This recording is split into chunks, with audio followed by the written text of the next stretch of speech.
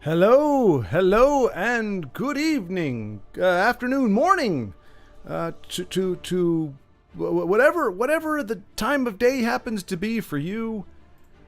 Man, you think this is the first time I did this, for as awkward as that was. All right. Oh my gosh, we already have so many folks here. Well, all the people doing here? What's going on? Was there a party beforehand and I didn't know about it? Look at this. Nicely done, Denise. Nicely done. Look at you. Hey, look, I got stuff for doing nothing. But hello, Denise. Good evening to you. Another looker appears. Poof, there's Inu. Hello.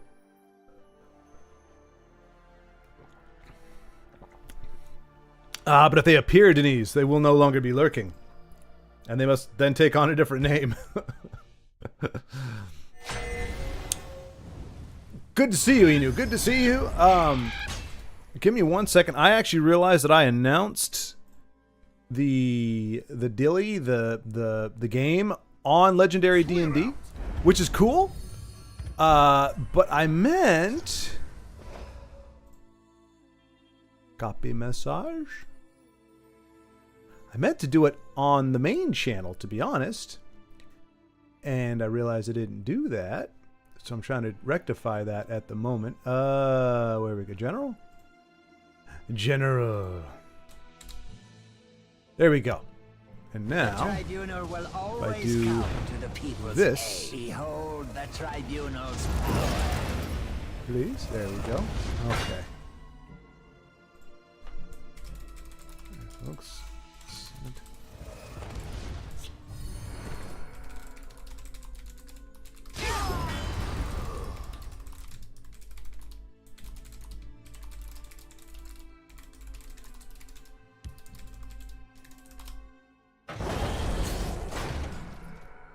There we go. All right. So some of you, Denise and Io, you are, and Vincenzo, you are seeing this for the second time, but for the rest of you, you're seeing it for the first time. But anyway, Inu is going to be going over that with us. Inu, I want to wait if we can, just about, like, we can do it now if you need to, but I want to wait. Usually folks kind of trickle in. It's actually very odd to have two people here right as I start the stream. So wait until about give it another half hour, and then we can do the demonstration. Because I just want to make sure that as many people are here to see it as possible. But if it needs to be done now, we can do it now, and people can just watch it later. Hey, Lagmeister, what's going on? What is going on? Oh, Lagmeister, I meant to ask you. So, by the way, here, Lagmeister, I'm just going to put this from there, and obviously anybody else can have this as well, but just so you know, Jay Gray at GMX. Lagmeister, if you could shoot me an email there. Carlos actually said he has an extra microphone that he'd be willing to send you. No charge, is my understanding. So I just wanted to put that out there. If you need a microphone, Carlos says he's got an extra and that he does not mind sending your way, but he would just need an address, whatever. So I figure we could reach out on there. And did want to touch base and see if you were still good for tomorrow, or if you were good for tomorrow, and if so, what time for the Mike Tyson punch out, the head-to-head kind of thing. We're thinking we're gonna do it, you, me, and Carlos at the same time. And I'll just have at the bottom of my stream, like your guys' is dealing, like in the description, have a link to your, if you've set up that channel. If you want to do this, you don't have to, but to your channel or your video that you'd be streaming, and then to Carlos, so they could kind of go back and forth and see different people, and or failing that, they could actually just look at what. Oh, I think A-Ross is going to handily win this one here. Was able to fend off the aggression and now has the arcane salami. And now does not even need to fear a prophecy.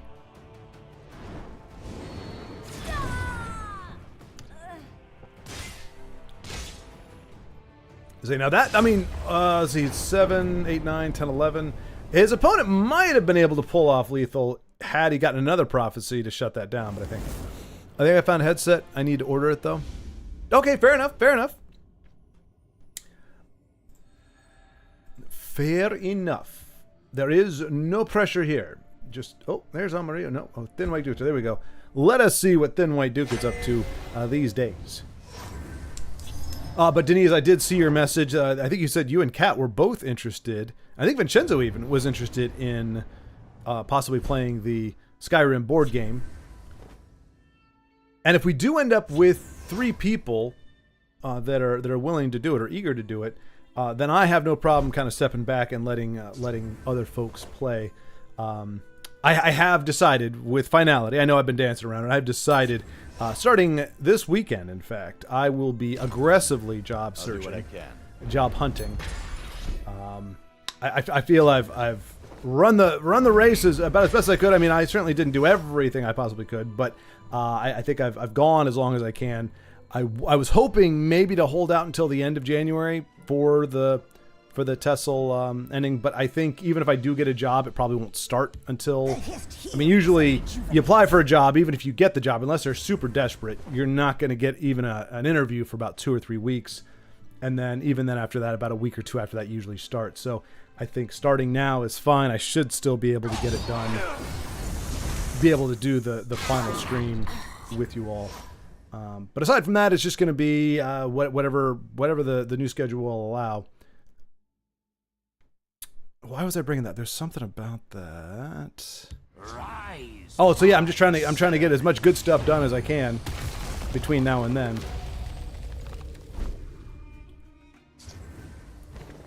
Oh, speak of Carlos, there he is. Carlos, I let him know what about your generous offer for sending him a microphone. Apparently, he has found one. He just has to get it ordered. But was trying to touch base and see if since you both are here. And see what time you would be interested in, because I know we kind of narrowed it down to tomorrow afternoon. Just wanted to see if there was a specific time that would work better for either of you gents. Like I said, we don't have to necessarily go too long. I mean, as you all know, I get pretty darn salty at about the 3-hour mark. And never before that. I'm usually very calm, cool, and collected before that 3-hour mark. I'm a paragon of virtue and reason and rationality. And I just use language that would certainly not make a sailor blush. No offense to sailors out there. Blushing or otherwise. No, Schwartz, I'll step back and be the game overseer if we're too many. The English are too many!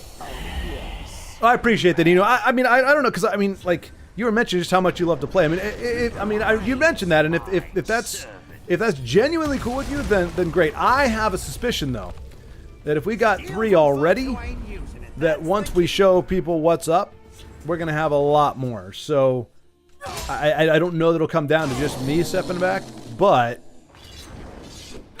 we'll sort it out. We won't get ahead of ourselves. But I mean, I do appreciate your willingness to be more of a DM.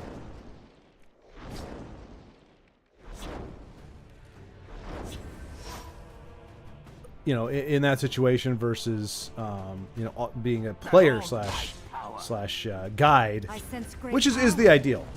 It's. I mean, I understand like there has to be limitations on it, but you kind of wish it could be a little more like Monopoly or Risk, where you have like 6 to 8 people able to play. But I'm pretty sure it is like it caps out at 4, right? I mean, there is only a certain amount of people you can have on there before all those counters and you know, all the snowballing things would snowball just too fast to make it feasible.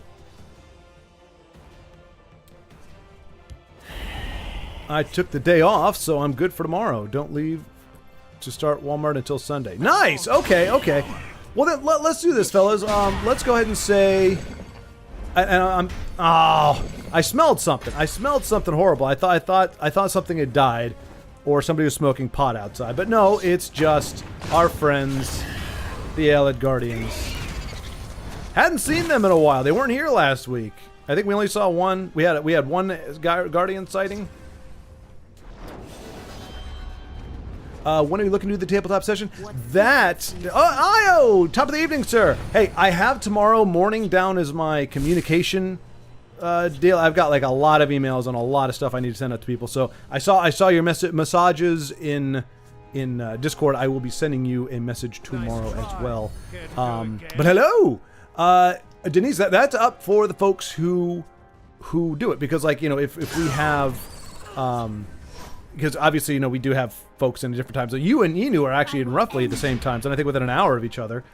So I think that would be, you know, that would make things pretty easy. You and Kat Kat, if she does want to play as well. Oh my gosh! Hey, color me surprised. 2 Guardians. Wow, wow.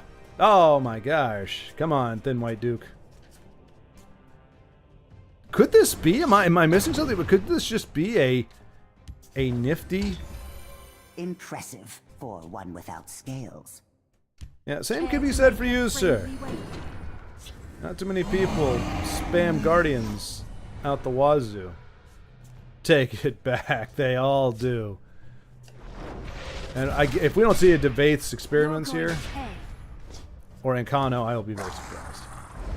Okay. LA Guardian, and he crushes it. Nope. Reanimate, and he crushes it. This looks bad for our friend. What can one do against such hate?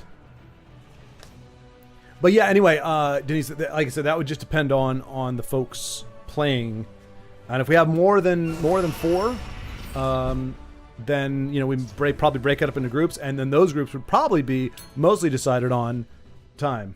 The next. The ugliest. We must protect our stronghold.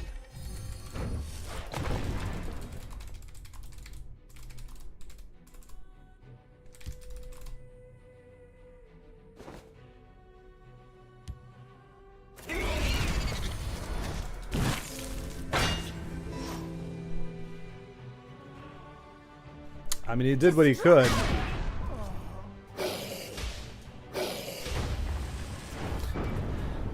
So much for people being creative on ladder this month. Not right? I mean, yeah.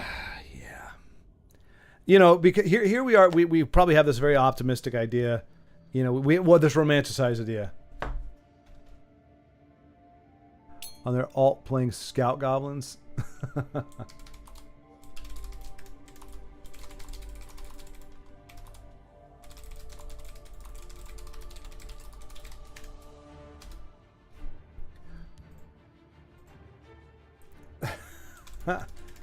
Nope.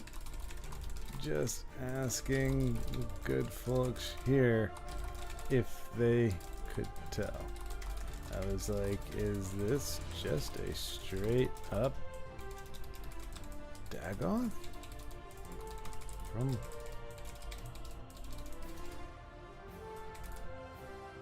I admit, I thought the world had ended. But, you know, but as much as people are saying, hey, like, you know, that we know, we're like, hey, I want to play this game as much as possible, just before it goes away, just to really appreciate it for what it is and all that good stuff. I gotta believe there were some people in their little caves, dens of iniquity, and hovels, thinking, I gotta play my Guardians. My Guardians gotta get played. I gotta get more hours with my Guardians. And then somebody's like, yeah, but also invade. Yeah, Guardians and invade both. We gotta do it. More. Milk it until it's dead. Yeah. I imagine that was roughly the dialogue that was had by quite a few denizens of this great game. While all of us were thinking, how can we make this game better? And people like Thin White Duke and Denise doing versions of tribute videos where it's, you know, like Thin White Duke. It's not necessarily doing a tribute, but it's like every day is something new, something different, a singleton of some kind, some shenanigans. By the way, he was asking, does anybody know what he is running? I mean, we saw Hulking Scallon, so it makes me think of that whole, the green card that gives you like Sith's destruction or whatever it is. where it's like you can play it and it gives you extra magicka. So they're trying to bring out a hulking Scowlin early, but I gotta believe, and well, here I hate to say, I have to believe that Thin White Duke is not that unoriginal. But then, if that is what he's saying, it's not necessarily unoriginal, but it would also be doing him a disservice. So I don't, but I don't know. That's all I got. And then, with World Leaders Ire, or Irie, I guess. Have you looked into streaming through Discord? I've been looking at it, and it doesn't look too bad. I'm going to give it a run tonight. I have, well, I've streamed, not through Discord, no, Carlos. I have streamed, or I have recorded from Discord. In fact, that's how we record our the D&D sessions. That's done in Discord, where you have multiple people there. But like I said, my main concern with having like multiple screens is, I mean, they become very small, so you're kind of watching a small screen, and then where you pipe in the volume from, like are you like, do we just all have the game muted and so there's no sound? Do you have sound coming from one and then it looks weird when the other one doesn't have it? So it was a little less of logistics and a little more so just how the presentation would be. But no, I didn't even know you could stream directly through Discord, so that's pretty darn cool. But yeah, let me know what you find out. That might be a way of doing it. Unless you mean just like the cams, so you have like, I don't know. Like I said, I don't know that I've ever seen dual streaming with games that are. Well, I'm trying. No, I don't. Maybe. We'll see. I keep forgetting to order the headset, though. Well, remember, right now, Lagmeister, there's no day like today. There's no time like the present to get on that online shop and place that order. Put it in your sharpening cart. Sharpening cart? Yeah, there you go. Your sharpening cart. You gotta put that there in your sharpening cart and smoke it. You put that in your sharpening cart.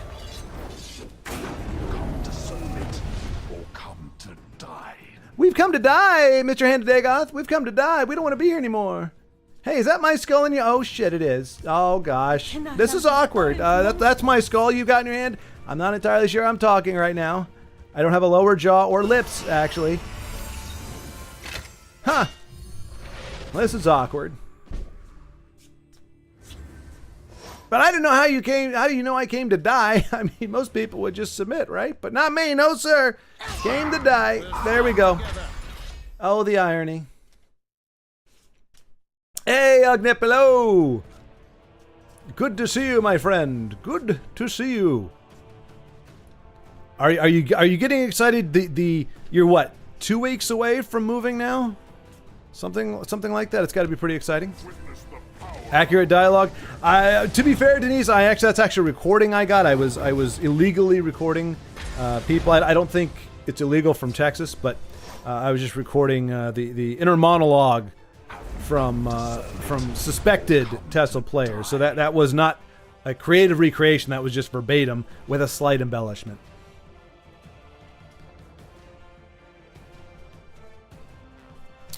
Watching is also fun. There's barely footage of the game on YouTube, and most of the videos make mistakes regarding the rules. Ah, interesting, Inu. Well, yeah. So that might make it even more compelling, and might bring more people, get more people excited about the game. I mean, you do have exhaustive knowledge on it, and I think that is a huge boon. But probably a lot of people aren't reading the rules all the way through, or if the path of least resistance takes over, which does cheapen the impact of the game. You know, it's hard because everything you do in the game is it's on you. It's not like a video game where you can say, oh no, I killed that guy. I rolled two diamond shaped things, so I win. You know, the games only let you do what you actually input, and then they handle the RNGing behind the scenes. Whereas that game, it's as fun and as difficult as you want to make it. You can be like, oh no, my palms were sweaty. I didn't mean to roll that, or it fell out of the. Oh, you can do all kinds of stuff to cheat the experience. And I'm not necessarily accusing people of that, But I do think that could be an easy tendency, especially from what I've seen with the desire to win prevailing over pretty much everything else. It's like, I mean, I've mentioned this before, the inverse, people swap like war and gaming, in that when people talk about war, it's like, oh, we need to have rules. There needs to be rules. People need to abide by rules. When people are fighting for their lives, it's very important for us to have rules. We don't want these people who are fighting for their lives to be unfair. You know, fairness takes priority when it comes to when it comes to people's lives. But yet, when it comes to gaming, win at all costs. Cheat, lie your ass off. You do what you got to do to win. Where one is supposed to be for fun. One is supposed to be, part of it is proving yourself in the crucible of competition, to either that you are either the best, or to find yourself deficient in some way and try to rectify it. But they treat it as if it is life and death, and that winning is all that matters. And it's a very bizarre thing. But I saw that trend like 15 years ago, when people would talk about football or basketball, and they talk about winning at all costs, and then I'd hear coverage on the news about war. And I'm not pro-war, nothing, but I'm like, look, if you're gonna put me on somewhere where I'm fighting for my life and the life of the people around me, you better be damn well. I'm gonna throw sand. I'm gonna, be like, look over there. I'm gonna do whatever I got to do to stay alive. I'm not gonna play by some kind of rules. That's just, it's my life we're talking about here, man. Not politeness and doing the yeah. Anyway, don't want to get off on too much of a tangent but it is interesting. And so what I've seen is so many people playing these games and the way they play them. And Magic, well, when I was looking into Magic, I would interpret some games a certain way, but I actually would read what people say in the comments, and they're like, there are people that knowingly, they're like, oh, I love playing this deck. I lost all my friends, but I have so much fun doing it. World Leaders, Larry Hogan, ladies. Oh, I called it. I called it. Haha.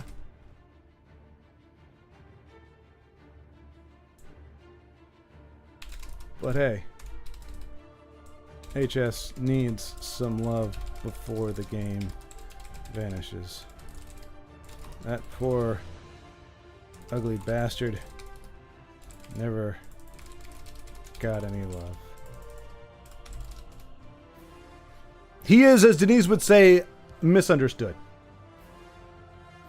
K Fluffy, mixing it up here. I will keep the amulet safe.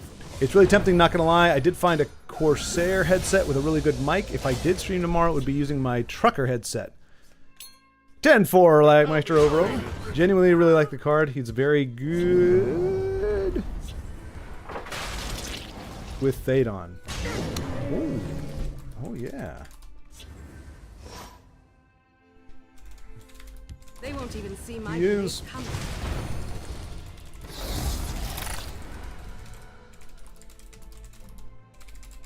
They dare face the Blade Mistress of Balinwood?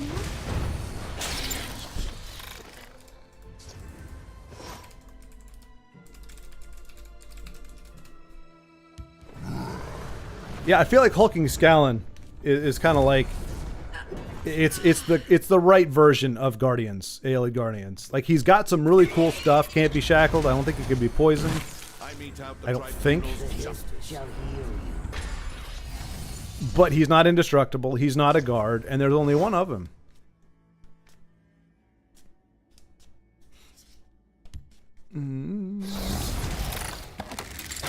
Imagine having a well-balanced, high-cost card. What is that? Wouldn't that be something?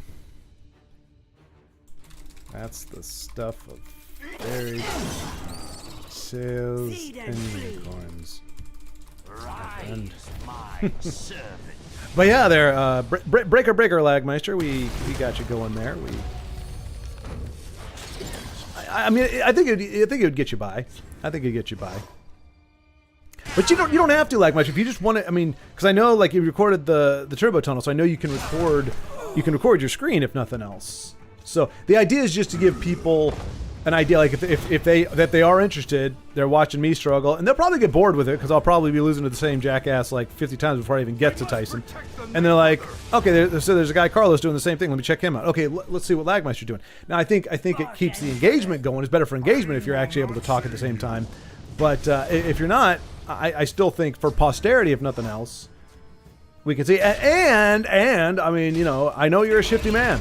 I know you're a shifty man, and if we don't see the proof of it, next thing I know, like 45 minutes in, you'll be like, I totally beat Mike Tyson. I'll be like, oh, sweet, let me look. Like, oh, man, no, sorry, my the power just cut out. Oh, gosh, I'm losing you. But, you know, yeah, I totally did it, so good luck, guys. I know you would do that, Lagmeister. I know you absolutely would, so I think it's very important that we get you on video so that we know for a fact there's no shenanigans. Why would you have any faith in humanity, Denise? This is interesting. What have we here? So the plumbers gave up and went home. Oh no! Wait. I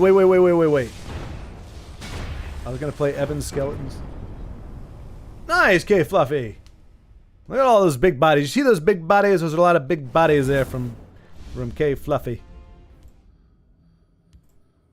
GG. Nice to see all of them big bodies.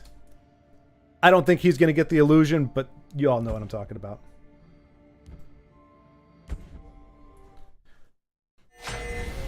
From what I've seen, you can stream in full screen and crop it in OBS. As for the sound, you can mute my gameplay, just have my audio on your stream, and I'll do the opposite on my stream. Okay. Will that be something we can do with Lagmeister, or is like the three of us, or stream it in full screen and crop it in OBS? The sound, you can mute my gameplay, just have my audio on your stream, and I'll do the opposite. Yeah. Okay. Yeah, we can give that a shot. Let me guess. Ugnip broken heating as well as 2 months with contaminated water. Are you serious?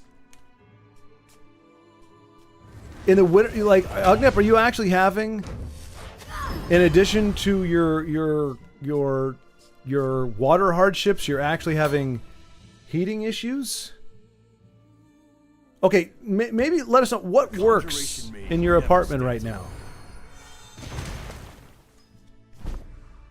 Also, the cam can be grabbed and cropped. I'll let you know how it goes. Okay, man. Sounds good. Sounds good. No idea. It's weekend after all. Can't be bothered them now. A bit bad that it's negative 14 outside. Oh my gosh. Jeez, Ugnip. Are you like? Can you go to your sisters or something? Like, are you? I mean, because that's begging for your pipes to start bursting some more.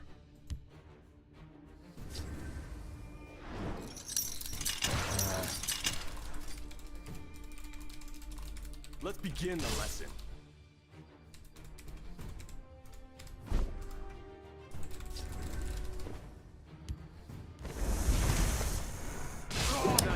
Rules are ambiguous or not clear a lot of the time, so I did quite some forum digging. Ah, okay, okay, you knew. Maybe that's what it was. Maybe it wasn't so much of people nerfing the game as it was just not sorting it out fully because it doesn't. It's not quite as thorough as it needs to be.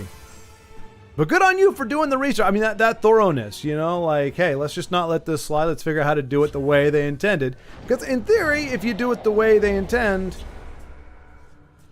you're off to you're going to have a better playing experience because everything is balanced or set up in a way that allows you to have the most fun. And a lot of times that fun means having to overcome adversity, not just cruising through the game. Which I'm totally okay with. I just, you know, sometimes there's just a little too much adversity in the game. 7 Fahrenheit isn't that cold. Mwahaha. Lagmeister, aren't you in Las Vegas or Nevada? I don't know. You know, if you were in Maine, you might be able to say that. You're like northern Maine. You're like, that's not that cold. Granted, it's never dropped below 50 degrees here, but still. But I agree, body bag. The shivering, the blue face with the grimace is my sentiments exactly at negative 14 degrees Celsius. Jeez Louise. But my heating radiators are going more and more cold, and they have no idea why. If there's no rules, then what's the point of even killing someone? If I fall, I mean, I'm just gonna go with what's the point of killing someone? Not sure. What's this Fahrenheit you speak of? Oh, well, you know, there's a level of sophistication that exists. Fuck you, bunch of poop stone. You shall not be missed, poop stone. Darn you, poop stone.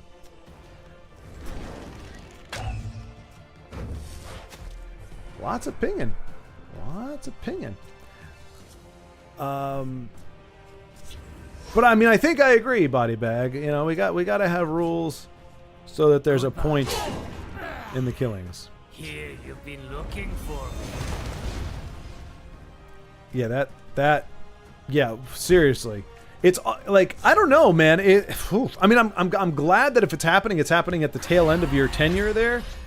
But it almost seems like they're like, all right, this guy's on his way out. Let's just make it crap for him. He's not giving us rent next month. Screw him. That's... Plumbers have been working on all day, gave up, in the end went home. Oh. See, now what... Oh, I thought I brought my phone in here. If I want somebody to start messaging me, all I have to do is sit down and try to stream, and I get all kinds of massages. Steal it, it can't be stolen. North Dakota, we only had space heaters, no central heat. Oof. How old is the house? Wish I had a space heater. Apartment building. This is a 2020. It's 2020 made? Ugnip? 2020? You know, the way you were talking about it sounds like it was from the 60s or something. Like, barely post-war, like, hey, the Great War's over. Let's build an apartment building. Let's make the piping out of toilet paper and gumdrops, and let's make the water supply a well built over a... My friend would like to say hello. Yeah, never mind. I didn't know where I was going to go with that. It was going to have to get kind of crass, so I bailed. Anywho. Video. Modern construction is poop. Indeed it is. That's very true, I know. I'm taking my cues from you, sir. Oh, by the way, right. I was answering your question. There's a sophisticated and highly controversial and little known... Some thieves have manners. But you're not one of them, jerkface. Like, all of those are Thin White Duke's jam. And at least, unlike Magic, that card doesn't demand that you, or doesn't allow you to see their hand. Do you know they have that in Magic? There are cards. There are a lot of cards. Look at your opponent's hand and choose a card to steal or discard. I'm like, that is so dickish. I was like, how do you, where do you even think that that's a good idea? Hey, let me see your hand. Let me see what you're trying to do. Let me see what all your threats are right now, so that I know what I need to play around. Oh, and by the way, I'm yoinking this. Like, oh my gosh. My arrows. I mean, and I will say though, like, you know, personally, I just like, and it's probably not fair, but when I hear the word 2020, I think of zero quality, like ever, for anything. Like customer, sure, everything was just crap in 2020. 2020 was not a good year. 2021, 2020, 21, 22, 23, not good years in general. So I can't say I'm surprised, to be honest. The world phoned it in for like 3 years in the early 20s. Have you come to submit or come to die?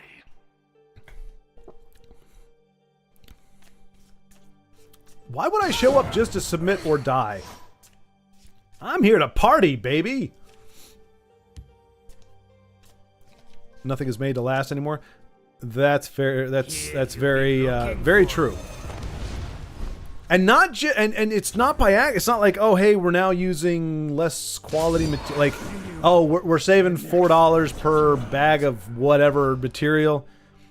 Let's but it should still be okay. It's like things are designed to break now. It's like, hey, our last products lasted 20 years. Like people haven't had to get it replaced forever. Well, there's a little metal cog in the little the engine part or the little whatever whatever thing. If we make that out of cheap plastic, it'll break within 3 to 5 years. Well, hell, let's get that going. Let's do a recall. Let's discontinue the old worn out version, and we're gonna replace it with the new awesome version. The 2.0, and they'll get 4 or 5 years out of it tops, and we can sell them the next version after that. It sounds insidious, but it is. And it's hard to lie with the results. It's either well, to be fair, what was that saying? Do not attribute to malice what can be explained with incompetence. But if you got companies who made a certain product very, very well, Lord Insidious. Wait, what is it? No, there's Lord Business. There's Lord Sidious, I think, but that, I don't know, that's just some random, obscure, crappy old B movie, I think. But I think I got the reference, I think I got it. But yeah, so when you have companies that have made long-lasting products and suddenly they don't, it's really hard to attribute that to incompetence. My house was built in 1869 in the States. That's a really old house. It is! That's like a castle. Your OBS crashed? Ugh. I don't know that my OBS has ever crashed. I've had a lot of issues with it in the past, with certain things not working. I will say though, I don't know what happened, and Denise can attribute to this. When I first started going, and Denise was started soon thereafter, we were both having random and horrible problems with OBS. It was giving us curveballs you never knew what was going to work and what wasn't going to work. And I don't know about you, Denise, but at least for me, for the past, I don't know, 2 months, 3 months, it's been running really well.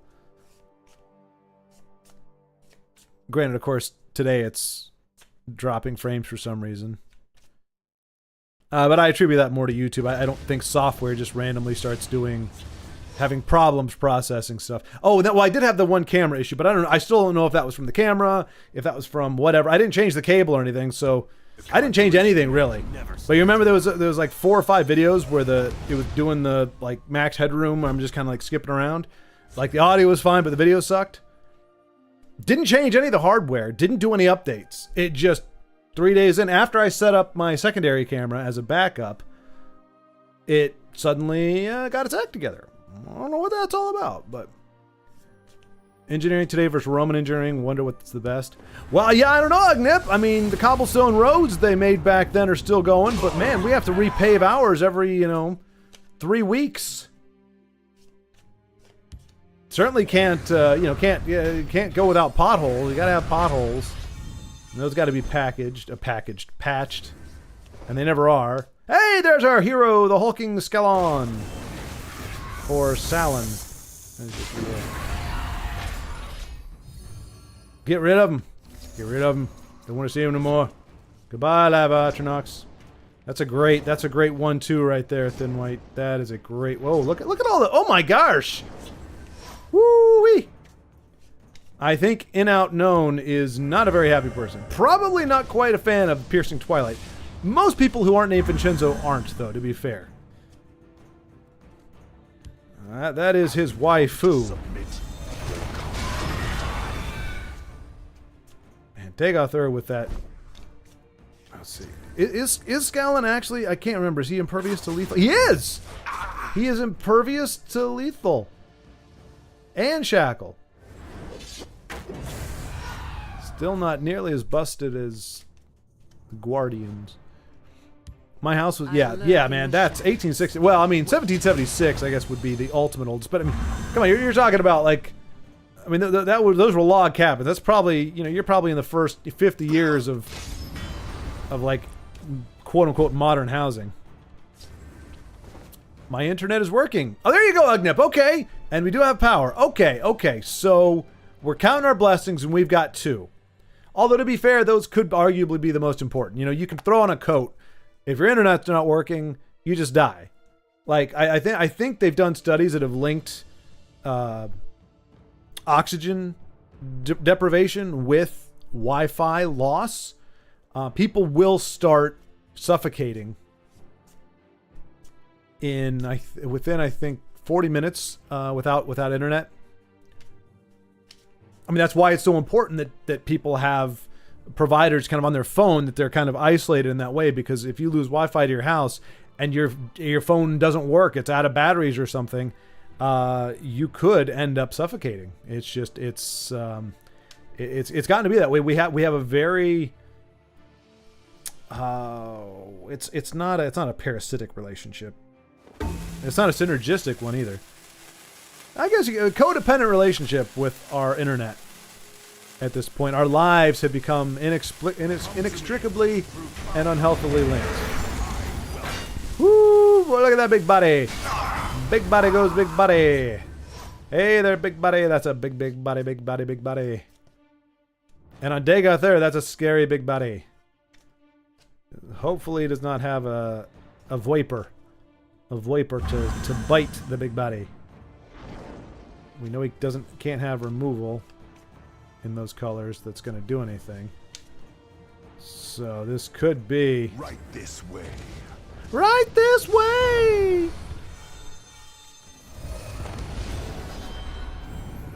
In everything, we seek balance. Oh, well, isn't that just nice for you? This must be a keyword quest deal here. There is murder in the air. We can all hope that Inouttknown is only running Poopstone because it's a really cheap way to cheese out those keywords. Let's begin. His internet works, but that's because he steals Wi-Fi from the neighbors. Forest is my cloak.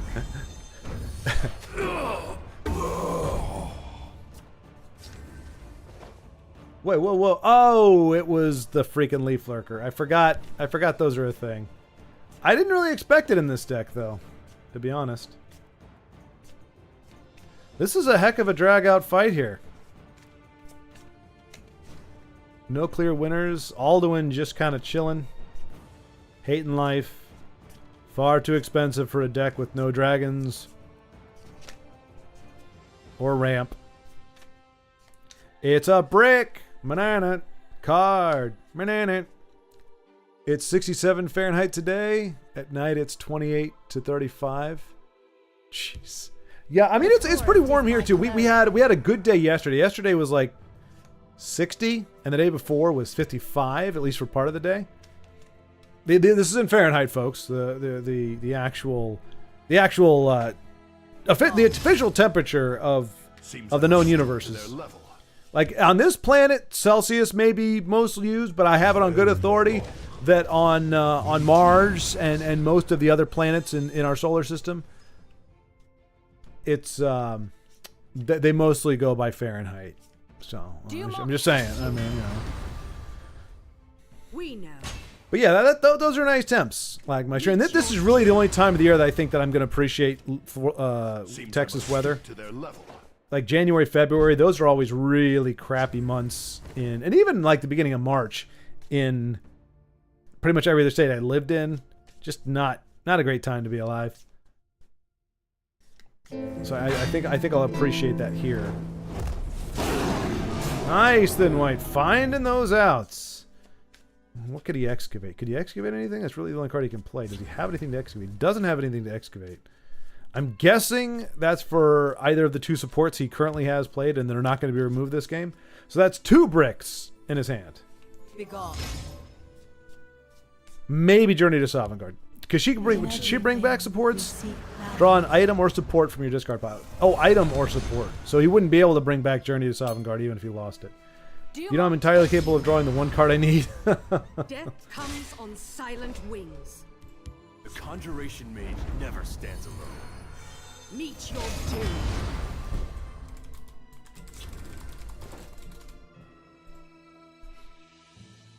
Oh, man.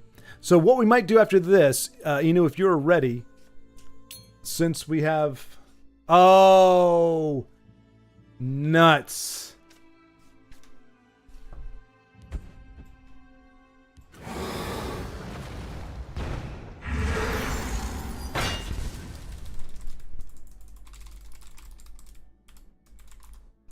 Begone. All right. So, yeah, if you let me know, I'm keeping up, I'm catching up with chat here. If you're still there, whenever you are ready, from any point here on, we can jump on and do that thing. Once you have that up and running, let me know, and we'll shift over to your mini tutorial. We're not going to necessarily go through like all the rules of the game and everything, just to give you an idea of the expanse of this game and just kind of give you a glimpse of just how well a board game manages to give you the same vibe as when you're playing Skyrim. Obviously, you don't have the stunning vistas, but you don't, you do have quick travel. That is a thing, but you can also walk and you're not like taking forever. But you got quests. You got a very competent system for taking on draugrs and all the different dungeons. There's obviously RNG in there, but it's the same thing with Skyrim. It's just that's done behind the scenes, whether you hit or not. That's all that computed behind you. Whereas here, it's right there in the rolls. But it's really cool. But anyway, yeah. Anytime that you are ready, sir, we shall. We don't want to catch somebody right in the middle of a game. But right after the you don't believe. No.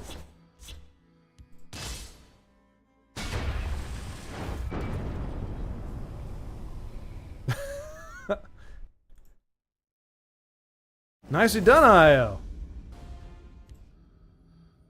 The 32 seconds, no, the 22 seconds we saw of your game. Best 22 seconds of gameplay ever.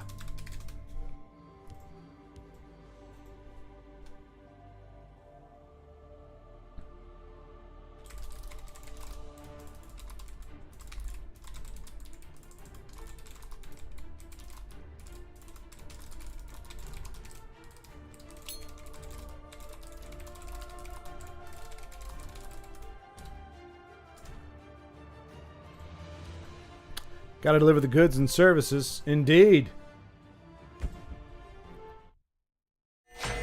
Indeed. Oh, we got nipped. Well, no, we didn't get nipped. That was all right. GG on that one for the. Now it's like at a race to the end here, or a race to get it done. You have the game open. All right. Well, let's do this. I think I have to actually. No, wait, I don't. How do we do this? What did I do? Oh, Discord. Right, Discord. So let's. All right, we'll have a little bit of music going here. Oh, that's what it needs, Inu. That's what this game needs. We got to get some non-licensed or some free to play like. Just kind of like Skyrim-esque music. That's going to make this thing pop. All right, let me do this really quick here. So, folks, we'll be coming back to your regularly scheduled program, but for the moment, where are you? Where is you? There we go. So we're gonna. Yeah, we're coming back to this, but we are going to. Hello. Hey. What's up, guys? All right, one second. Let me turn the game volume down here a little bit. Settings, audio. You know what? There we go. That'll be better. Oh yeah. So there we go. So but hello. How are you?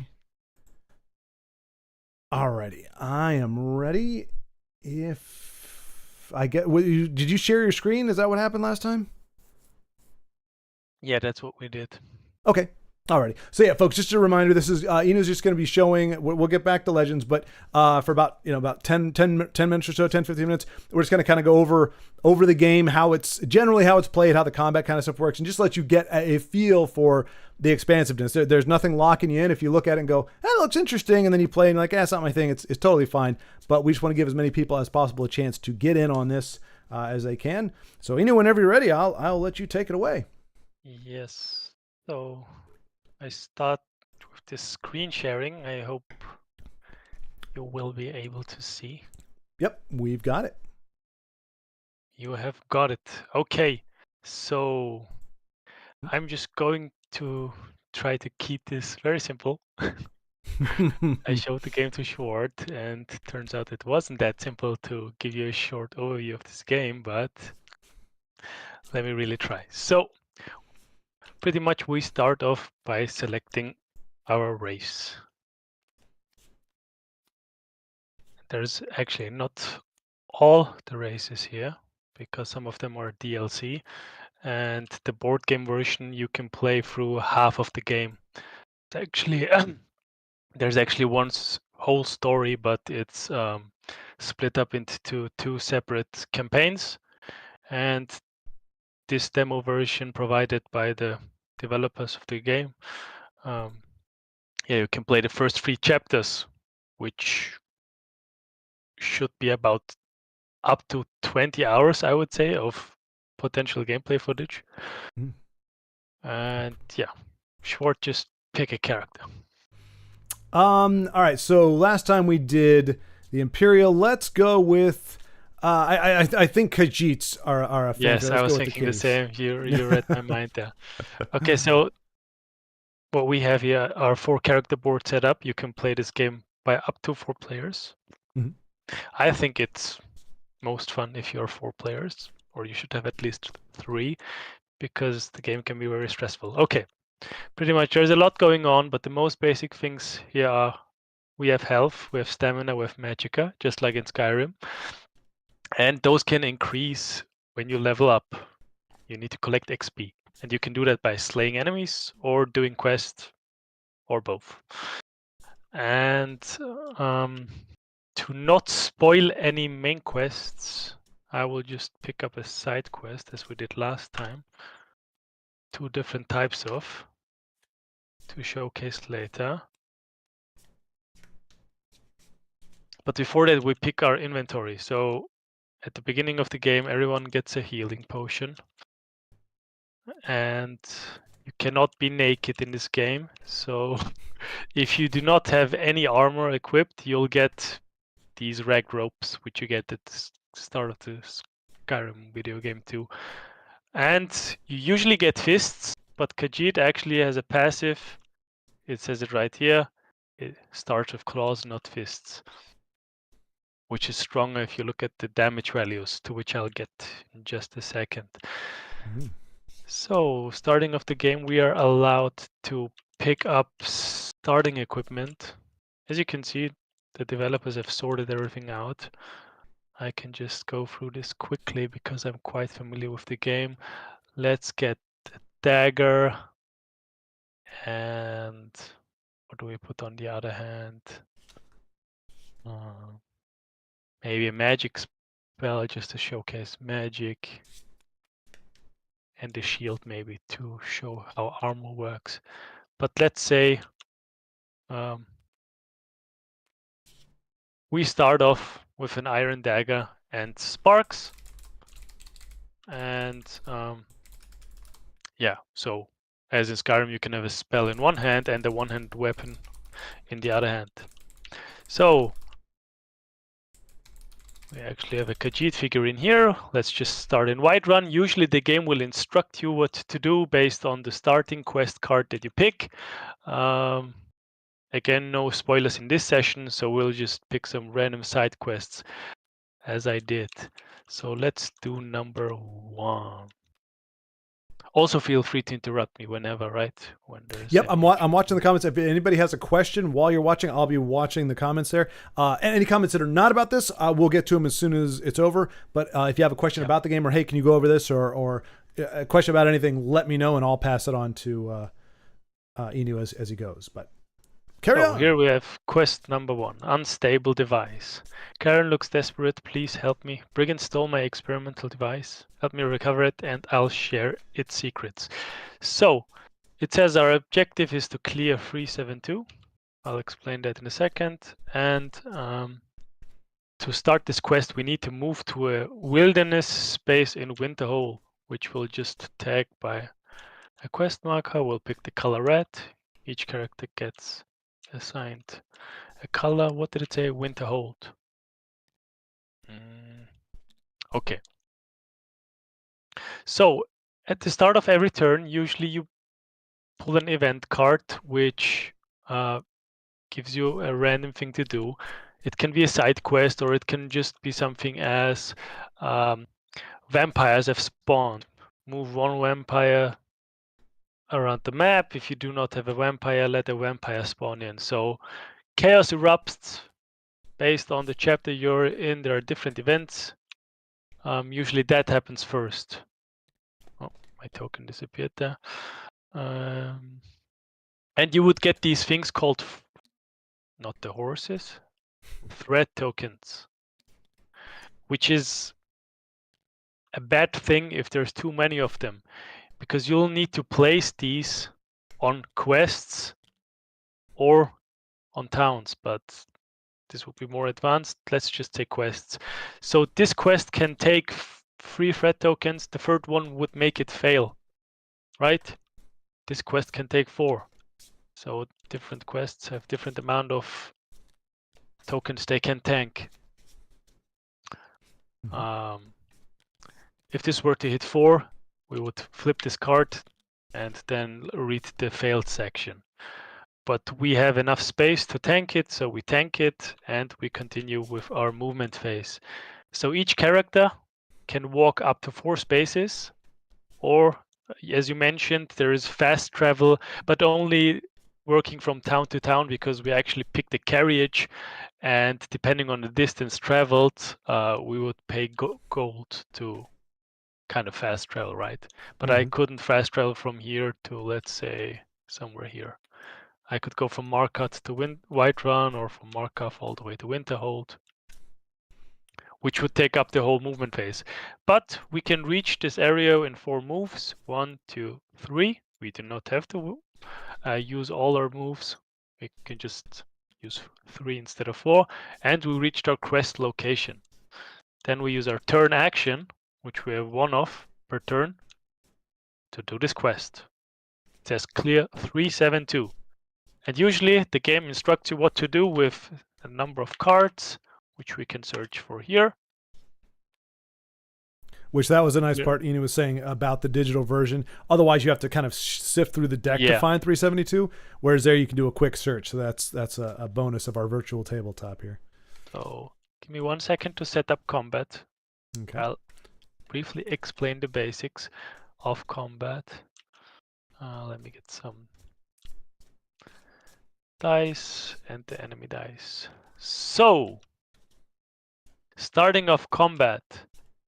Combat always starts off with the potential to sneak up at an opponent.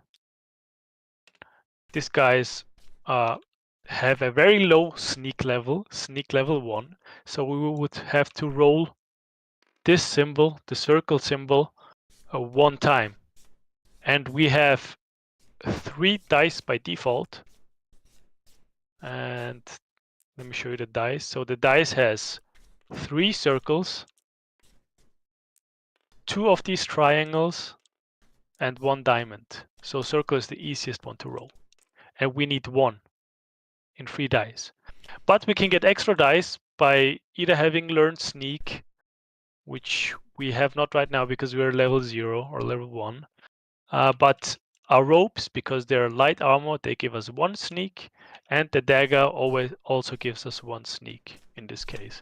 So I actually have 5 dice, which we roll. On Tabletop Simulator, we can just roll by shaking the dice and letting them go, but that usually makes the dice fly everywhere. So you can also roll it by just pressing R.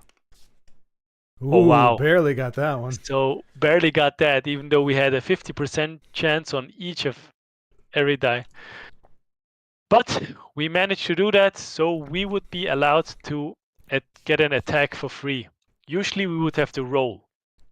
Okay, maybe for the sake of the tutorial, let's say we failed. We were very unlucky, okay? Because otherwise I would just one-shot that guy, which we do not want to do right now.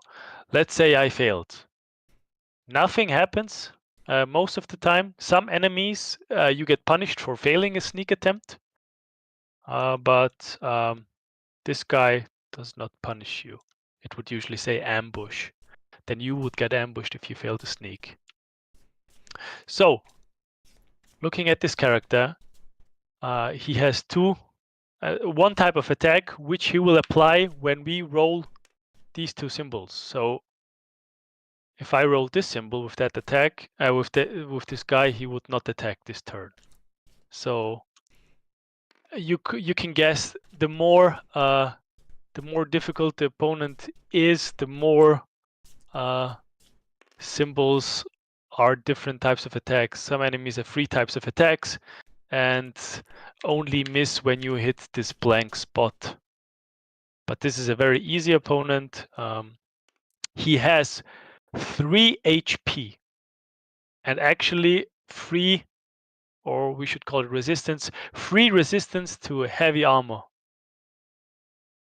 And we can look at our dagger. It actually has a yellow symbol, which means this is light damage.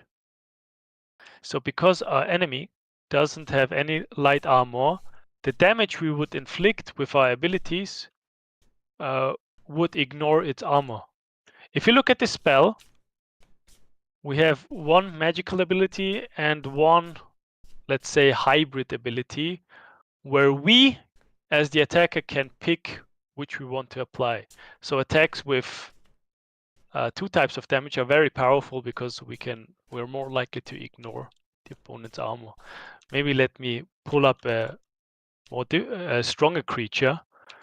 Here you could see this Dwarven Sphere, for example, which can spawn in a Dwemer dungeon. He has 3 health bars, actually, 3 resistances to all types of damage. Actually, light, magic resist. It's a very robust little ball, isn't it? Exactly, because let's say this guy only has 1 light armor, right? If I dealt 8 damage, I could not subtract 1 and then continue with 6 damage, but I'd have to kind of break off each of its resistances one by one. So dealing more damage than you must does not actually help you. But let's go back to the Brigand. So for combat sakes, the enemy always starts first, then you get to react. The enemy missed. Let's make it more interesting and say the enemy hit. Okay, we're scripting a bit. The enemy would deal 2 damage. So now we are allowed to choose. Do we just want to take that damage and attack ourselves, or do we want to do some sort of defensive roll? Because here on this card, it says, for example, we can dodge by just rolling 1 circle out of 3 dice, which is quite easy to pull off, actually. But we have 1 light armor, which our ragged ropes give us, so we would only take 1 damage, and we have 5 damage, so we just take it. And then we roll for ourselves. Again, 3 dice by default. We will have to choose the attack before we roll. We cannot roll and then pick the one we like. No, we will have to do it beforehand. And we will go for the stab because the swing is very high to roll. It doesn't cost any stamina. The green symbol indicates that this costs stamina. And we only need 1 triangle to hit. So then we would spend the cost and roll. We hit. There is a thing called pushing in this game. So if we were to miss, we can re-roll 1 die up to 2 times, but this would cost 1 magic each. 1 stamina each, sorry, because it's a physical attack. For magical attacks, it would be 1 extra magicka for 1 dice. But we do not need to push. We got 1 symbol, that's all we needed, and we deal 2 damage. Right? Because they do not have the resistance. Let's say our Khajiit has claws.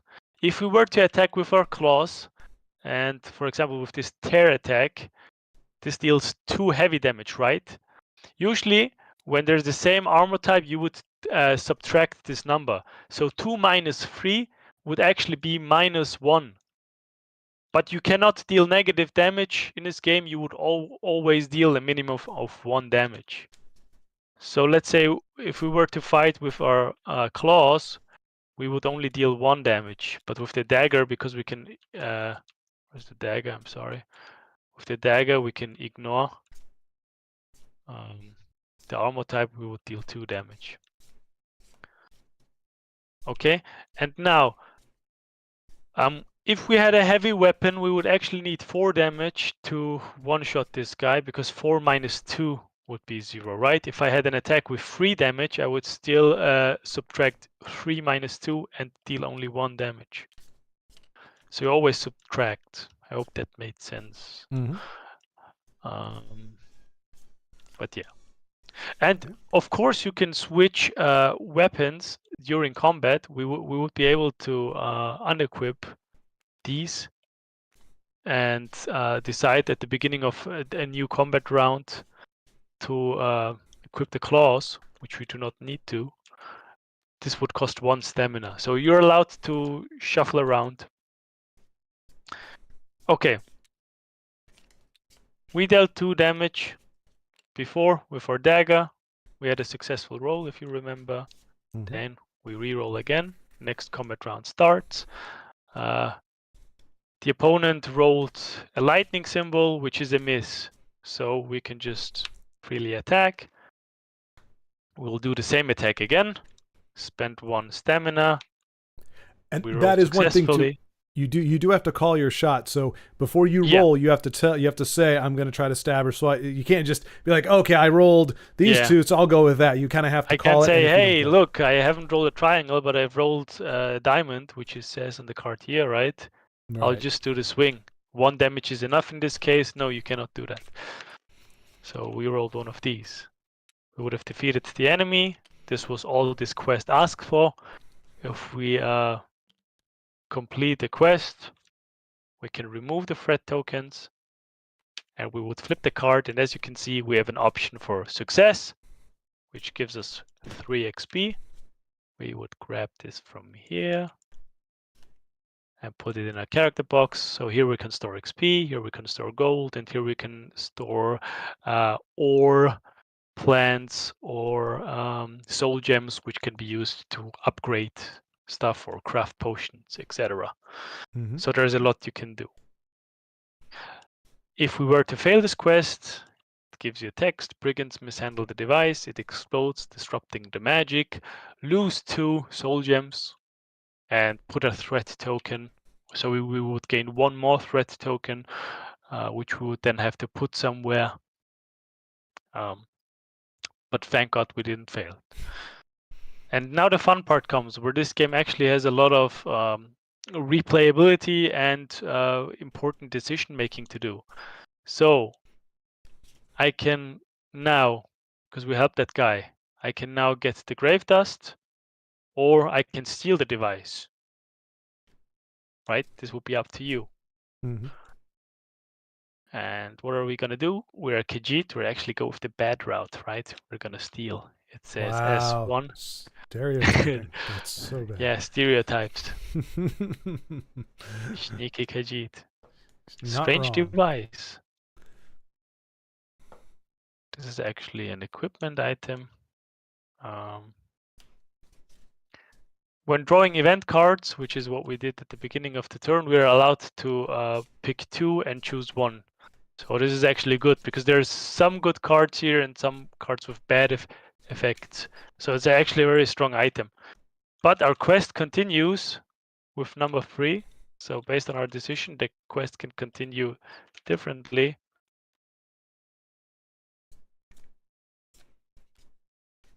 and we would continue with this quest. Okay, so Heck yeah. I'm not going to do that right now. I'm just going to show you another quest that we picked. I know this quest, so here we need to steal a horse in Whiterun. So let's say we're in Whiterun.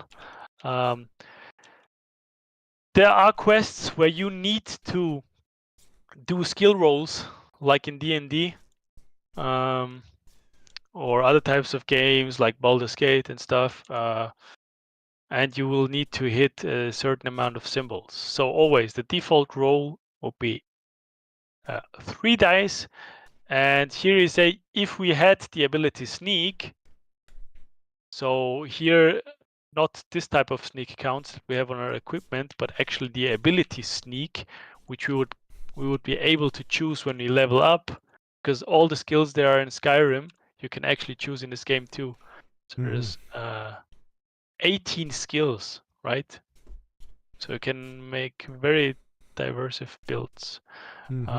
We just pick sneak. Let's say we just hypothetically we leveled up. We would remove all our XP. We would need 7 actually for level 1, then 8 for level 2, and so on. In this case, we would have 4 dice. We do the roll that is required. And we only manage to get 1 symbol. And we need 2. So here, as I mentioned in combat, there's also an option to push. In this case, we can push with gold. Sometimes it's pushing with soul gems, sometimes it's pushing with ore. Yeah, depending on what the card says. But we have 0 gold. We're a poor Khajiit. So in this case, the quest would have failed. And then we read out the failure part. The guard saw me and Nightwind escape. Put a threat token and discard. So we cannot continue with this quest. And we would probably get a bounty, I guess. We search for S3. And then we would have a status which would follow us for the entire game. Or unless we turn in the gold, which it says here.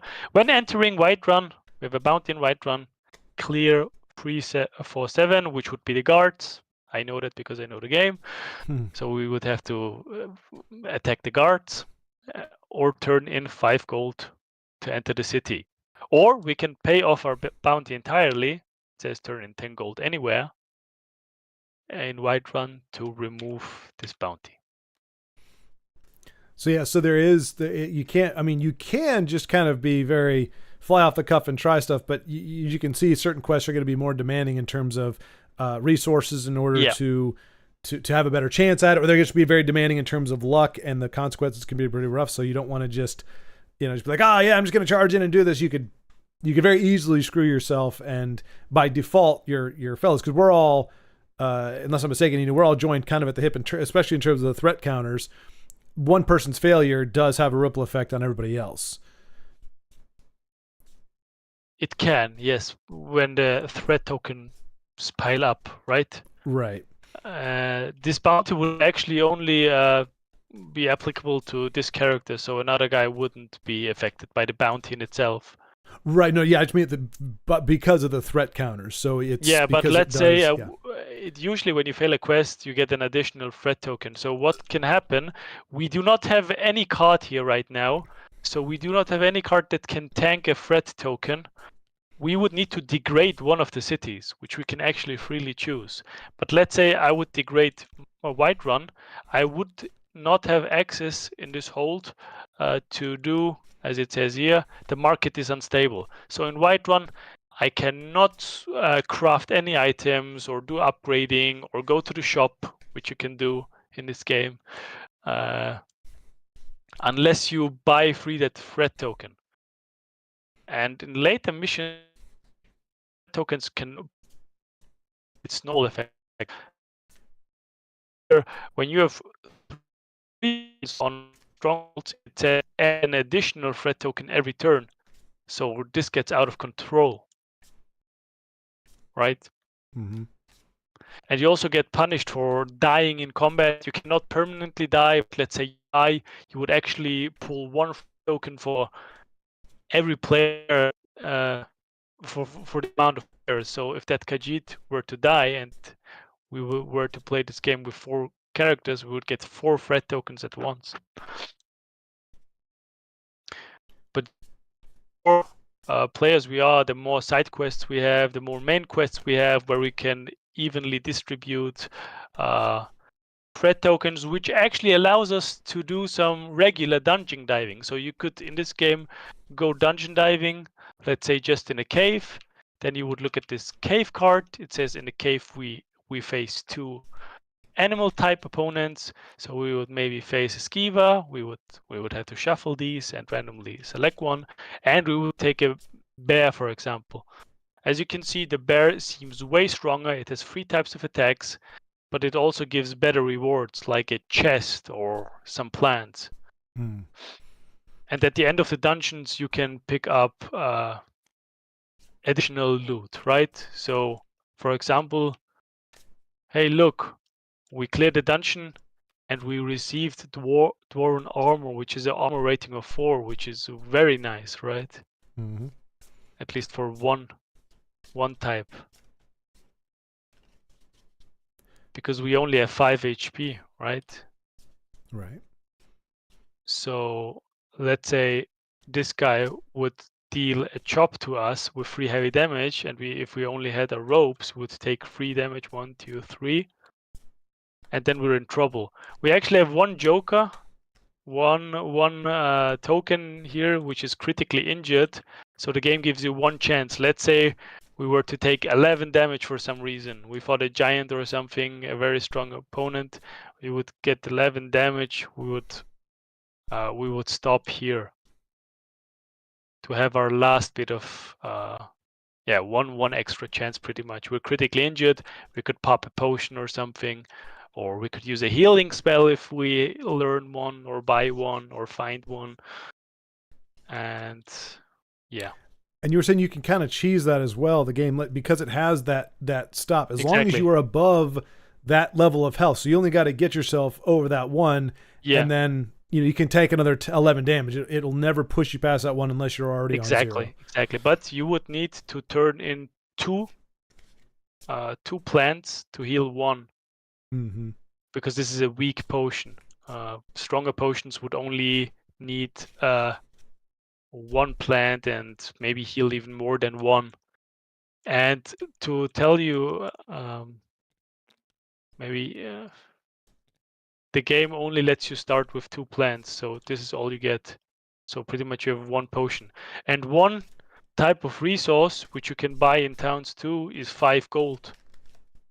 And you can see that 5 gold is not easily obtained in the early game, because if we were to sell our dagger and our sparks and our potion, we would only have 5 gold.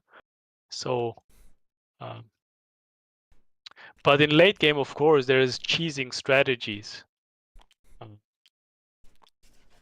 Because you could pop a potion every turn. Mm-hmm.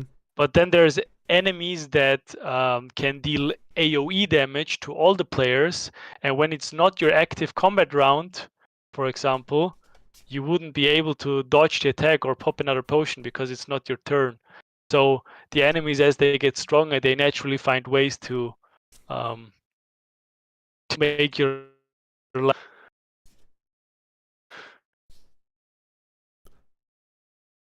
Yep. For example, maybe for the last thing that I show you, let's just say we fight this guy at level 0 for some reason. Okay, this guy has ambush, as I told you about. So if you fail the sneak, we actually get hit by this guy. So let's try with begin combat with sneaking. Okay, we're actually lucky. Okay, we pulled off a sneak attack. So we take away his light armor. We get an attack for free. We can choose. Swing does not take any stamina, so we pick that. Then we continue with regular combat. Okay, actually we're lucky. They missed. So let's roll. Now we do not have a sneak attack, we have a regular attack, so we only roll with 3 dice. Let's go for stab to deal 2 light damage. We hit the stab. They do not have any light armor anymore, so I can apply 2 damage either to the Magicka if I want to their magic resist, or the heavy armor. I will take the heavy armor because I can completely remove. I will also pay my stamina that is needed for the attack. Okay, they actually hit with 5 light damage, right? And I only have 1 light armor. So I take 4 damage. 1, 2, 3, 4. And I'm in critical health condition, right? So I would already have to pop my potion at the beginning of the next round. And then we continue. Wait. So they would roll again. They actually hit again with 3 heavy damage.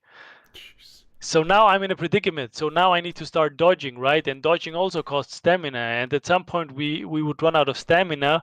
We would need to take 1 turn to rest. Rest replenishes stamina and magicka, but not health. So let's say I had no stamina and I was on critical HP.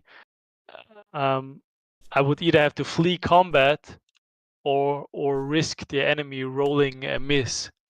But I could not wait for the roll and say, okay, they hit me, and then say, okay, now I flee. No, then it will be too late. And fleeing usually means we failed the quest, or we get threat tokens and stuff like that. So, as you can see, you would also need to get a good feeling of which enemies you can beat or not, which is sometimes learning by doing.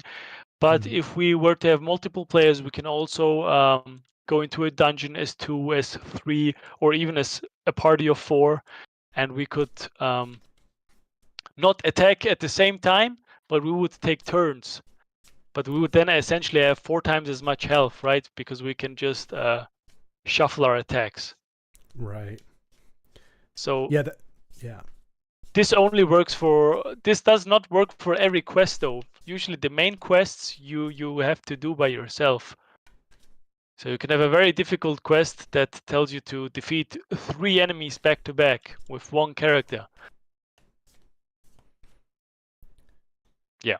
Yeah, and that's something that has intrigued me so much, is the one that you kind of get to be a spectator watching your friends having to do some of these solo things, but then you can also team up and play together. There is, I think you said there is a version of PvP in this, but that's that's a whole kind of other thing. This is like, it's not full co-op, but there are ways you can help each other, and you can communicate with each other in terms of, things that you need, or wanting some help going into a dungeon or something. But then you've also got your own things that you kind of have to do by yourself. So I haven't actually talked about the lore. Maybe this would make sense at this point, just to keep it very short. This game actually plays, at least the first campaign, plays 25 years before Alduin attacked Helgen. And it's actually the time where the Stormcloak Rebellion is about to start and the war is lost. And we're actually blades. Every character is an Emperor's blade. And as if you played Skyrim, you know that the blades are actually followed by the Thalmor. So we actually each start with our own story, that someone is after us, and everyone has to figure stuff out for themselves. But at the end of a chapter, usually there is one shared goal. But before we reach that shared goal, everyone needs to do their own thing. And there is the option to trade with each other if you're on the same field. Let's say you play a warrior character and you find magic loot. You can give this to a teammate. You can sell this to a teammate. You can be mean about it and actually say, no, I want more gold than it is worth, or I won't give it to you. Or you can be a buddy and say, hey, I will give you this for free. So the options are limitless. You can even role play, right? I could say, okay, yeah, I want to play a good guy Khajiit for once, or I will be a cliche Khajiit and smuggle stuff and go for sneak combat. So the options are limitless. You can also build some hybrids. You can build a battle mage. I once had, I believe, I played a Khajiit who became a cannibal at one point. So he actually could eat humanoid enemies after slaying them. And at the same time, he was a necromancer and very twisted stuff that you can do. So a necromancer, cannibal Khajiit. So which you can do. Yeah, the plot will force you to make some strange bedfellows, depending. But, Yeah. Yeah, but I mean, so yeah, you could just play it straight as a board game like you would Monopoly or something, or you can, as you said, do a little role playing and embrace your character. And there's that there is that politic element where you can be. I mean, obviously, considering that you kind of all have to, there's going to be a point where you all have to kind of work together. You don't want to completely hose over the other people, but you can definitely do things that are going to be more to your advantage, knowing that you're not directly fighting them, but you're like, hey, I need this sword, and it's you could get a quest, for example, right, which says you get an extra dice with enchanting. So even though you didn't plan to level enchanting, you might think, oh, this quest looks nice, I bet the rewards are good, I will maybe have to level enchanting after all. Right? Also the quests kind of can push you towards a build or the loot you find, right? You could find 2 epic spells at the beginning of the game and decide to be a mage, right? Of course, there's like in Skyrim, each characters have certain strengths depending on their race. So a Khajiit, here it says after learning sneak, you would actually get an additional sneak because Khajiits are good sneakers. Or if you learn pickpocketing, you would regularly gain gold when meeting humans because the game, the logic is you pickpocket stuff while traveling, right? And the Nord, if he learns a two-handed, he would not only get an extra die, which you get for leveling two-handed, also in combat, but you would also get 1 damage to two-handed. But you would never have to level this. You could also go with a sword and shield or sword and spell, which would theoretically then be a waste of your trait. But yeah, you can keep it dynamic. Yeah. So the options are almost limitless, I would say, and you can also, as I said, you can cooperate, right? You have already two people in the party of 4 playing warrior types. Then one of them might play a sneaky type, and the other one might play a mage. Right. Yeah, try to shore up each other the weaknesses, or perceived weaknesses on the board. You could. Yeah. So yeah, I mean, and the other thing too, I guess the logistics of it a little bit. You can do something kind of like what we're doing here, where it's you don't actually have to own the game in order to do this. In fact, even if I think it's what 10, we saw it was like $9 or $10 for the tabletop. What is it called? Exactly. Tabletop player, and this is free. So I downloaded this. You can just, if you have the game and added me on Steam, you can just join me, and that's literally it. So you wouldn't even need to go to the Steam Workshop and download this game separately like I did. Right. So very affordable, as in free. And as you can see, that the board is quite of a mess right now, but we would usually clean this up and keep it kind of clean. But the controls are very easy. Press R to roll dice, press F to flip cards, and there's actually not much more to it than just dragging and dropping stuff. So also you wouldn't need to learn like any difficult controls. Right. Yeah, and as a perk, again, as I kind of said in the message, Inu has gone through the trouble of learning this game, has gone into forums to make to verify rules and everything. So you have somebody who, watching your fellow people play, and then kind of him guiding your, because I know a lot of this is drinking from a fire hose. It's just a lot of stuff. But when you break it down turn by turn, and you start learning, and then you watch how your other how your teammates are doing it. He's instructing them. I think probably within 2 or 3 rounds, you're probably going to have a really good grasp on how the game functions. And it moves a lot faster, especially if you have everybody able to kind of move their own pieces and everything. Right now, this is all Inu doing it. But if there's 4 of you and you all have access to the game, then you can kind of you're moving your own stuff, and it moves at a much brisker pace. So, yeah, man, thank you so much for showing everybody. So we've already had, I think, I won't name any names. I'm not trying to, pin people in, but we've got several folks, I think, so far that have expressed an interest in it. If we have, so as you said, it caps out at 4 people, but we and anything between 2 and 4 people we can be done. If there's more people wanting to do it, we can kind of break it off into groups and try to break it down maybe by time zone or whatever. But the sky's the limit. We just want to see how many people are actually interested in it, and then we can kind of go from there in terms of scheduling. If you're on the Discord, the Legendary Remnant Discord, you can communicate through there. That's probably the ideal way, just to make communication much more linear. That's why I set that up. And I'll put a link to the Discord in chat here in just a second. Otherwise, we can figure something else out if you want. Tabletop Simulator also is where Nightwolf is addressing Tesla cards. Oh, there we go. Okay, so there's a tie-in. Yeah, so Nightwolf is this is the software that he's using. So it's going to require the same amount of kind of interaction where you're dragging, dropping, pulling, but he's working on setting up the assets similar to, I guess you said this has been done by the game, by Bethesda or the game manufacturer. Let's give them credit, Morpheus. There you go. Yep. So they not only did the board game, but they actually ported it out here with all the assets. And also, if you want to have a look at the rule book, it's even here, right? They have digitalized it, the entire rule book of the game.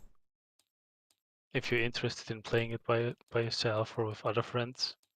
But I will let you know that I told to Schwartz the only reason why I would not give this game a 10 out of 10 is because there is so much ambiguity and also missing information that is maybe written down in one scenario, but actually for a different scenario it's not written out. And the game is already a couple of years old, so in forums nowadays you wouldn't actually get responses anymore because as I said, the game is a couple of years old by now. I even went on their Discord for this game and I asked the question and I only got like a reply by one person. Jeez. So but that's the advantage of playing it with me. I already put around maybe even more than 50 hours into this game at this point. I played it through with my cousin, but we were only 2 players, and it was very stressful because we didn't get a lot of exploring, and we also failed a couple of chapters, which is also a fun feature of this game. You can actually fail chapters of a certain campaign and continue, but you will then continue with debuffs or more bad events getting shuffled in. Mm-hmm. Which is good. I like the idea of consequence. Yes. That's. So there's no just winning. As I said, you cannot really die in combat, but at one point you would have so many threat tokens that if your main quest actually reaches the threat token limit, you can lose the entire chapter by that without ever getting to do the quests because the threat catches up with you. So. Oh, sorry. Sorry, I was trying to post the Discord link there as we were finishing up here, but it is where is it? My people. This is already taking half an hour, hasn't it? That's all right.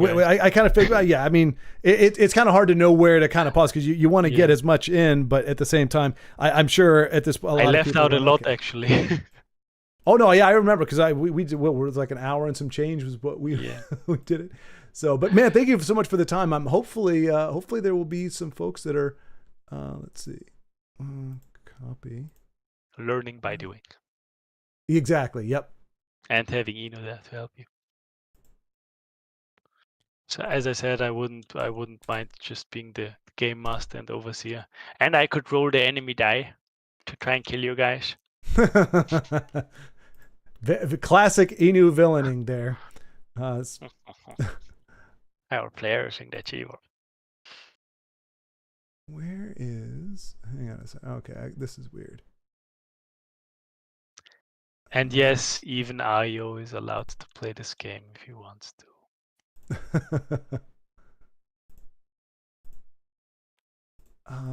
Alrighty, cool. Well, all right. So I'm not able to get the link to Stop generate. sharing, but right? yeah, it just every time like I'm on Discord and it says the link is hidden. Use a copy button. But when I copy it, all it does is copy the message hidden. Use a copy button. So, very interesting. To say you can save at any time. So. Oh right. Yep. That's another big one. So yeah, it's you do it probably in 2 to 3, maybe 4 hour chunks, depending. And then. But let's say one guy would have to leave even after 1 hour or 20 minutes. You could just save, or if you had permission from that person to continue with their character. Mm-hmm. But there's no need to like finish something before you continue. Right. Like finish the entire chapter in one session, right? Which will take up to, I would say, it might as well take up to 6 hours because we're learning the game at the beginning. But yeah. Okay. All right. Well, shoot. All right, cool. All right, well, I'll sort out my the link problem here in a second, but thank you so much, Ina. We'll jump back into Legends, but yeah, like I said, just reach out either in the comment section or on the Discord, and we'll kind of get a count for how many folks are interested, and we'll sort out time and schedule and all that good stuff. But I'm intrigued. It definitely looks like a heck of a lot of fun, and you get the communal, social aspect that we're kind of looking for on from Legends. And it also keeps it in the Skyrim universe, which, as me and Inu were talking about, is kind of what has brought, I would say, the vast majority of us to this game, to Legends to begin with. So it's nice to have that there. But yes, my friend, thank you again for your time. We'll look forward to seeing what we can put together. Yep. Thank you guys for listening. Now back to the game, right? Yes, sir. All right. Okay. Enjoy the stream, guys. I'll be there in chat and maybe even in game. Excellent. We look forward to it, sir. Alrighty. I think that is. There we go. So, yeah, wait, did I do it right? Okay, I think I got it. Okay, here we go. Settings, audio. All right. Back to the regularly scheduled program there. So again, Inu, thank you so much. He's got the game up there. We got that. Oh no! Okay, we missed it. Sorry about that. We were doing a Skyrim board game tutorial preview. I'm glad you.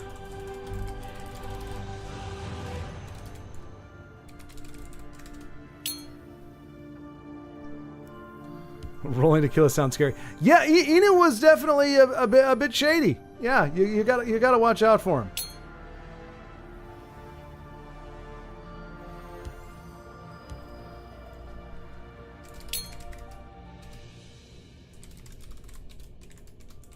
That's a heck of a.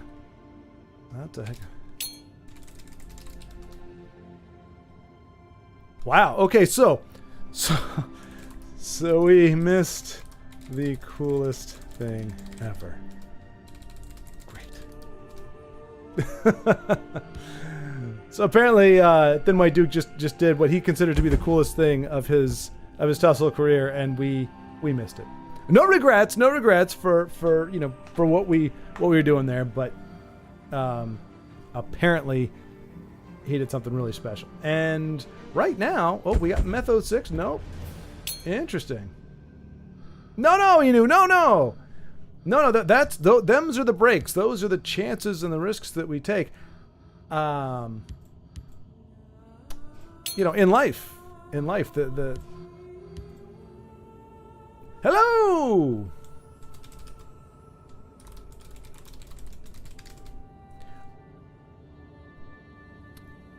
Alrighty. Oh. Actually, yeah. If yeah, if you would be so kind. Yes. All right. So Eben Skelly's. Yeah. So really, nobody else playing right now. So if Denise is going to jump in there, we'll be able to take a gander at some of those games there. It'll be trashy but fun. The best kind of fun. And trashy. You want your fun to be trashy and your trashy to be fun. That's kind of the rule, I think. Sweet. There we go. Oh, dual spec. Oh, she's up against somebody we know. Who could she up against? Nobody else was showing up in that. Oh, it's Inu. What? Oh, hang on a second. Sorry. You gotta. What cruel twist of fate is this? We've got on the very first game, Brave running her Skelly deck against Inu, the diabolical with the wicked laughter. Prepare to die. Bright moons light your path. Hear that? This one thanks you. So we'll see how this goes. To answer your question, Kevy. Hello, by the way. And obviously, I know you might not be here anymore, but I figured I'd answer the question anyway. All right, so Inu playing Token Empire. So a classic aggro in Empire. And then Denise playing Skelly Boys. I'm honestly not sure, because I think we're going to see some, well, not a lot of guards right now from Denise, but that is going to be... If she can get some beefy bodies on the board, it's going to prove well for her. Otherwise, it could be pretty rough.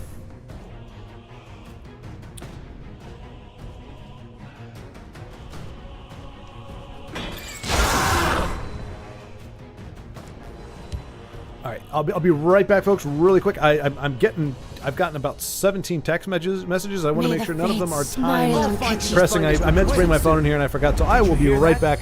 I will let my chair entertain you. He's been practicing his on-camera persona.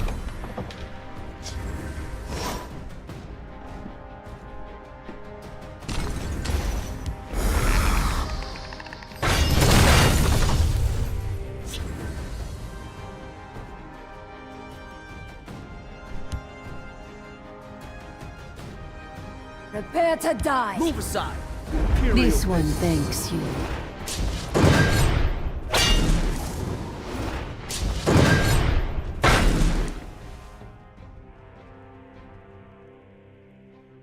Feel the might of the Empire. Take them with me.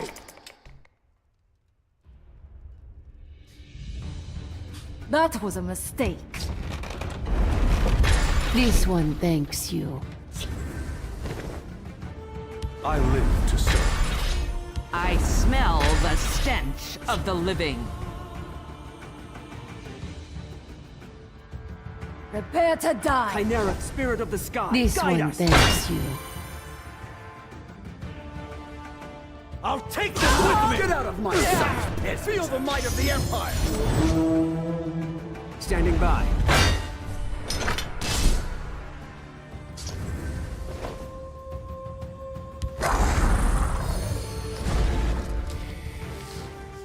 Khajiit is very sorry. Prepare to die. This one thanks you. Feel the might of the Empire. Standing by. I'll take them with me. Get out of my sight. Sorry, Cut I them also down. grabbed. Talking mudcrab. Oh, wow. Read my All right, so tokens have been going hard on the the skellies. It's looking pretty good. Apologies. The slight tragedy is that Denise's decks usually run up a nice chunk of guards. Like she actually has, I think the main Eben deck, Ebonheart deck is Eben guards is actually a deck that would be pristinely wired.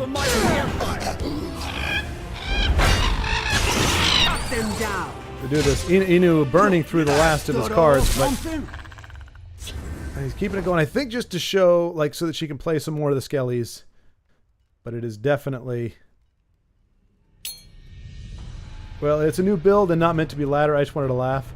Yeah. No, that's, and you know, probably against a mid-range deck, it's just you just happen to be going up against a low to the ground classic token aggro deck, and that's tough for any deck that isn't prepared, or built to go. I mean, there's a lot. Some of my favorite decks probably wouldn't do. Perfect draw for you. As is the custom. As is the custom. It has been my honor. I do have to look. This one thanks you. Get out of my sight, peasant!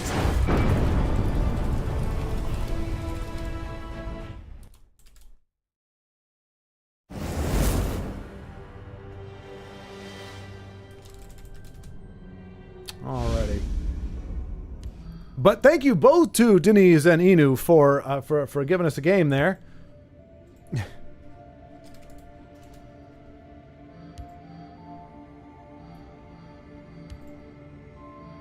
And that seems to have aroused. We now have Aros joined back in. Brovington is probably not playing. Nope. Yeah, I think anything we see with Brovington, he's not playing there. But Aros looks like he's jumping in there. Denise, if you're willing to play another game or two or so, hopefully you won't be matched up against the diabolicalness of Inu. We'll be happy to watch those as well. But I know it's getting to be pretty late for you. So if you're I'm a not slaver. We're not known. okay, well at least Dare Solitaire is doing something a little bit different than what we're used to seeing, especially in Telvanni colors. Oh, absolutely. Well, but see, the thing is, it has to, a lot, even with the fun decks, they kind of have to survive, several turns to have fun with them. Spirit of the sky, So that you can do cool things and get more of those bony bodies out there. It's giant snake. I think I got that right. You must be. And you're right. Yes, Baldric, I missed that completely. Baldric, let me ask you, when you said the physical version has some neat-looking minis, but I'm automatically skeptical at anything that uses an already established IP. So was that based on what you were seeing there? Because that is essentially, so there is the actual physical version, and then they just replicated all those assets into the tabletop. So it's the same game, just with digital assets versus physical ones. So was that related to what you were seeing there, or are you just saying in general? Because I think for myself anyway, if I see a CCG that is based on an existing IP that has nothing to do with CCG at the outset, I'm like, like the cards game, KARDS, the World War II game, that I think has the potential for longevity just because it's not an existing IP. Like the people who created it wanted to create a card game versus a lot of this other stuff where they wanted to make this kind of game, and they did, but now they're diversifying. Ooh, yikes. It's rare. It's rare to see that turd muffin show up. And oh God, all the non-premium decks. Goodness gracious. But yeah, so just curious about that, Baldric.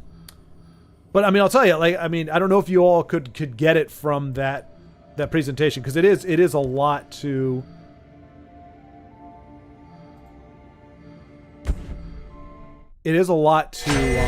take in. But what I got from it when he gave me the first more extensive overview is just how well they account for being bold but not being reckless. Ways that don't make you feel like you're being hedged in at the same time. It's like, look, you can do this, but you're going to get wrecked. And even though, oh no, Well, we're just whiffing on everything today, aren't we? Every time a thing becomes popular, there's a flood of tabletop games with the skin of the popular thing, and very few end up being good. That's oh yeah, oh absolutely, Baldric, absolutely. No, oh so sorry, Kebby, sorry. No, I don't know that I might, Kebby. Well, one, I think you got the market cornered. I actually was looking at your what was the latest one I saw? Oh gosh, I can't remember the name of it, but I really liked it. And that one you were one of the latest ones you were doing. I think it was one you did a few days ago. I cannot remember the deck composition right now, but you were doing more explaining as you were pulling them, like saying, we want to get, more cards in this slot, and this is a good card, but if you don't have it, like you were going much deeper into the logistics and the reasoning behind the cards that you were picking, why certain ones are good, why this one's okay, but you're like, the cost is too high, we want to try to keep our curve down. So I think even more so than your earlier ones, your latest ones have been much more exploratory and comprehensive in terms of the scope. So, I can't really, I was doing, learning the game. Unfortunately, I have, so when I first started out, one of the charms of it was, with as many people as we have playing, I wasn't seeing a lot of the same stuff. Like in Legends, we have our invade decks, we have Aelid Guardians, we have what I call regurgitation, which are graveyard abuse decks. And you just kind of see those ad nauseum, and so it just gets kind of boring because you're playing the same kind of stuff, and they're using the most optimized and broken ways to play the game, and eventually you just go, you know what, it's not about winning or losing, it's about the fun you have playing and playing a card and see what they have to play and how they counter it. What I've been encountering on Arena in the past 2 weeks, really, is seeing a lot of the same decks over and over and over again. The biggest culprit is pretty much Resurrection Black, or what I call Regurgitation Black, where it's cheese out some discards, waste of discard, and I shouldn't say cheese out because it's a viable thing. Discard and then have a resurrect and break out a 9/9 with indestructible or something like that. Some 7 or 9 cost, typically closing out the game cards on turn 4 or 5, and that's pretty much the game. Unless you happen to have the answer that you need for that particular ridiculous card in your hand. Like, that was something I've seen on a lot of forums, and it happens in Legends too, where people are like, look, all these cards have counters, all you gotta do is run some of this, some of this, some of this. Failing to mention, or failing to realize that 4 out of the 5 cards that they mentioned that can actually counter this one card are only found in blue or black. So if you're not running blue or black, you're screwed, essentially. And then even if you aren't, the cards that they're talking about are so obscure, and they don't, or not obscure, but they're so situational, singularly situational, you don't want to run 4 copies of them in your deck. Otherwise, you're just going to have a handful of removal, or you run the risk of that. But if you don't have those in your hand, you're just done. The game's just over with. So I've been having a lot of, I would say 80% of my games are won or lost by turn 4. Like, if I don't have the answer, they're gonna go, they play this certain card, and I'm like, okay, the next turn, if they're building to what I think they're building, then, there was one guy I was playing, and I knew he was running a Drain for Pain deck. It's the lazy 2-cost or 2-card. Hey, this card heals and does damage. This card does damage when you heal, so it's just a loop, and it's a 2-card loop, and I think there's multiple versions of that. Multiple cards can do that. And so I know in my head what they're doing, but sure enough, they play out a tutor card. They're going to grab one of the cards that they don't have. I'm doing my best to remove their board, but I only have so many removal spells myself, and they're not trading, so there's really no way for me to engage with that. And they play that card, and GG. So it was turn 5, on curve. But there was just a lot of that. And I'm even finding, I'll watch YouTube videos on certain decks. Not necessarily like on yours. I'm not seeing a ton of people say this kind of thing, but people will be like, "Oh, this deck is so broken, I love it," or I don't have any, my friends don't want to play with me anymore, but I don't care because I love the expression on people's faces, or I love the auto quits or concedes when I play this deck. And it's like, there seem to be a lot of people out there that want to be dicks. And I'm not saying the whole community or even a chunk of the community, but when I pair that with the decks that I'm seeing, I'm like, it got a little it got a little thin. Now, I have gone on hot streaks where I've been able to win 2 or 3, 4 games before I start losing. But then I'll go on losing streaks or streaks where essentially, I mean, I can play it out after turn 4, but knowing I don't have the answer, or I'm strapped for lands. Maybe I got the 3 that I had. Like I'll mulligan, get the 3 lands, because that at least allows me to play a lot of my creatures and some draw cards. But then I don't get any more lands for like 5 or 6 turns, and my opponent merely now has like 7 or 8. And then you get the Doomsday, the 9 or 7 to 9 cost cards, and it's donezo. So that's just been where I'm at right now. So it might change in the future. It's just I kind of got a little, I don't know what you want to call it, not even burned out. Just kind of going, okay, I just need to take a breath. I need to take a breath and watch some other folks like you, like where it's deck building kind of things and what have you. Weevos Doros, hello. I'm not sure. I can appreciate the ability to recreate 2 consonants in a syllable 1, 2, 3, 4, 5, 6 times. I mean that is impressive. Usually people just A G A G G, what is it, A S D F G H J K L semicolon. But you actually wrote it out, so I do appreciate that. Welcome, good to see you. Clearly no fun allowed. I'm back. Had some D&D ideas to flesh out, as is the usual. So what is it? So are you? How often do you go through the day, and you're just going about your business, and suddenly, oh my gosh, inspiration struck. Grab a napkin and write something down. I mean, that's the old school way of doing it. Now I guess you just type it on the phone. But send me the clip. Okay, excellent. All right, so we're gonna see. Let's see here. Excellent. Okay. All right. So here we go. Let's do it. So we got. All right. So this.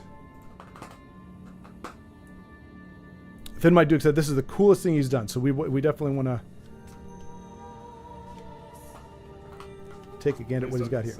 Please don't concede. Please don't concede. Okay, so he's on the cusp here. So 23-23, everything's tied up. He's got a hulking skeleton. I don't know what I know Lady Sill's cruelty, but I'm not sure. And obviously we see he's got the World Eater's Ire down there. Hulking Scallon. He doesn't concede. Okay, so here we go. Okay, right. So take it away. We play cruelty. Mm-hmm. We go up to 31 Magicka. We play Moonlight Werebat. Mm-hmm. We go down to 27. We play Genius Pathmage. Oh. Summon Alderaan. We then play Dagoth oh my god! Ring, and hit them for 34. Look at that. Okay. Did not disappoint. Wow, those are big bodies. Big bodies, big bodies, big bodies. Holy cow. It is just that easy. Just that easy. That is awesome, man. Holy cow. Oh, that's so good. That's so good. That's so good. What a win condition, eh, folks? It's still going. It's still going. Dude, that is awesome.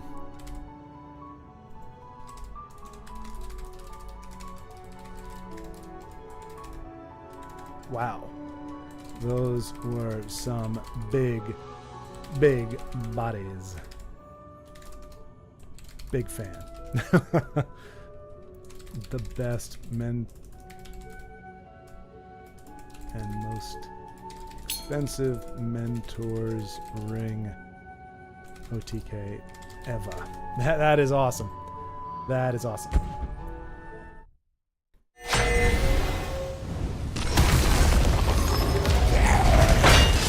Please excuse Khajiit. Sorry you watch Magic players that give you the impression like the wind and the of only liking broken stuff. I play more fairish decks. Of the Night Mother. Yeah, no, and that's the thing, Kevin.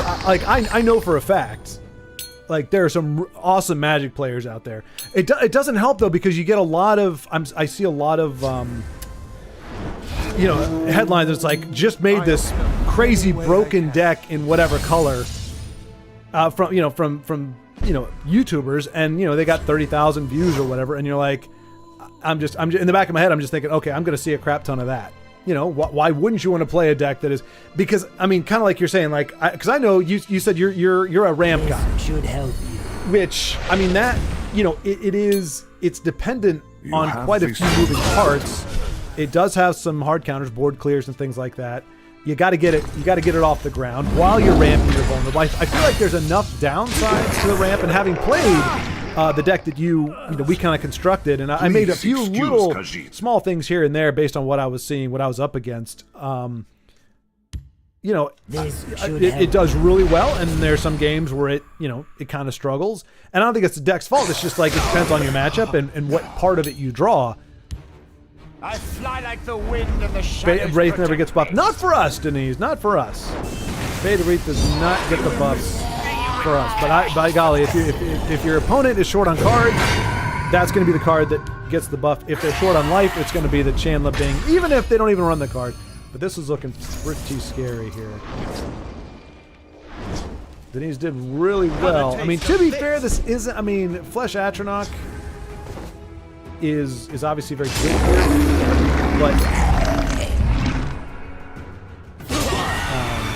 but I mean, yeah, and Kevin, I mean, yeah, it's, yeah, like I said, I certainly don't mean to classify people as such. It was surprising to me how many people admitted that they play things that piss people off.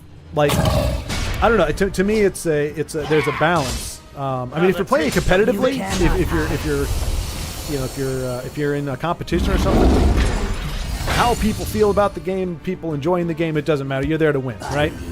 But I feel like this kind of game, these kinds of games, it is about winning. You don't want to I'm just going to play a bunch of stuff that I know I can't win. But there is the element, especially if you're actually live with another person, is the interaction. It can be fun as heck for you.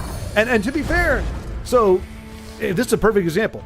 Denise will run the Holodeath, which for me is kind of a naughty card, just because I don't like the idea of opponents being able to screw with stuff in my hand. However, it is random, but regardless of that, she laughs even when it happens to her. So the fact that she plays it is totally fine, because she doesn't get, like, it doesn't strike her as frustrating or aggravating when it's done to her. She's just like, I just think it's a cool card, a cool effect, and oh, you got me this time, kind of thing. She takes it good-naturedly.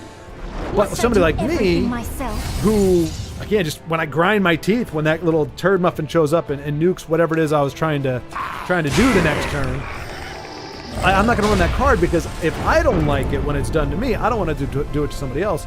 So there's a lot of decks out there that I feel like if people were on the other side of it, they'd be like, oh, that totally sucks. They'd get kind of pissed off, but they don't mind doing it to other people. And I mean, hey, look, it's a wide variety of decks out there, and you can make the argument, well, they made these cards so that these decks can't exist, and that's totally fair. But at the same time, I don't necessarily want to play against them.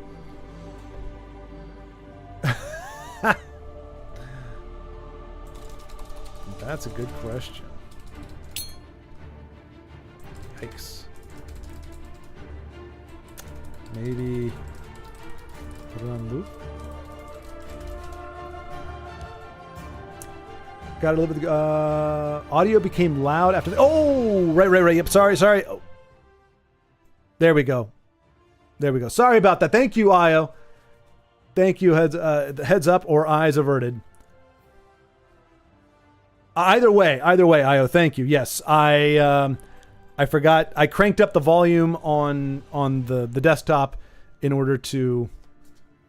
Yeah, Magic. We play pet cards too. I assume that's why Denise loves it. Yep. And that's a good way to say. That's a good way to put it. Pet cards. And I'll be honest, like, I mean, but that's also the thing. Like, obviously you saw, like, I like to run big bodies. I like dragon decks. And apparently Twin Peaks is kind of like, people don't like that card or whatever. I've come against a few not many dragon decks, really, to be honest. I've come across a few, and, I see that one come down, and I mean, I know it's pretty much good game. Like, that's, if I don't have anything on there to counter it, that thing's gonna just, it has so many different ways to wipe you out. But yeah, I don't mind it. I'm like, okay, because it doesn't do anything as it hits the board. Unless you already have a board, it really doesn't do anything for your board by itself. And same thing with Twin Peaks. Terror of the Peaks. Like, the big cards that I play, usually they don't do anything by, like, they have to stick first. They can be countered, they can be dealt with, they can be traded with. You can remove them in any number of ways. They don't particularly have big health. They can have a good big impact, but usually you're not able to play two of them on one turn. So I feel like there's a balance there, whereas a lot of the stuff I'm playing against is coming out of hand. I have no way to interact with it, no way to stop it. And so it's like, in one of the channels they were talking about, if you're not into Universes Beyond, you don't have to worry about it because just don't play the cards. And then somebody said, well, but you have to know the cards that you're playing against, and if there's power creep in those, or it could impact your ability to play the game or to be competitive. And I pointed out, well, there's a lot of decks out there that they don't really care what they'll just run. So I actually lost a game, Kebby. I crap you not. I lost a game to a guy. All he did was play it was a 1 power creature that he somehow buffed to a 2 power. And all he did was remove everything I played and kept hitting me in the face 2 per turn. I ended up dying because I couldn't keep anything on the board. He was either doing, so like the deck that you run, the deck that we run, with the ramp and it's a wider board. It has multiple creatures and they spread out. So against that, I don't know what he would do because he was just using single card removal. But if you happen to be a bigger body deck, one that even beyond anything beyond but even might want 2 cost, my little 2 power thing. He was removing those, and he was just like every kind of removal you could run in that deck. And I was like, man, you can actually lose a game to somebody who doesn't actually put anything on the board other than a 2 power creature. If you don't find your removal, which I didn't, then you just lose to that. It's like, it's just a feels bad thing. So I don't know. It could have been just, I came into the game pretty hot and heavy, and I could have just played a little too much, a little too fierce, and just need to give myself a little breathing room. But it's not the channels, it's not the actual creators, aside from the fact that they get eyes on videos because they say, hey, this is the most jankiest broken thing I've ever done. It's awesome. And I just stopped watching those videos because other than knowing, okay, this is probably what I'm going to play against, I don't want something that's broken. I don't want something that's janky. I want something that's consistent, is fun to play with, and is, feels kind of fair, which not everybody has that mentality, which I totally understand. That's a me thing. Do it again, you say? Wait.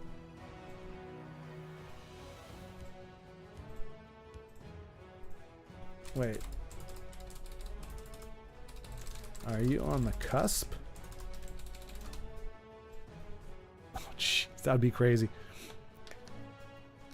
Every day, IO, you come out with something new. That's good stuff, man. Please don't ever change. Uh-oh. Because if you do, you stagnate creatively, and trust me, it's not a good place to be. It was sexy.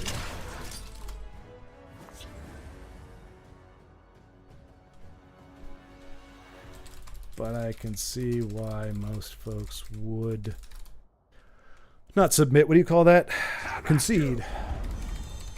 For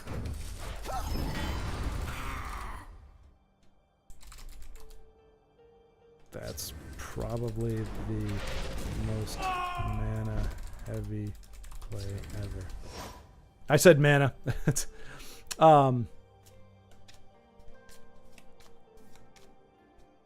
What's that? By the way, nice face, Jesse, in card form. Oh, did you not see me back in the day, Io? I used to run that like so. I used to have my little card down there at the bottom. And yeah, that was kind of my. I sometimes I would do like the goofy one, and then sometimes it'd be the one with the sword, and it was just goofy. It wasn't meant to be anything. But yeah, I'll have to. I don't know. Maybe one of the later episodes. Maybe I'll actually do a final actual video recording, and bring back some of the old graphics and stuff just for a last hurrah.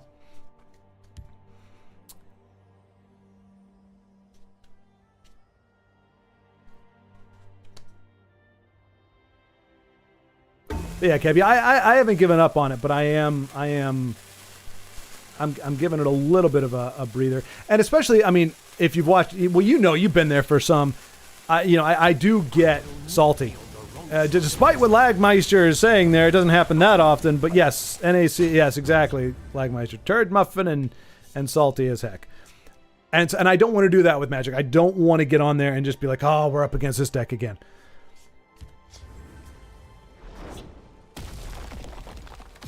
Because that's not fun to watch either. I want to keep it as fresh as I can in terms of just wanting to learn and figuring stuff out. And to be fair, I would say about 20% of the games I'm seeing cards that I haven't seen before. I'm taking screenshots because I'm like, how in the world did they do that? Indestructible, I had to research what are you supposed to do when they play an indestructible card with vigilance. Because an indestructible card isn't the worst thing in the world if you can... If they don't have vigilance, because if they want to attack, you can attack them back. But indestructible with vigilance, that has to go. Otherwise, they can just, especially unless you're a wide board. That's the thing. There's a lot of stuff out there. It's amazing for as much as the rabbits, the heir apparent decks are out there. It's amazing to come across so many decks with single target removal. Because I come against rabbit decks a lot.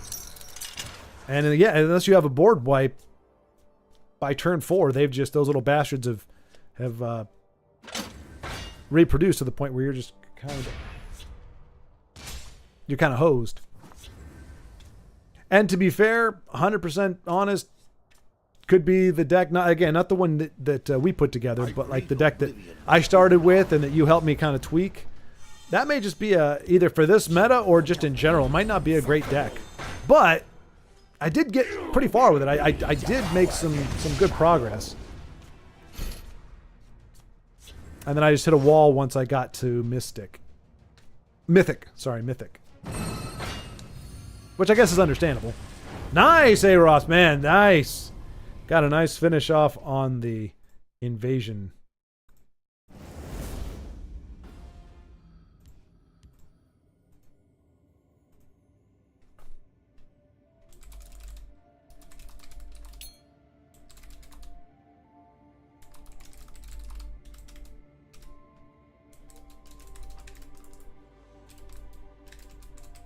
Yippee. All right. Who do we get a? We got a hello. Ooh, Swordagem. Let's jump on here real quick. Just take a gander. It's been a while. One thing I agree with on Twin Peaks. Now that was a great series. Never watched the reboot from several years back. Speak, citizen. What kind of series is that again? Is that a mystery?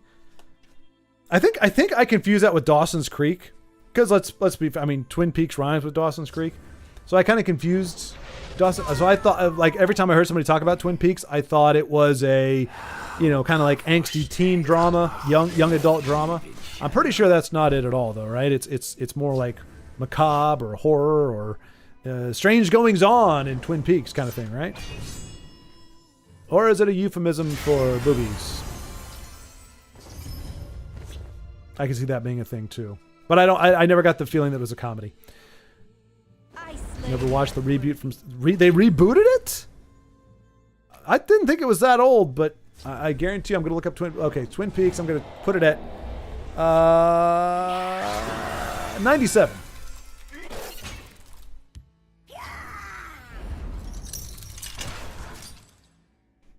I will keep Sotha-Sil's people alive. Twin Peaks aired in 1990. I was going to say 97. I did say 97, didn't I? Nope. First came out in 1990. I had no idea this thing in 1990. 90. See, my yearbook had like all the current, well, it was supposed to have like all the current stuff. So it had like Blossom, it had Fresh Prince of Bel-Air. What else? Maybe Family Matters. I don't think that made the list though. The Chicago Bulls, I think, won the series that year or something. Anyway, they had a lot of stuff. I don't remember Twin Peaks being on there. They even had the freaking death of Superman as a cultural event. But yeah, nothing about Twin Peaks. 1990. I mean, you can tell. I'm looking at a screenshot. It's full screen. That tells you right there. Standard definition. Boy, that thing is ancient. Bowls or plates for the Prime Food Festival? I saw bowls. Bowls or plates for the Prime Food... Oh, Prime Food Vessel. I saw bowls. I say... Oh, bowls or plates for the Prime Food Vessel. I mean, that's an interesting way to phrase that, Io. It took me a second to decipher your Tolkien-esque phrasing. Elrond, bowls or plates for the Prime Food Vessel. I'm gonna say bowls because they have more utility. Like you can put soup in a bowl. Well, no, well you would put soup in a bowl, but if you put soup on a plate, that's a disaster. Conversely, a steak, let's say, if you put it in a bowl with at least enough size, it may be a little challenging to cut it up, but you can still get it done. I just think there's just bowls will allow you to consume more types of food, a more diverse range of foods, whereas a plate is really good, but only for certain things. There's a lot of stuff you don't want to be pushing around on a plate. In fact, I have a bowl that I got from like an Asian market. Really, it's a little brown. It's about this big around, about that deep. Yeah, that's about right. And it cleans off really easy. It's got like some kind of finish on it that just nothing really sticks to it. And I use that for pretty much everything. That's when I was living by myself, especially. That was kind of like my go-to. Everything I put a sandwich in it. I'd put whatever I could in it because it was big enough. About like this. It was big enough to that you could put something in, and it wouldn't like fold up on itself. But yeah, I mean soups and like spaghetti. Spaghetti, I think, can be easier. Anything noodly can be easier to eat out of a bowl because you can kind of run up the sides with it. And I do like that as well. I like the fact that when you're kind of trying to gather the food together, you kind of use the side as a way to push the food onto your utensil, whereas on a plate, you're on your own. It's got to be your fingers, it's got to be another instrument, and then you're using multiple hands. And you can always do what they do, when you watch, if you watch like Korean dramas and stuff, a lot of times they just put the bowl up, the bowl of rice like this, and they just use the chopsticks and they just shovel it in. So you can also do that out of a bowl. Much harder to do on a plate. So I think hands down, I don't know that I have to agree with you.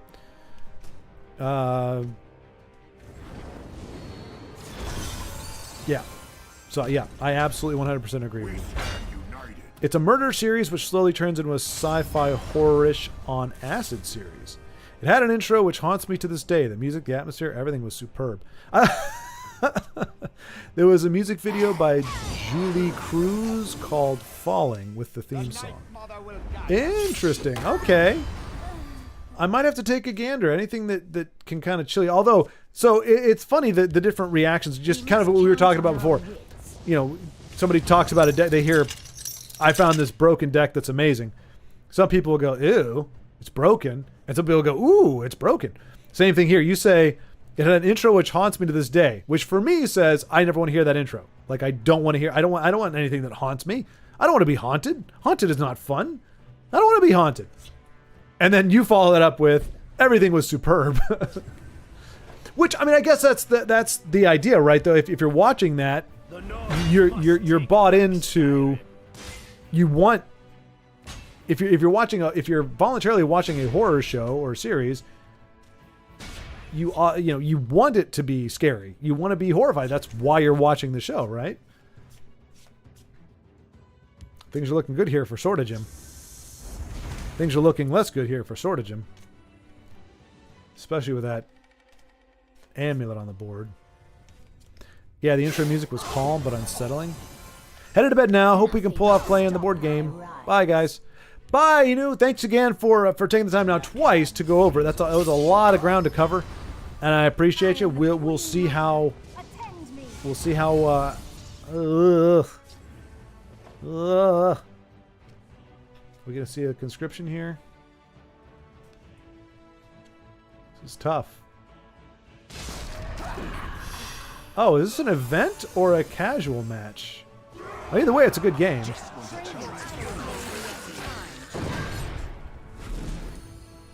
Oh, not too many. Oh, look at that charge on Shadowmere. Oh, that's beautiful. Look at that. Look at that. One of the best conscriptions I've ever seen in my life.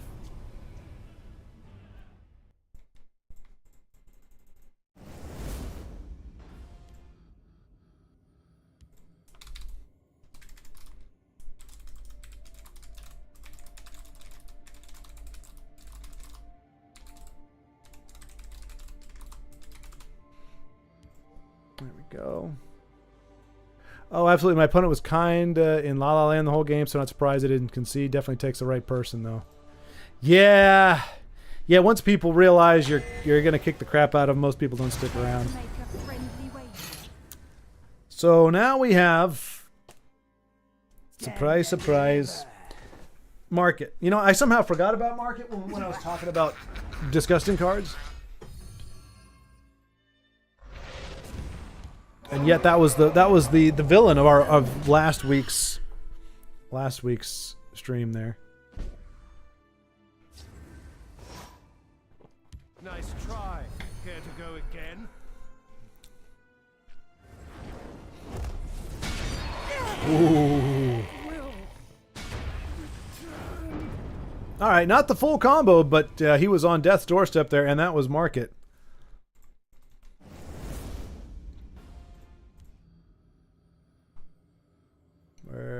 Oh, there's Ugnip. We'll jump in. We'll take a look at. Let's see. EG. Sorry, folks. Market's closed today.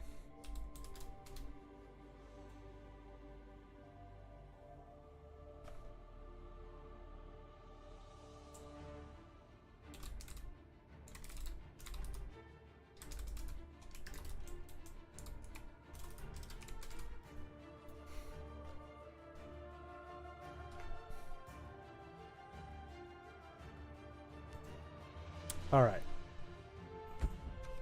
Ugnip, one of the unsung heroes, with the name of Ugnip, always at the bottom of the list. And that's kind of the reason why we always get nipped.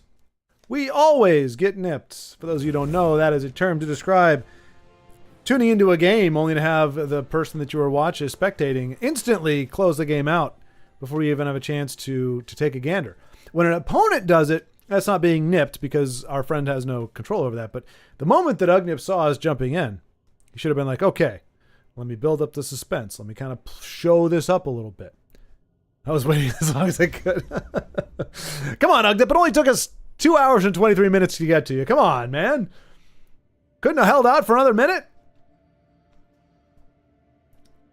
Well, if he queues up again, we'll catch him from the very beginning. There's no way we can get nipped at that point.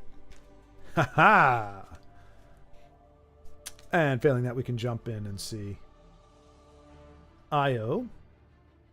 Oh, he's playing in a friend challenge? Oh. Okay, he's not against Sorta Jim. Oh, hang on, I forgot to close the door.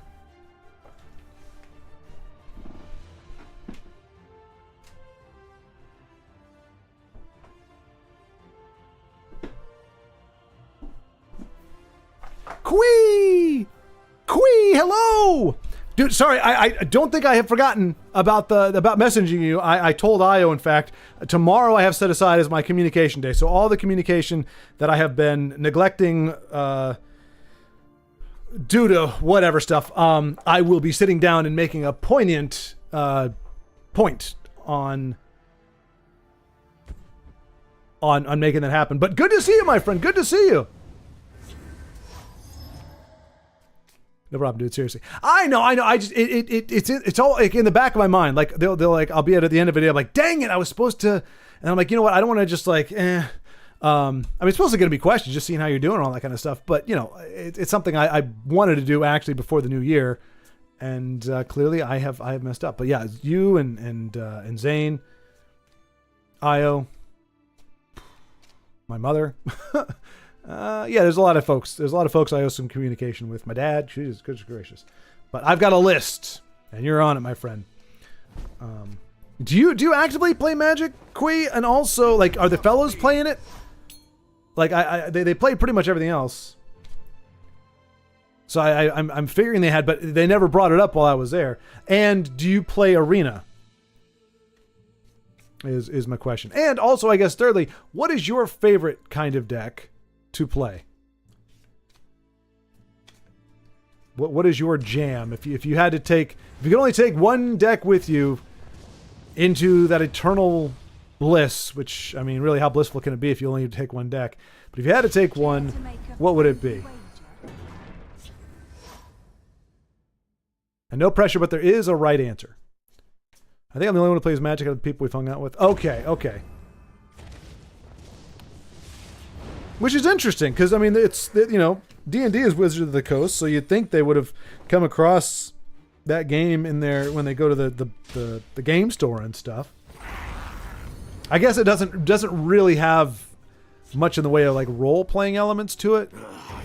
Even though I guess, I mean, you are supposed to be a planeswalker yourself, supposed to be summoning creatures, so I guess you could do that. And trust me, there's plenty of ones that I'm like, oh, you could make a great villain out of somebody who plays this deck. But that is surprising. That is surprising. Your lack of poignantness is disturbing. Yeah, isn't that the line from Darth Vader? I find your lack of poignance disturbing. Enough of this. Vader, release him. As you wish. As you wish. This bickering is pointless. Lord Vader will provide us with the plans. Something. And then we shall crush the rebellion with one swift stroke. Stroke.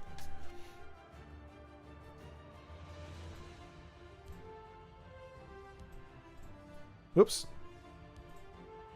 All in jest, but funny to read as Vader. It is. I remember, I mean, imagine like a 11-year-old geeking out on Star Wars. The Emperor does not share your optimistic appraisal of the situation. How the hell was I supposed to know what he was saying? I remember I would like quote it because I thought it sounded cool, but I didn't know when word being stopped and and it doesn't help that it's, you know, got that deep thing. So it's, the Emperor does not share your optimistic appraisal of the situation. Like, what is that? I mean, as an adult, those aren't really big words, but as a kid, you're like, he's a what? The Emperor is not happy is kind of what I took away from it. Which wasn't wrong, but I think I'm the only one. I play mainly Commander. Okay, Queen. See, that's something that is a thing. So I've been watching. There's like 2 or 3 channels on YouTube that I found that seem really cool that do just Commander, and it looked really cool. In terms of like the dynamic, like you have, it's not just the cards you have. It's who kind of makes themselves a threat. You know, who's the next biggest threat? What happens if I allow you to do this, or if I don't attack you this turn, and you don't attack me the turn after that, am I giving you the game? Or, you know, but if I don't do this deal with you, then you can just kill me next turn anyway. So, you know, but we want to get this guy across the table. It seemed like it adds a whole new, different dimension. It really leans into the social aspect. And the people that I watched, they look like they're just having fun playing. It's not, at least in that version that I've seen, nobody's really, it's not everybody's trying to win, but not everybody cares if they win. Whereas what I've encountered playing like an arena, I was telling Kebby earlier, it's just about the win. You know, so people will play. I don't know about you, man, but discard from hand decks, I can't stand them. I just can't stand them. Just because you can't play without cards. Why are you taking my cards away? What am I supposed to do? And they don't just take your cards away. Usually they have a dual function. It allows them to draw a card or play a creature, or they play a creature and it causes you to draw a card. So it's not like a net zero where it's like, well, yeah, I'm making you draw, discard your hand, but I'm also discarding my hand by playing these cards. Like, no, you're getting value every time you do it. And then I'm sitting here with freaking 2 cards in my hand, and one of them's a land. And meanwhile, all you're doing is playing discard cards. You're putting crap in your discard pile, and then you're going to play a 4 cost that regurgitates it all back onto the board. Well, I don't know. There's a 4 cost that does that. It's like a 7 cost, but I don't know, man. That's. I've seen good channels play Commander. Yeah. I'm blanking on the names, but we probably are watching some of the same ones. Oh yeah, discard decks kind of suck. You don't see discard that much. At least I don't. Well, that's the thing. I bet you playing in person you don't, or playing Commander on Arena they are prevalent. I've probably, because I auto concede. I have no problem with that. I'm not trying to rank up or anything. I like to get wins here and there, but I'm not on a mission. And the amount of times I've conceded that there's a 1 cost 1/1 bat that it has lifelink. On play, like when you play it, it allows you to look at your opponent's hand and allows you to take a card, select a card out of that hand, and the bat has it until you kill the bat. And so the bat usually will kill a card, grab a card that prevents you from killing it. But that's usually to start it off. And then there's like 2 or 3 other 1-drops that as they do one thing, your opponent has to discard 2 cards or something. I'm like, come on, man. Arena takes all the fun out of the game, makes it so the only fun thing to do in the game is win. Right. I think that's kind of the vibe. And maybe it would feel different if I played it at a table first, so I could kind of, I don't know, copy and paste the social aspect onto the arena. But I mean, it's been great for teaching me how to play the game. And I met people like Kebby and concept creators like Kebby who've been great in terms of helping about deck construction and everything. And it forces you to learn the order or know the order it doesn't force you to. It guides you through the ordering process because it doesn't let you do things you can't do. So you're like, oh, I want to play this instant, or I want to play this card now. Well, it's not an instant. You can't play it now. You can play a sorcery. And then, I've had so many games where I wouldn't say I lost because of it, but a lot of games where I'd be like, okay, I'm going to wait until they do this, and then I'll play my instant. And it's like, nope, that was your one chance to play the instant. That was your last chance. Now they have priority, and you lost your chance to play your instant. But it was good for that. But yeah, I've just once I got past the learning part of it and got to the higher ranks in Arena, I started seeing the same kind of decks over and over and over again, and it just started sapping some of the love. And honestly, I would change up my deck. I'm primarily a dragon dude. I love my dragons. And I would change up the deck if I ever came across somebody to play. I've faced 3 dragon decks, and they weren't even like dragon decks. They had a dragon in them. So I'm like, hey, it's an archetype that doesn't get a lot of play, and could be a reason for it because maybe it sucks, but I don't know. I have fun with it, and I almost pulled off an OTK of my own. Well, I haven't seen anybody else do it. It's what is it called? Screeching Nemesis or Screaming Nemesis. It's a 3/3 with charge that takes whatever damage is done to it and directs it to either the player or a card or whatever it is. However much damage is done to it, unless it's on breakthrough or trample, it directs all that damage. And if it does damage like that in that way to the opponent, they can't heal anymore. And there's so many like rabbit screw decks, for lack of a better word, and other decks that rely heavily on draining. There was I was saying there's that 2-card combo that's a heal, deal damage, heal cycle that just kills you. So I started running that card, and I can do damage to it preemptively if they don't want to, if they're not going to, if they're not going to interact with it, and then put that damage to the face, and then they can't heal anymore, and it changes. You know, they have to figure out another way to pull off the win. But you can also, there are cards where you can do as much damage to any target as you have lands. And so I have like a ramp tutor deck where I get a whole bunch of lands down there. I do have some cards to fight for the board. But then the idea is to get the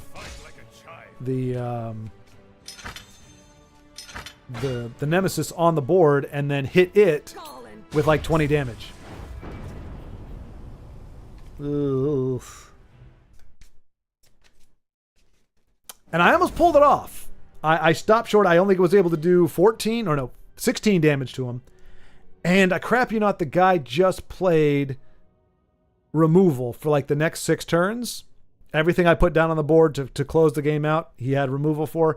And then eventually he found a restore your graveyard to the board and punch your opponent in the face and in the groin and bury their head in the sand and fill their mouths with cotton balls or something. And yeah, so I ended up losing, but I got that close to pulling it off. But then I was like, you know what, but that's not fun. Again, that's that solitaire type of way of playing where it's like, I'm interacting, but I'm trying to do my thing, and I really don't care what you're doing as long as I can do my thing. That's just not fun for me. I like board interaction. That's just my thing. Hey, yeah, can't dominate them all.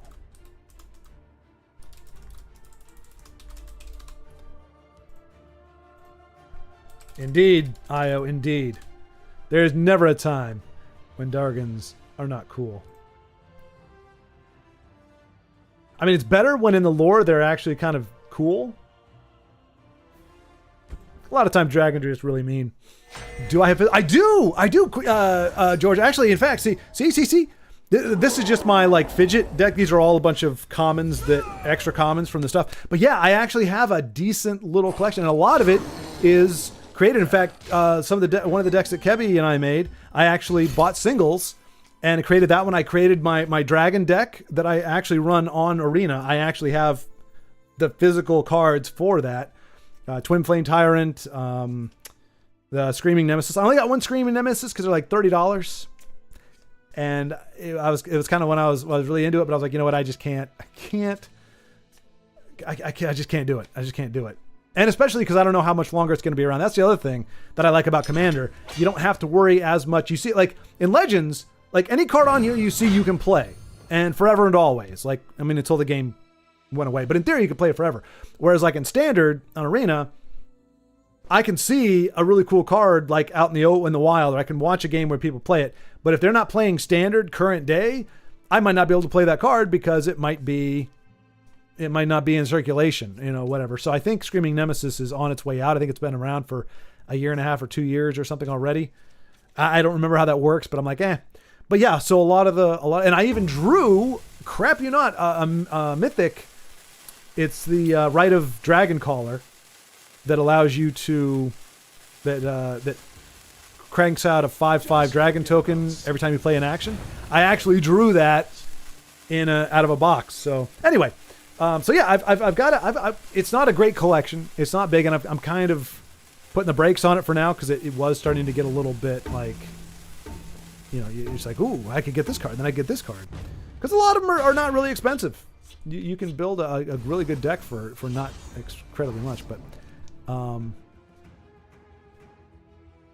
the higher the rank, the more you will see the meta. That makes sense, Kui. That makes sense. 16 damage is crazy. The Commander decks, have you ever played over webcam?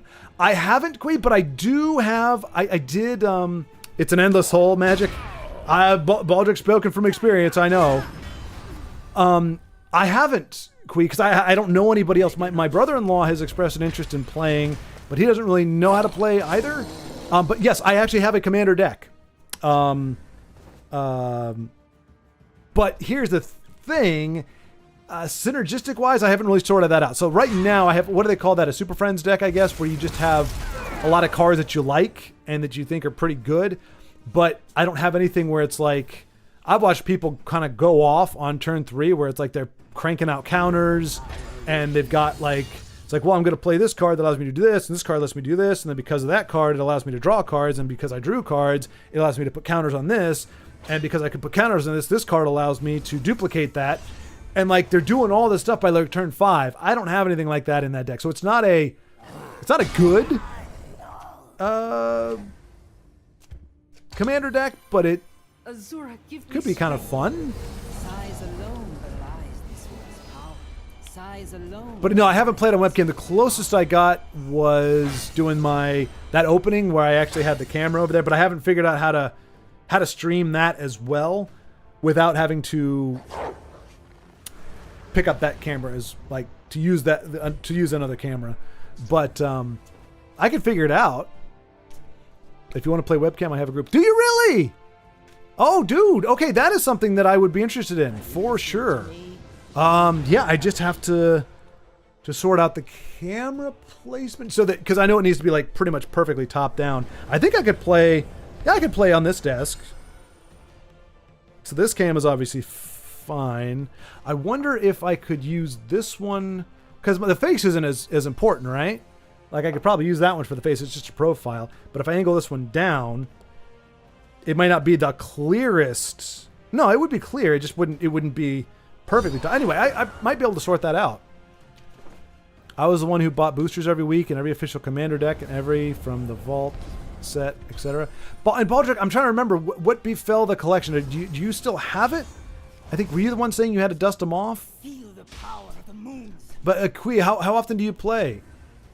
And do you have two? Do you have the one for the face and then one for the board, or you just everybody has to have at least one for the board? I mean, obviously face would be ideal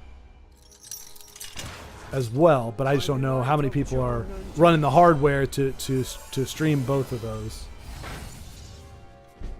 I should probably get just like a basic camera because it's not like I have to have high FPS or anything. I just need something that I can clip onto here to shoot down and run it into the computer. One for the board. Okay, yeah, then yeah, I think if nothing else, I could, like I said, I can crank this camera up and angle it down. It's not the most incredible quality. Well, all you need to do is be able to see what your opponents have, right? You just got to see what cards they've got. I sold a lot of it. Still have a bunch of them. I sold most of the old valuable ones. Yeah, I mean, there are folks. I mean, Baldric, I don't know about you. Like, I've heard people are like, hey, I just sold my Magic collection 5 years ago for $12,000. And blah, blah, blah, blah. Like, anytime you can kept all the decks I played with. I mean, that's what I think I would do. I don't have any. I don't think I pulled. Well, I did. I actually pulled a few cards that I probably don't like.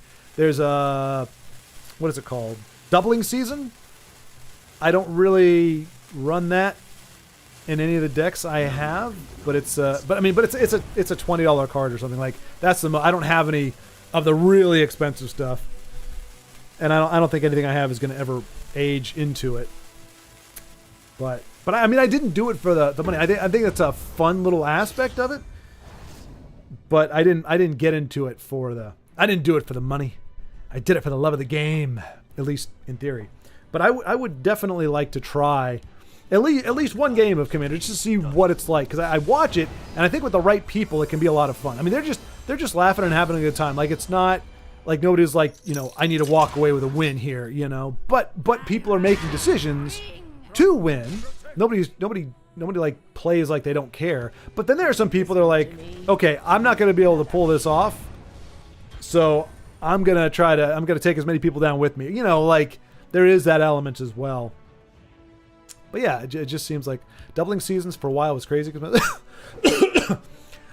Yep, that's kind of the. It seems to be the conundrum, not the conundrum, but the trade-off with Magic is, especially as a new player, you want them to do reprints so that you can start building. I'm dying here. So that you can get, cards that you want for your collection for cheap. It is Queen. I was saying in perspective, like, I'm not going to get $12,000 for my collection.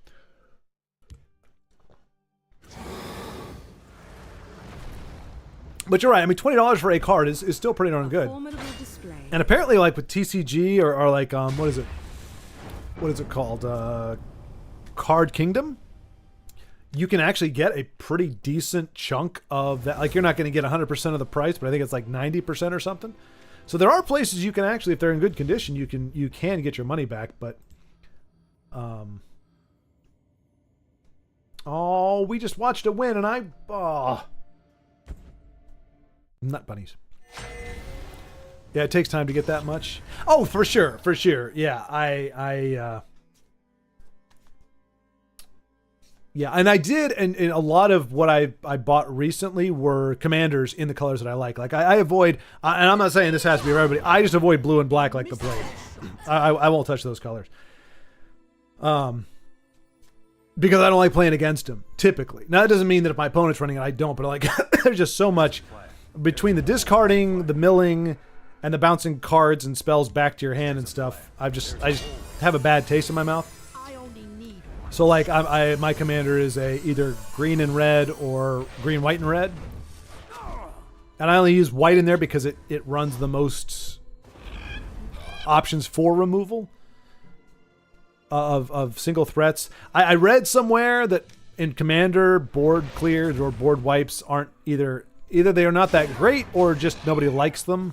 They're not fun to play with. I mean, for reasons. But I've watched in some of those games, I've watched people do full board clears, and the boards, people are able to repopulate them like that, or at least 2 or 3 out of the 4 can do it.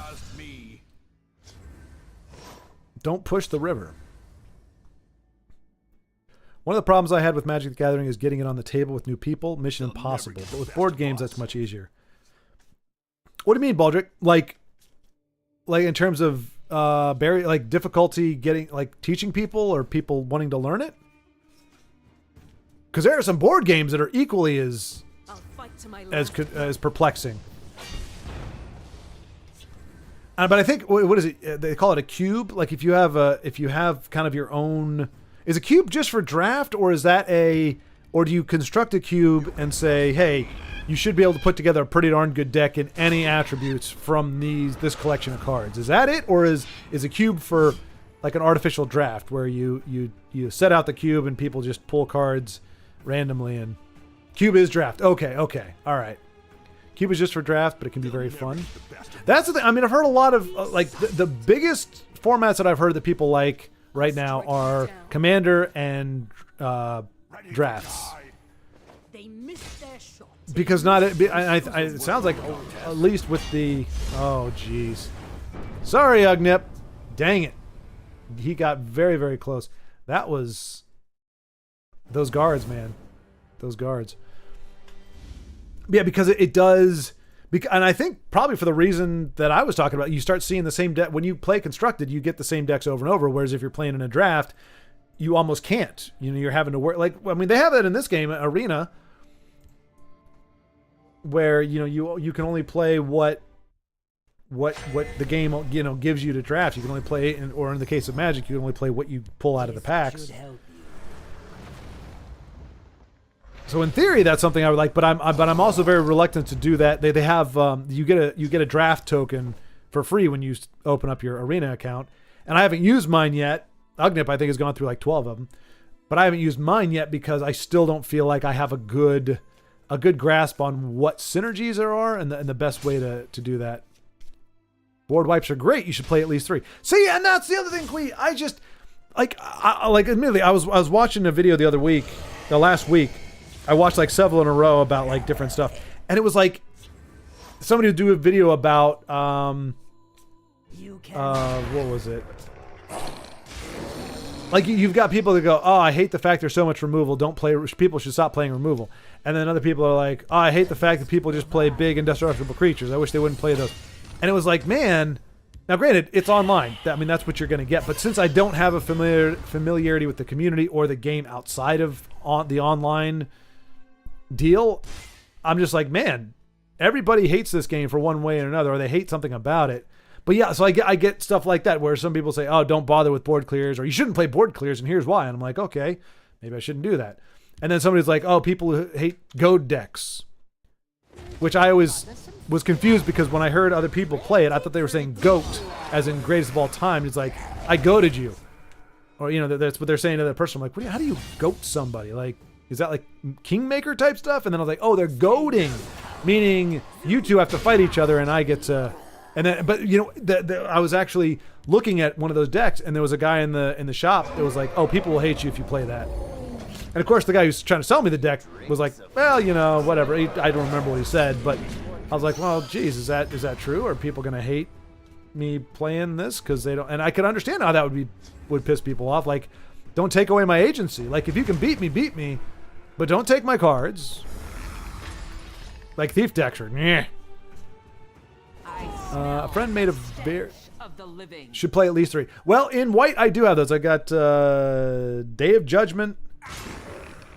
I think there's one that does Mass Exile too, which you kind of have to have that for all that. I've come across a lot of Indestructible. What is it? The Sire of 7 or the 7 Sire, whatever it is.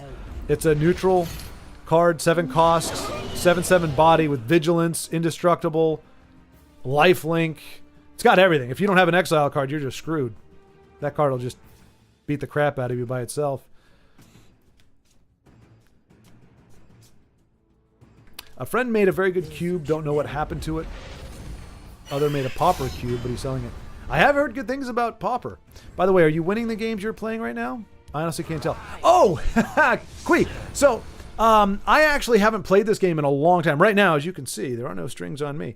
The Live at 5 has largely become is mostly a spectator situation where our friends are playing. Like, unlike Magic, you can actually have spectators. So I have a friends list here. And as you can see, not a lot of them are playing. But actually, yeah. So out of the 136 friends I have, like only 12 are playing right now. But I can spectate. So I'm actually watching, in this case, it's my friend Brave, Denise. We're watching her play up against this other guy. So it allows for a little more free-flowing commentary. In theory, I should be talking more about the games themselves. That's what it started off as. It's kind of like almost kind of doing like in the sports booth, commentating on the games. And then between me and... Yeah, see, this is rampant regurgitation here. Rampant regurgitation. So yeah, but our friends are always the ones at the bottom, unless we happen to dual spectate, which is when 2 of our friends are playing against each other. So, bearing that in mind, so in theory, I'm on this bottom side of the board, or our friends are, and I mean it's very much like Magic. It's a little more straightforward, aside from the fact. Well, actually, no. I will say, I was under the impression that Magic, that this was like a, you know, because Magic came first, so I thought maybe this is a Magic clone, but it is so gosh darn different. I mean, there's very few things it has in common, but overall, I would say because it doesn't have lands. Most of the cards have almost no text, like what you see is what you get. So, like, I mean, this has lifelink essentially, drain, but it tells you right at charge, drain. That's it. And most of the cards, you know, draw a card. Like, it's very, very simple. Whereas, you know, you're playing Magic. You're reading a small book. Chapter 1. What this card can do. Chapter 2. What this card can do if this is true. What Chapter 2. After Chapter 3. What this card can do if this is true, but this is also not true. And if you have this card on the board. Chapter 4. You know what I'm saying? So it's a simplified, but the way the cards interact is so different. You can attack pretty much anything that's on the board. And I mean, the Shadow Lane is on the right-hand side here. When it has that little cloud at the bottom of it, it means it is not able to be interacted with on the current board, by the current board. But if you have removal or something, you can do that. Whereas like with Magic, if you don't want to interact with the board, if you get a card there and you don't want it to interact, you don't have to do anything with it. You don't have to. Whereas here, you know, you have pretty much one turn if you're in the Shadow Lane where you don't have to interact with the board. Otherwise, the board can interact with you. So it's definitely a little bit different, but... Sorry, man, hijack the stream. Not at all! Not at all! I usually play at least 4, sometimes some decks 6. No kidding. A friend of mine made a good cube. I don't know what happened to it. Other made a pauper cube, but he is selling it. Oh, I think I saw that one. Oh, the irony of selling a pauper cube. Pauper apparently is also a very popular format. I never saw it before. Popular. Very popular. Very popular. Io, if you're listening, I know you're grinning ear to ear. Oh, come on. Really?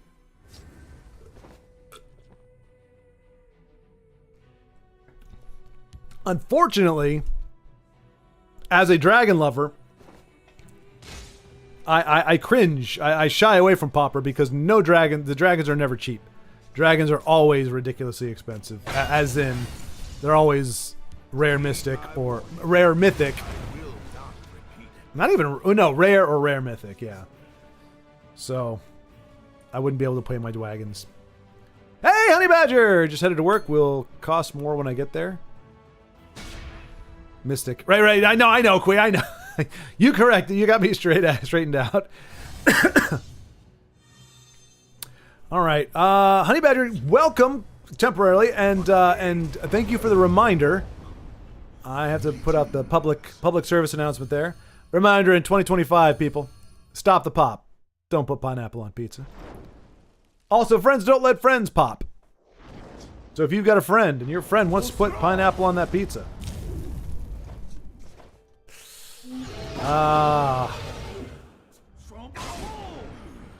Can she pull it off?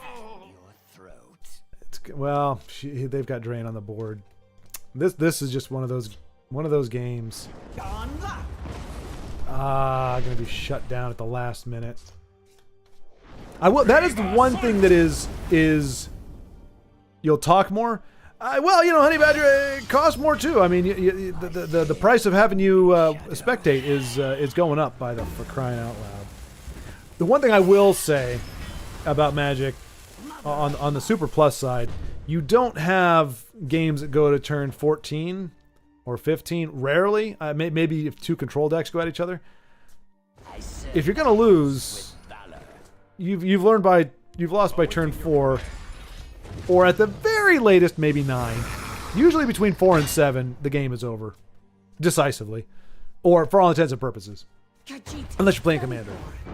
Whereas this game, man, it can just bite you in the ass as soon as you get into the late game. You're like, alright, I made it to turn 12. And then my opponent does things. Still not a lot of cards that win the game on that turn, but Io's given me the stink eye there. I don't know that he appreciated my joke as much as he should have. No fun allowed tonight. That's kind of standard. Oh. Come on now.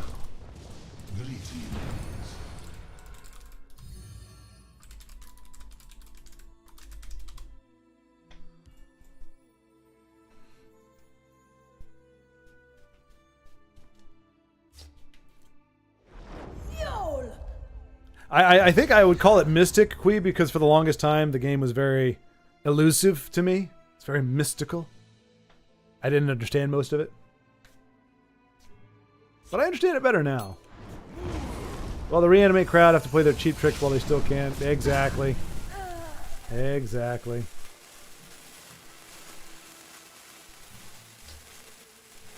Gone. Yeah, I think between Magic having, or Commander, being a singleton format where you can't just cram whatever stuff. You're not going to have that consistency that you have in a regular deck. The fact that you have multiple people you have to worry about. You got the politics involved, which is a lot of fun. And you don't have you can play a lot of cool cards that are banned, or not banned, but not allowed in other formats.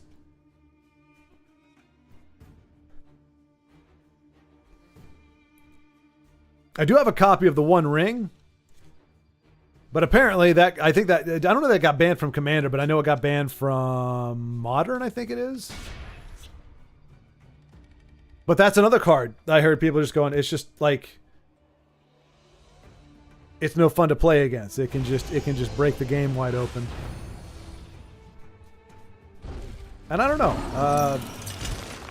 I'm not saying there's any virtue in it, but I definitely want people to have a good time. Like, I think you can have both, where everybody pretty much has a decent enough time. You can't please everybody, but everybody has a good enough time, and, you know. They call me the Bandit King. Sometimes you win, sometimes you lose. But then you just kind of move on and go, all right.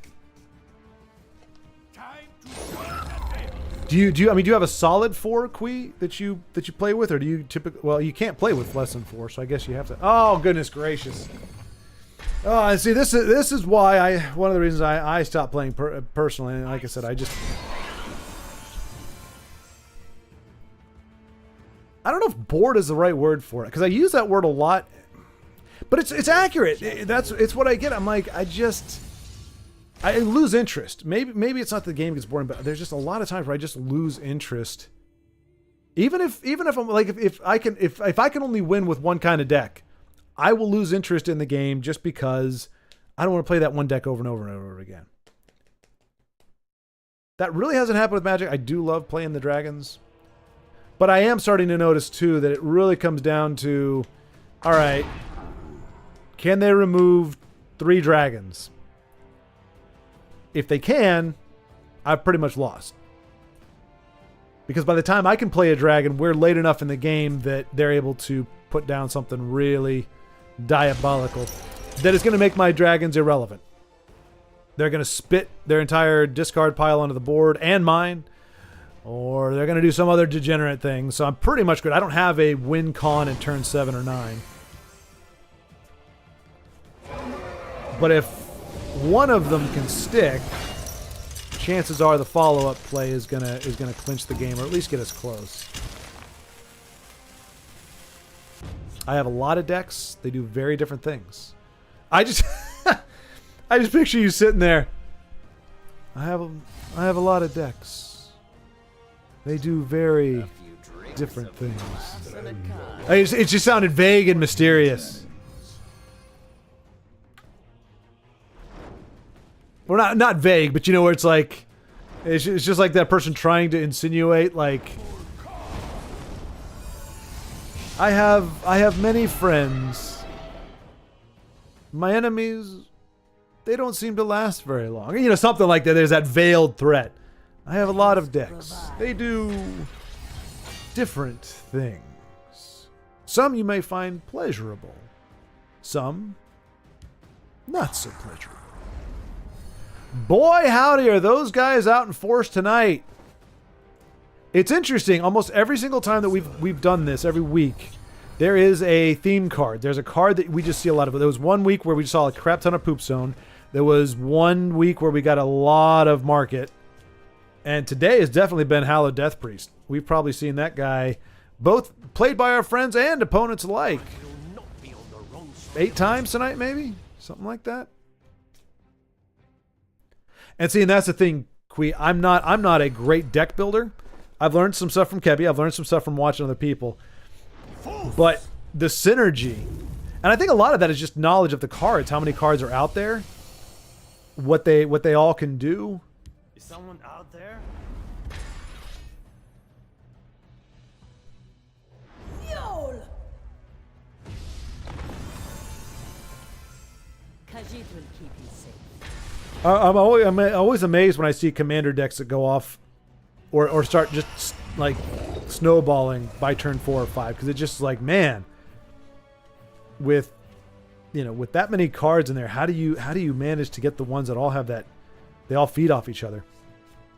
Remind me of the Shrew mob boss, maybe Shrewd, I'm guessing, from Zootopia. Oh, maybe not. Maybe it is Shrew. I never saw Zootopia. Baldric, and I'm kind of surprised that you did. That seems a little mainstream for you, my friend.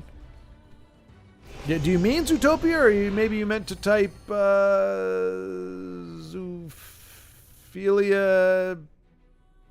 at midnight or something? Yes, the mob boss is a shrew. Oh, okay. Hey, Rob! Oh my gosh, Rob, it has been a long time. Happy New Year to you as well. A merry happy new year. That just got ugly. Does Io have the reach? Can he close it out next turn if he survives? He needs Ancano. He's not, even if he draws him now, he's dead. Wait, does the opponent have it? He doesn't. Maybe if he could Abner? I don't know what he could do. I believe he could do something. I just don't know what. It's not over yet, but... Oh, man, if he pulls Ancano... Is Ancano in his discard yet? It is. Never mind. Dang it.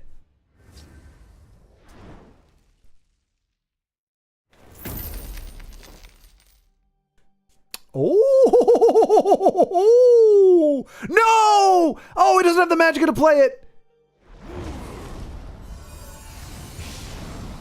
He doesn't have the magic to play it. Oh no, that sucks. Oh, that would have been a great turn. Could have brought back Ancano. One Magicka off. Oh. Oh. Sorry, man. That could have been awesome. That could have been awesome. Was that a barter that you did? It was a barter. Oh, he got a... Wow. Oh, that... I hope my non-verbals, awkward as they are communicating my frustration. Oh! This game was ugly. Zero cost soul tear. Bring back Ancano just to be like, I coulda, woulda.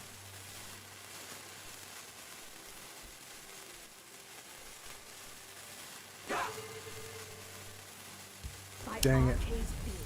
But yeah, man, good to see you, Rob. Hope you've been well. We were starting to make a list of, like, the other day of just all the people that we, like, suddenly in the past month had to drop in and give health and prosperity wishes to you, friend. Thank you, Rob, and to you as well. How, hopefully, everything's going well for you, starting off the new year strong, or are you beset by an unfortunate turn of fate?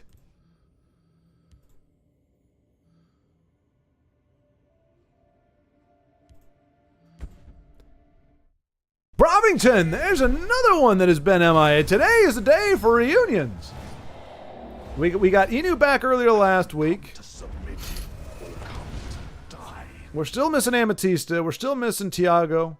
But I think everybody else is now accounted for. Happy New Year, and a merry happy New Year to you too, Brobington. How did you ring in the new year? Did you do anything special?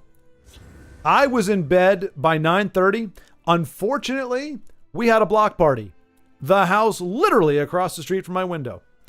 So I was in bed at 9:30, but I didn't fall asleep permanently or for any duration of time until after 1 o'clock because they had a live band playing. I have been kicked from spectator mode and can't observe this game. Who are we spectating that we got kicked out of? That was Denise. She wouldn't kick us out. Did you kick us out, Denise? What are you doing? How dare you, Denise?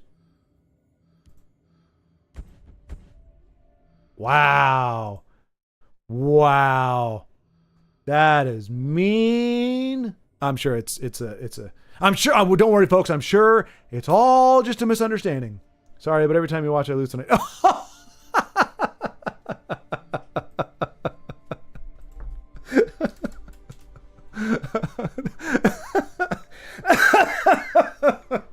All right, fair enough. I was like, I'm sure it's not. No, there's no misunderstanding. Fair enough. We don't. Yes, indeed. Hate this ground. It's damned uncomfortable. Uh-oh. Healing a leg injury, moving forward, excited for the next 4 years. I hear you, Rob. I've been saying, you know, and I don't just blow smoke. I have a genuine feeling 2025 is going to be a great year. I think it's going to be a little rocky starting out. And I mean, that's what I said about a week ago. So, I mean, obviously there have been some things that have been pretty rocky. I think it's going to be a little rocky for the first 2 or 3 months, first quarter. And then I think we're going to start seeing some really good things happen. That's my thought. That's my hope. That's just kind of what comes to mind. Maybe completely off. But oh wow. I'm gonna say that was funny. Yeah. That's true, Brahmington. She could have been recording. And I've always said, look, no matter what the reason is, because I remember Bodybag, he's not here with us tonight, but I remember Bodybag booted us one time, and I think it was for the same reason. Kind of, he was just like, he was just on a cold streak, and it just didn't having eyes on it just didn't help or whatever. And I was like, look, spectating is a privilege. It's not a right. It's not something, you know, it's like, well, you should always let me spectate. Why wouldn't you let me? It's a privilege that people let us watch their games. So anytime, for any reason, somebody's like, look, I'm just, you know, whether it's just, okay, you know what, I'm just, any reason, I don't even need to put out hypotheticals, then no questions asked. You just go, okay, cool. Now, to be fair, I thought, because I know Denise well enough and everything, I was like, it was unprecedented. It hadn't happened before. So that's why I was trying to jump back in, thinking that that there was some kind of glitch or something like that. But otherwise, I'm like, okay, no worries. No worries. Oh my gosh. They have these in Magic too. Thief decks. Stop taking my cards. Build a better deck to begin with and stop stealing my crap. The success of your deck depends on the awesomeness of mine. Almost makes you want to run Invade, because you start cherry picking Invade cards, you're not going to get anywhere. But I would never do that. I hate those decks. Don't steal my stuff. Exactly, Quee, exactly.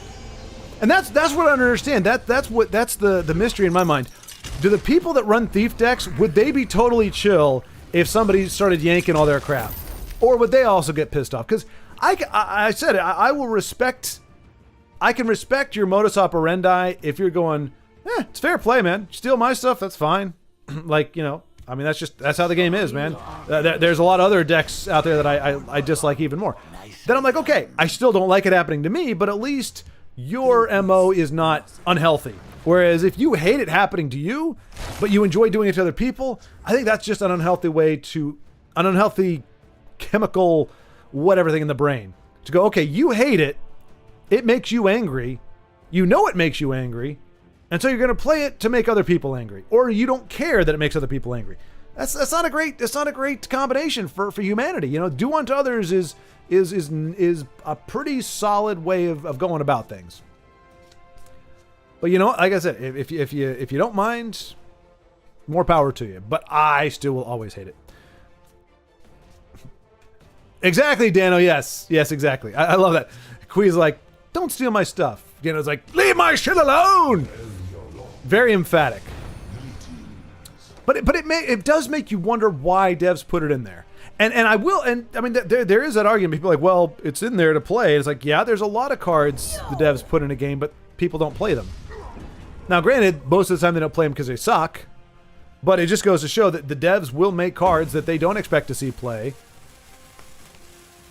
And the only thing that makes Magic a little bit more understandable in that way, I guess, is the idea that as a Planeswalker, like like with Legends, there's really no lore behind us playing. It's not like you are sitting in the Prancing Pony or what is it? Not the Red Roof. What is it called? The Prancing Giant. No, the Sitting Giant, the Squatting Giant, the Perpetually Constipated Giant. There's some kind of giant in Skyrim. The Pastel Giant, the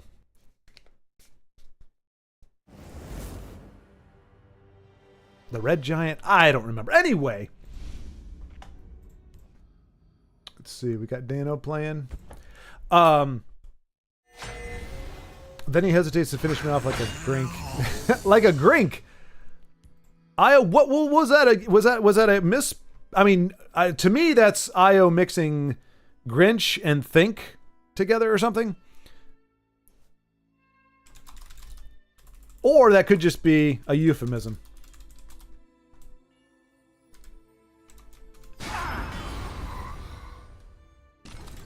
But yeah. I'll lead my family to glory. What was I saying? Something mind breaking. Mind break. Oh, anyway. Oh yeah. There's really no lore behind the game itself. Whereas with Magic, in theory, you are a planeswalker. You are someone who can travel between dimensions and different planes of existence, and you can summon forth champions, creatures and spells, and you can recruit essentially from all these different lands, and that's what the lands are for. Essentially, you say, okay, I'm playing this land to enable my creature or my spell to manifest here in this battle. So at least lore behind it. So the idea is you can be a jerk, you can be a crappy planeswalker, you can be an a-hole, you can be a villain, and so you're going to play thievery cards, you're going to play regurgitation cards, you're going to play these other decks because that is a personality type. You're almost role playing as a jerk face, and so it's like an in-lore way to be a jerk without it being a naked jerk. Meaning you're not just doing it. Giant snake. You're not just doing it to be a jerk. You're like, well, I'm just playing the role of one. I'm not a real jerk. I just play one on TV. Oh, there's one in Alchemy format I hate where they look through random cards from your deck and take them. Oh, yeah. The worst thing is those actions usually boost their creatures and more. Well, that's the thing, Baldric. And that's what I don't understand. So the big beef, I'm a broken record. I don't care. The big beef with me with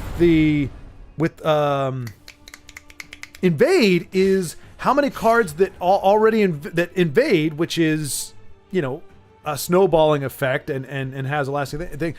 Almost every single one that does that, they do something else too. So you're not having to choose, okay, do I put removal in my deck or do I put invade in there? I've got to balance my invade mechanics with removal or with card draw. Almost every single invade card, almost every single one, invades and draws a card. Invades and removes. Invades and does X damage. Invades and does this. And it's the same thing with those, like what you're talking about, Baldric, where it's not like, okay, you've got to choose either to get a creature on the board or make me discard something from my hand. No, you get to do both. Or you get to, there's so many cards in black that allow you to remove something or exile something and do something else.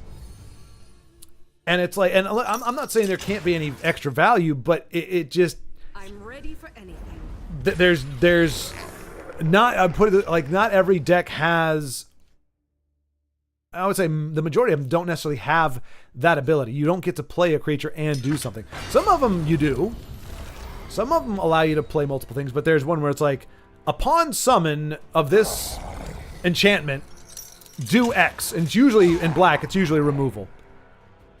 And then the card after that has nothing to do with removal. It's not a removal card. It's just you get to do that as a 3 cost. It's a 3 cost removal plus you put down, what do they call those? A saga? You put down a saga, you get to remove something for 3 cost, and you have a saga on the board now. That is okay, mill the top 3 cards of your deck.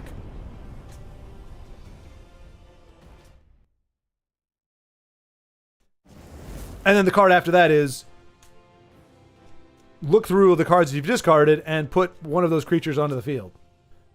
And it's like, okay, yeah, you just discarded your Phyrexian Terror Mamma Jamma. It's a freaking 9 cost that gives the world dysentery. And you get to play it 2 turns early. I'm just curious. I have won when you were not watching. Which is weird because we have the opposite effect with oh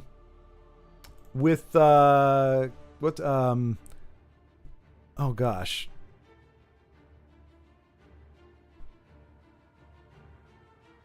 Oh no.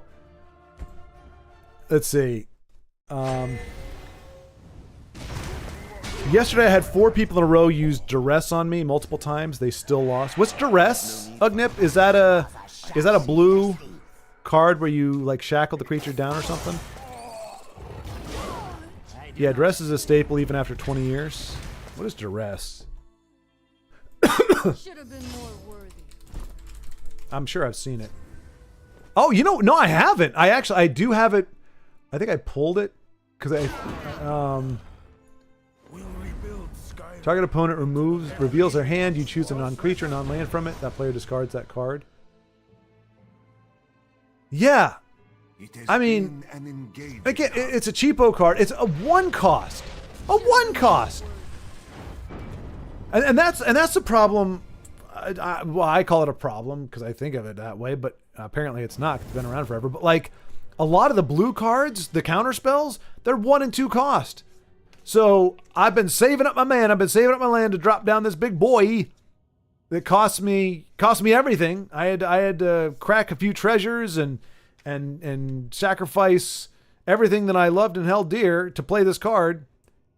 And for 2, and because you're blue, you've got a crap ton of extra land, so you just held on to this. For 2, you just destroy it, just counterspell. It's done.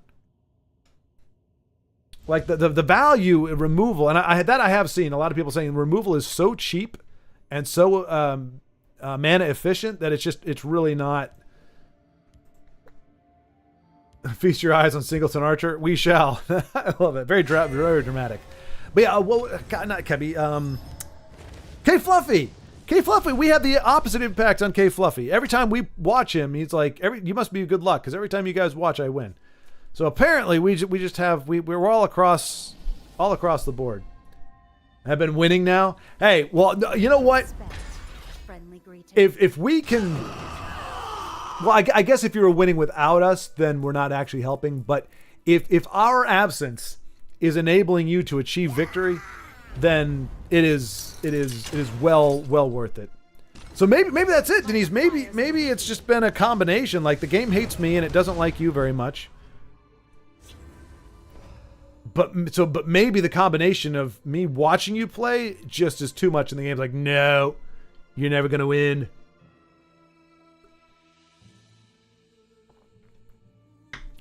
You can recruit Storm from Marvel, equip her with Fallout power armor, and partner her with Squidward, and attack with Sauron. The game is wild now. So let me ask you, Kui, as a long-time player of the game, and you know what? I'm curious. Obviously, I have my perspective on it, but I'm brand new. Do you like Expanded Universe or Universes Beyond or whatever it's called? Do you think that's? I mean, are you just like, hey, our differences are great, and being able to include multiple things, and it works with the lore and everything, or because you say the game is wild now. That could be the game is wild now, or the game is wild now. But yeah, it is what it is.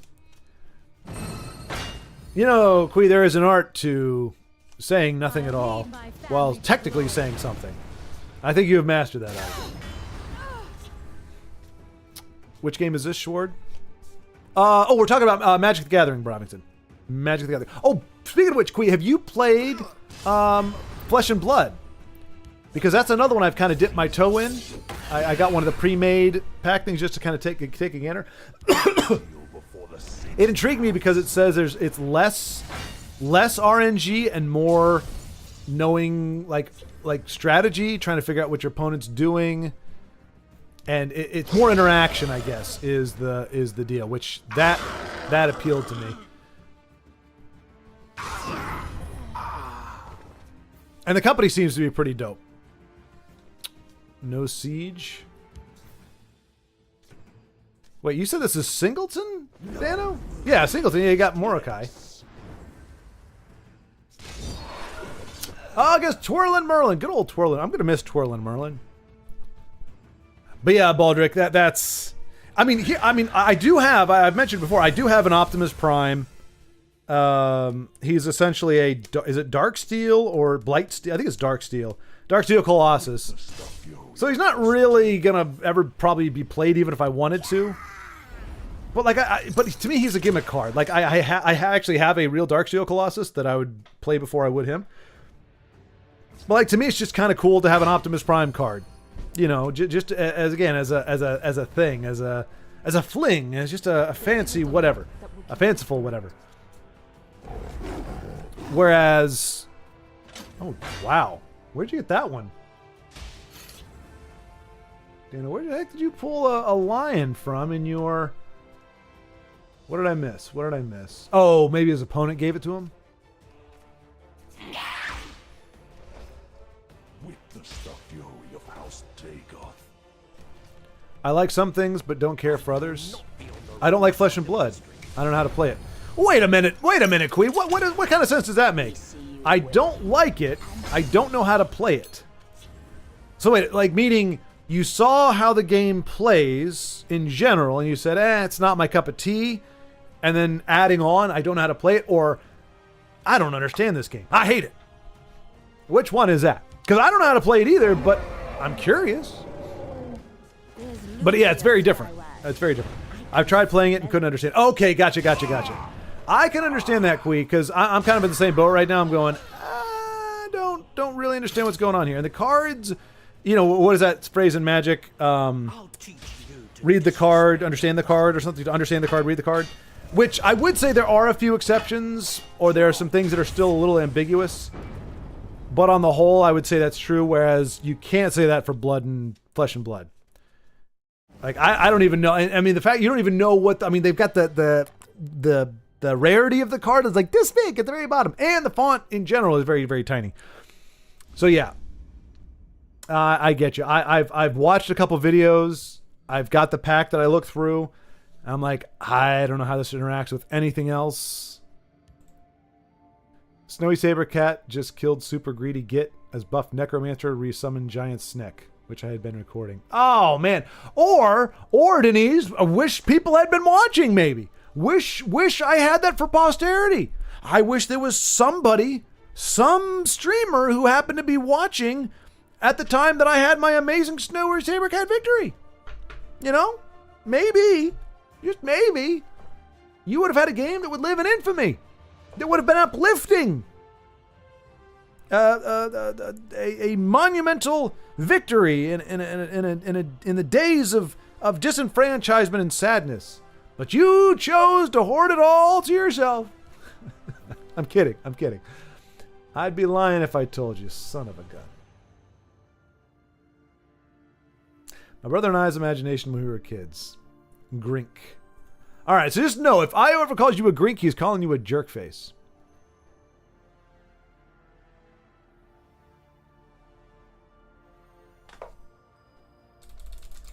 Such a...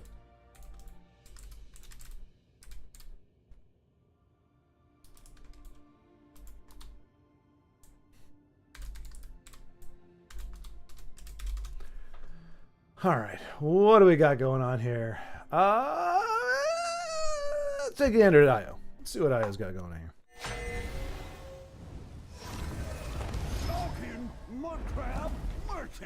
There we go. Okay, so that makes more sense. Just the way you phrase it initially, which didn't. I mean, I know you well enough. I didn't think that was the case where you're just like, I hate it because I don't understand it. But to your point, if Magic, which is not exactly the easiest game to learn how to play, if you can have 4 people that play that and can't figure out another game, then it's but see, now I'm even more determined to, because that's the part that I enjoy most about the process. Like, once I've learned how to play a game, I typically go, okay. And not because it's, I know it all and so it's not a challenge for me. Nothing like that at all. I very rarely become good at a game. I just like, I'm a jack of all trades. That's kind of my thing, unfortunately. So I like to know how to play everything. I like to learn how to do everything and do a sufficient job at it. But the desire to learn to master it or to become amazing at it just isn't there. Which sucks, because most things in life, people want you to be really, really good. Whatever it is, you're rewarded for being very, very good. You're not really rewarded for being able to do a lot of things okay. The world does not favor that particular set. So that's why I'm in the situation I'm in right now. I have a very diverse and storied work history. But any job that I would apply for now, they're going to look and see no more than like 3 or 4 years tops of experience in really any particular job. And I don't think that bodes very well. But I'm like, I'm ideal if you need somebody to wear multiple hats and do it adequately and maybe get better at them over time. I'm your man. But if you're like, I need somebody to be aces at this thing. So all that to say, like, now I just want to learn Flesh and Blood to say that I know it. Not to brag, but just so that I can be like, okay, I know Flesh and Blood. I understand that game. And so if another game comes out or somebody wants to play that or something, I can at least engage with it. But then once I learn it, I'll probably be done with it. Darksteel Colossus was a very good. So Baldric, I think it's the other one then, because one of the Colossuses, one of them is very popular. It puts some toxic counters or poison counters or something, and I think it has trample. And then there's another something Steel Colossus that is the same body size. It's like 1111, and it has the same text, i.e. whenever you're going to put it in the discard or a graveyard, whenever you put it in the graveyard, reveal it and put it in your hand or something. So it's kind of like it's always going to be around unless it gets exiled. Which, let's be honest, like that happens a lot anyway. But the one of them gets played a lot because it has trample and it has those poison counters for it. And the other one doesn't really get anything because all it is just vanilla. And unfortunately, Optimus Prime, not being evil, isn't the good kind. He's not the playable kind of the card that gets a lot of love. Megatron is, and that's why the Megatron version is $75, and the Optimus Prime you can get for $9, which is what I got him for. You can get a proxy though. There's actually if you go on Etsy, there's some really nice looking proxies on there. I found one for Twin Flame Tyrant. And, what's his name? Which Terror of the Peaks, that's what the wallpaper is. Oh, such a cool card. Anyway. It was once a very good card. Okay. Okay. I just tried to do the Discord thing and only one person would be able to stream since my OBS would be busy streaming to Discord and the audio isn't great. I got you, Carlos. I got you. It's probably better to just stream it the way you said and just have people switch if they want to see me and Lagmeister. Well, I mean, and honestly, Carlos, I would anticipate, because you guys, I think you're sharper players than I am. You're better retro players. Like I said, I will have the information up there so people can switch around. I'm pretty sure early on people are going to be switching over to you and him more often, just because I think I'm going to struggle getting to Tyson more. And I'll encourage people to look at it too. Like I said, it's not trying to get viewers on me there. But yeah, it seems like it may just be, especially for this first time around, it may be less complicated doing it that way. And like I said, then you got the VOD. So, I mean, in my description, I'll be like, hey, this is my attempt to get to and beat Tyson. I was up against stiff competition other than Mike, Carlos, Froglet won, and then Lagmeister. And if you want to see the complete picture and see what I was up against, check it out. So I think hopefully that'll put eyes on your channel as well, even if it isn't during the live stream. But yeah. So now we just got to hit the timing. At least you tried it out. I got to figure out how to live stream. We could add all of our voices, right? Yeah, that's the thing. On Discord, so in OBS, we could all do this. I could do it, whatever. But like in OBS, like right now, my desktop audio, meaning the audio that I'm, I'd be getting the gameplay on, would also have you guys, like if we were all in Discord together, it would have our conversations. We could all be talking about where we're at in the game, what's going on. It's like, oh man, I just beat so-and-so. Oh dude, how'd you do that? So we could be having a conversation as we're playing, and then you have chat up as well, so you can talk to both. But that'll be part of the stream. So they'll hear the whole conversation on all of our channels, but then they can, watch the gameplay on their phone. So like, if there's a part where you're like, oh my gosh, I just beat so-and-so with just this much life left, people may be like, oh, I'm going to go check that. I want to see that actually happen so they can go and check your video out. So yeah, my thought is the Discord, the conversation between us will be streamed live while we're playing. And so we're all kind of keeping tabs on the other person, just seeing what's going on. And then, like I said, if somebody's like, oh, this really cool thing happened, people can go either watch the stream or...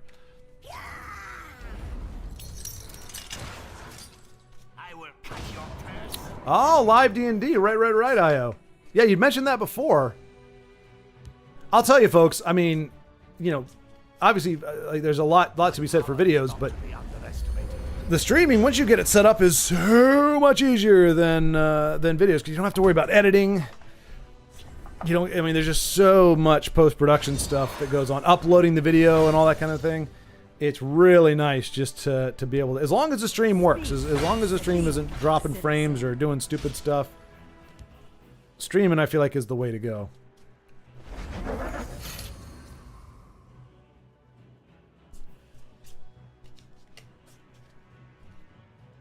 But yeah, Lagmeister, do you have Discord? Because that, I mean, that really would be the thing. All we have to do is jump in there, and then you actually have a channel. You can either set a channel for Discord, or you can just have it running through. By channel, I mean audio channel, or you can just have it running through your desktop audio. Speaking of which, why is that so low? You guys are still hearing the game audio, right? Yeah, it should be.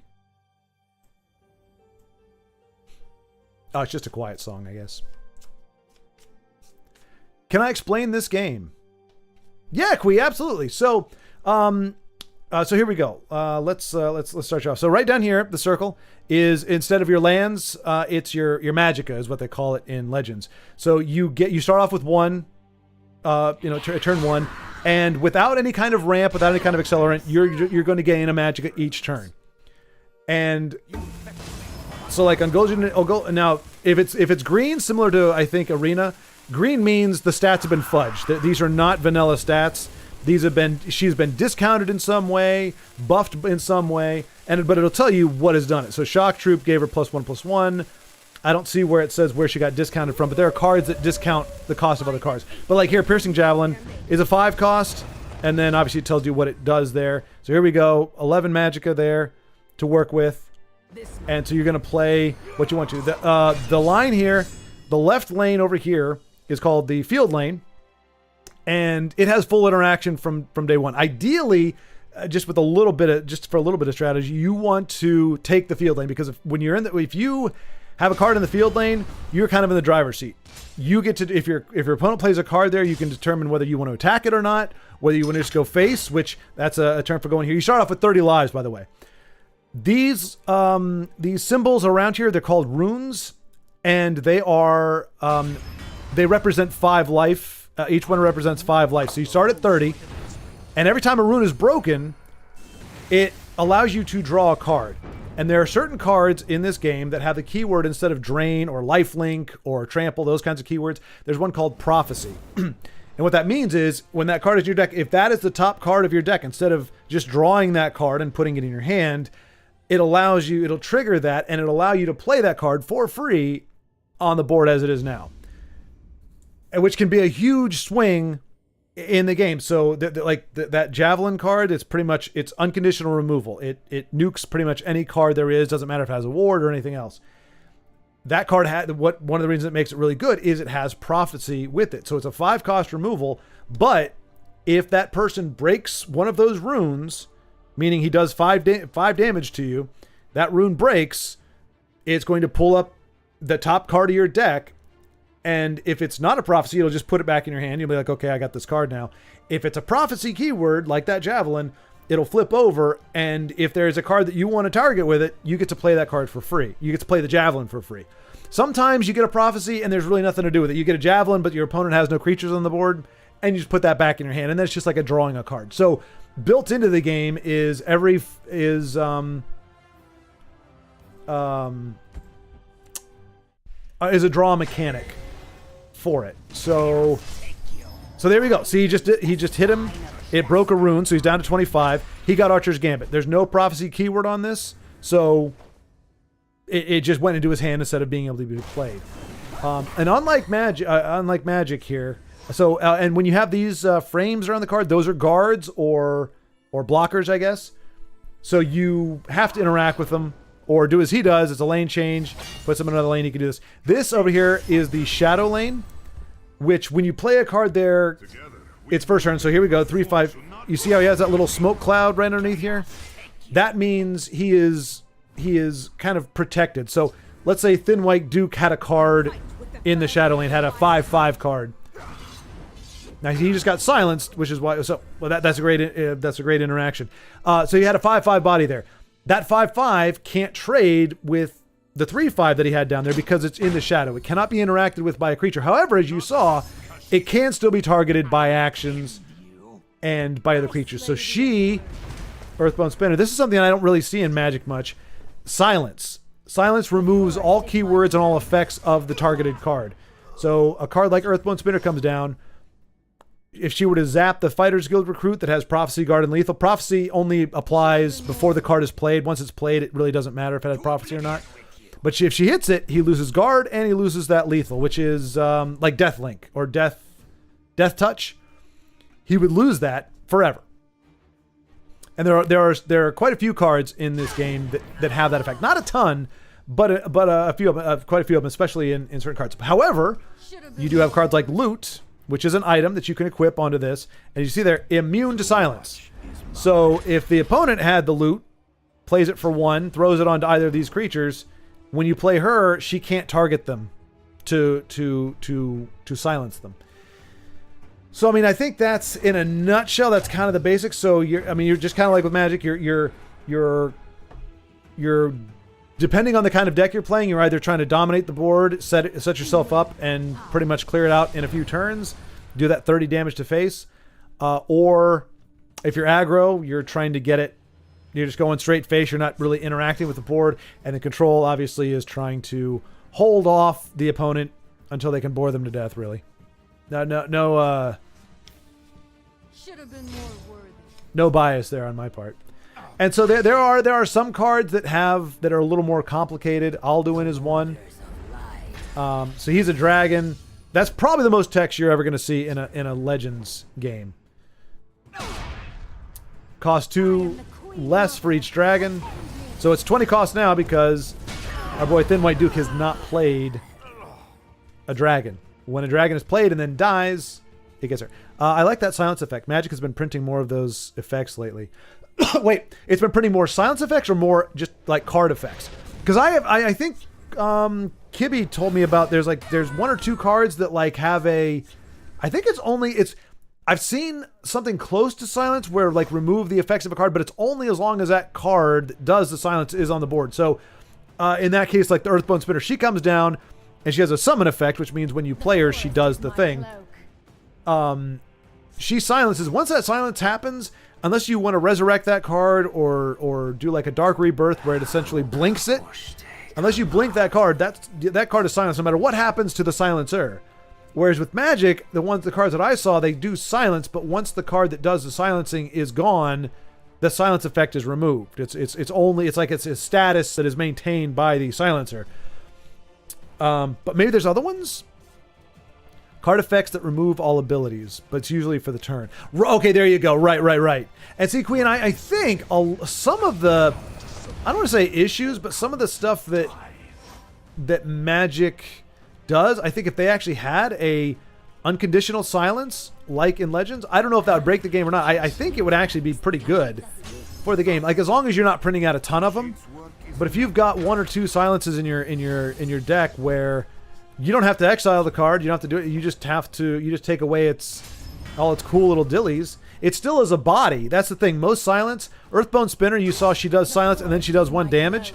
So there's some cards that, if it's a 5/1 with a ward, it takes. Oh, also wards are different in this game as well. So here it says Hand of Dagon. So it's got Breakthrough, Drain, and Ward, it's one of the more keyword heavy cards in the deck. But Ward is different here. Ward protects you against pretty much everything but hard removal. So if your opponent has a Firebolt, or Thunderbolt, any kind of damage card, that ward is going to absorb all the damage. It goes away as soon as you hit it with it. And so it's a naked card. It's just a normal card at that point. Oh, I hate that card so much. Oh, gosh. but it protects you, and also a creature. So any damage you would take from anything, that ward is going to protect you from that. Whereas in Magic, the ward protects you from actions, damaging actions, or even hard removal, I guess, unless you're able to pay that extra cost, whatever that happens to be, to break that ward. These wards, there is no condition to breaking them. You just have to hit them once with something. You could hit it with like a little, you could ping it with a one cost, 1 damage deal. The ward absorbs all that damage, and then now it has no ward. You can do whatever you want to it. You can hit it with lightning bolts. You could hit it with a whatever. You could trade with it as a creature, but it does protect you from both creatures and spells, unless it's unconditional removal. Unlike Magic, where you can play destroy this card or destroy a card, you still have to pay the ward cost first before you can destroy it. So it's the cost of your removal card, 4 cost, and then either you have to give up life or you have to give up resources. So it may be a 6 cost against a warded creature. You may end up having to pay 6 or 7 to get it removed, depending. And that's another thing I hate about that stupid Sire of 7 Deaths or whatever the heck it is. It's a 7/7 with 6 different keywords, and in order to remove the ward, it has ward, and to remove the ward costs 7. So you have to be at like 11 lands or 11 mana just to remove the damn thing with hard removal. Otherwise, or even an exile. So the wards work a little bit differently here, because you in Magic, as you know, you can trade with it. The ward the ward only protects you from magic spells. It doesn't protect you from creatures. Here it protects you from both, but it's a lot easier to remove, and it doesn't regenerate. Like, I remember I got so screwed several early games of Magic where I was like, okay, I'll shoot it with this action, or I'll hit it with this action, which should remove the ward, and then I can hit it with, my creature or something else, not realizing that you have to take out, you have to address the ward every turn, but the ward doesn't protect you from creatures. So little bits. And yeah, I think the biggest difference is the board interaction. You, in Magic, as you know, you don't have to interact with any card that you don't want to. And so a lot of people, they'll play a card that has a continuing effect by being on the board, and as long as you don't have a way to get rid of it, that card can just sit there and do its job indefinitely. Whereas here, you get 1 turn if you're in the shadow lane, and no turns in the field lane. Now, if you can be the first one to play something in the field lane, you can start making it difficult. Like there's that creature we saw that was guard and lethal. That's a great way to protect, and you want to play another card that does, like this guy here. He pilfers. That's a keyword. Pilfer just means when you hit somebody in the face, it has an effect. So he has an effect. Pilfer, draw a card. So if you want to, if you're able to establish dominance in the field lane, you put down that guard with lethal. You put him down there. He'll be able to ping, and keep drawing cards indefinitely, because it's really hard, unless you have a way to remove it, it's really hard to contest that field lane when he's got a lethal creature in there that can pretty much destroy anything, unless you have a ward. So things get mixed up. But yeah, so it's, whereas Magic, it blew my mind. I was like, wait, he can just sit there and mock me, and unless he wants to directly attack me, or unless he wants to interact with me, he doesn't have to. Like, well, that's kind of weird. And I guess maybe in lore there's a reason for that, i.e., it's been summoned to the plane, but I don't know. Actually, I don't know what the lore of it would be. But I'm like, hey, you summoned to something to the battlefield, damn it. You gotta be ready to, you mess with the bull, you're gonna get the horns. So you summon it, yeah, you get that on you get your summon effect or whatever, but it's not gonna stay on the board for very long. I'm not saying it's a better way, but it definitely threw me off when Magic was different. So I would say the prophecy, board interaction, and the fact that you have multiple, different lanes that do different things are probably the biggest differences. Also, as I said, land is not a factor here. You just, every turn you get it. Now, they do have ramp in this game that kind of functions the same way, but it's not tied to lands at all. It just says, increase your max magicka by 1 or by 2. And that's a permanent effect. And there are no cards that, well, There are some cards actually that do screw with your mana a little bit, but not many. There's one card called what's his name? Protect the Night Mother. Who was that? Anyway, it's one card that says everybody's max magicka, not you, not your opponents. Everybody's, you and your opponents. Max magicka caps out at 7. No matter what you do, no matter what card you play, you are only going to have 7 magicka to work with on a turn. As Garnag, as long as Garnag is on the board, your max magicka is capped at 7. So it would be like, I don't think. Well, there's cards that destroy land. Are there cards that I'll lead my family like to glory. nerf land? So like if you have 12 land, can your opponent play a card? I know they can play a card that will actually destroy a land, but I don't know. Is there a card that will say, the lands are frozen or something and cannot produce mana or something like that? If there is, that's kind of like Garnet. But he's one card. He's the only card that does that. There is, I'm trying to think, there's another card or two that will also cap magicka. But they're few and far between. That's typically not a fundamental strategy for a lot of decks. It's helpful with Garnag against control decks, but usually there's not a lot of that. Marsh in my veins.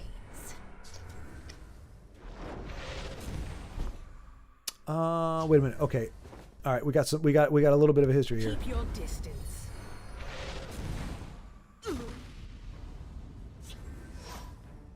Blightsteel is the one that's popular now, not the corrupted version.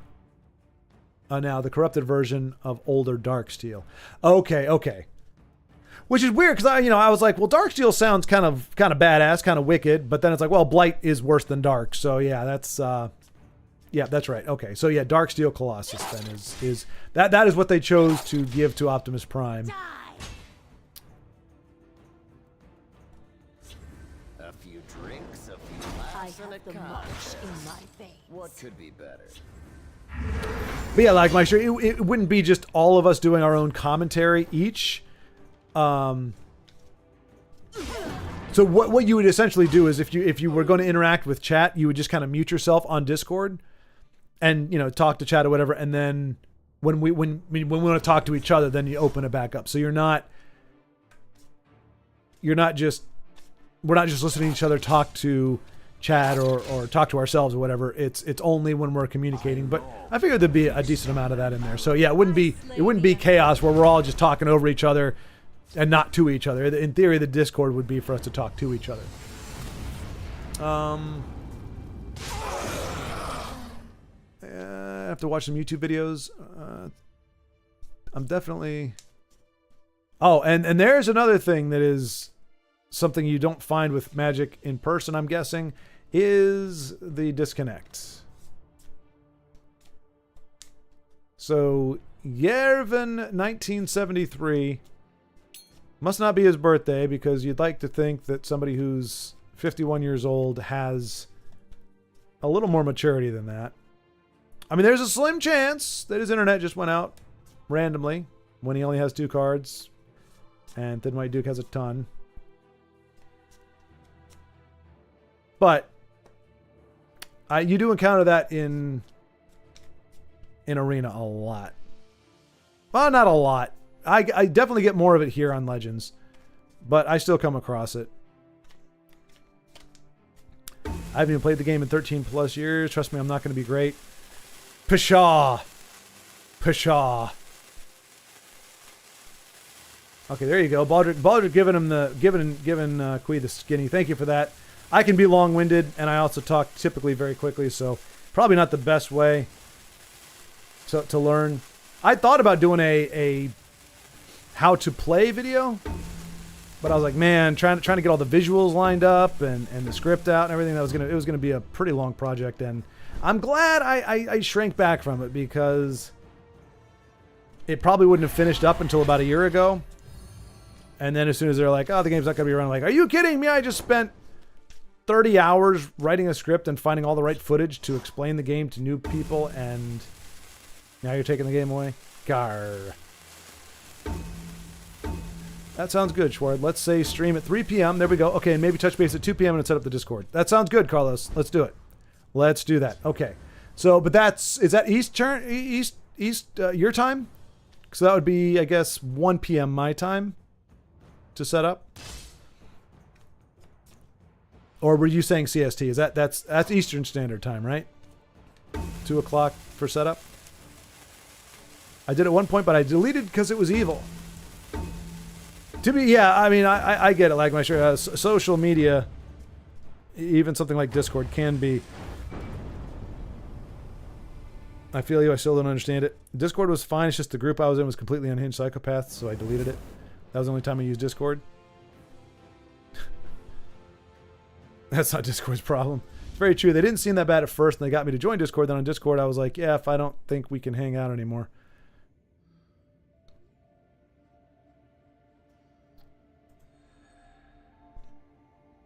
Yeah, I mean, like, look, I was fortunate.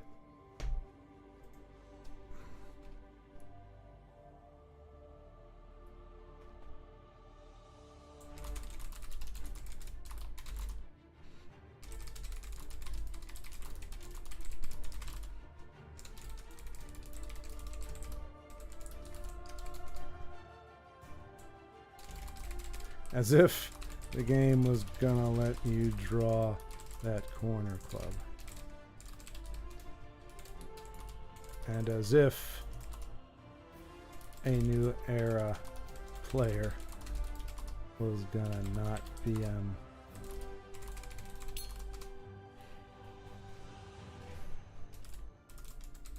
I am Optimus Prime, and I deliver this message to whoever is listening. Don't listen to me. Ever. Now roll out.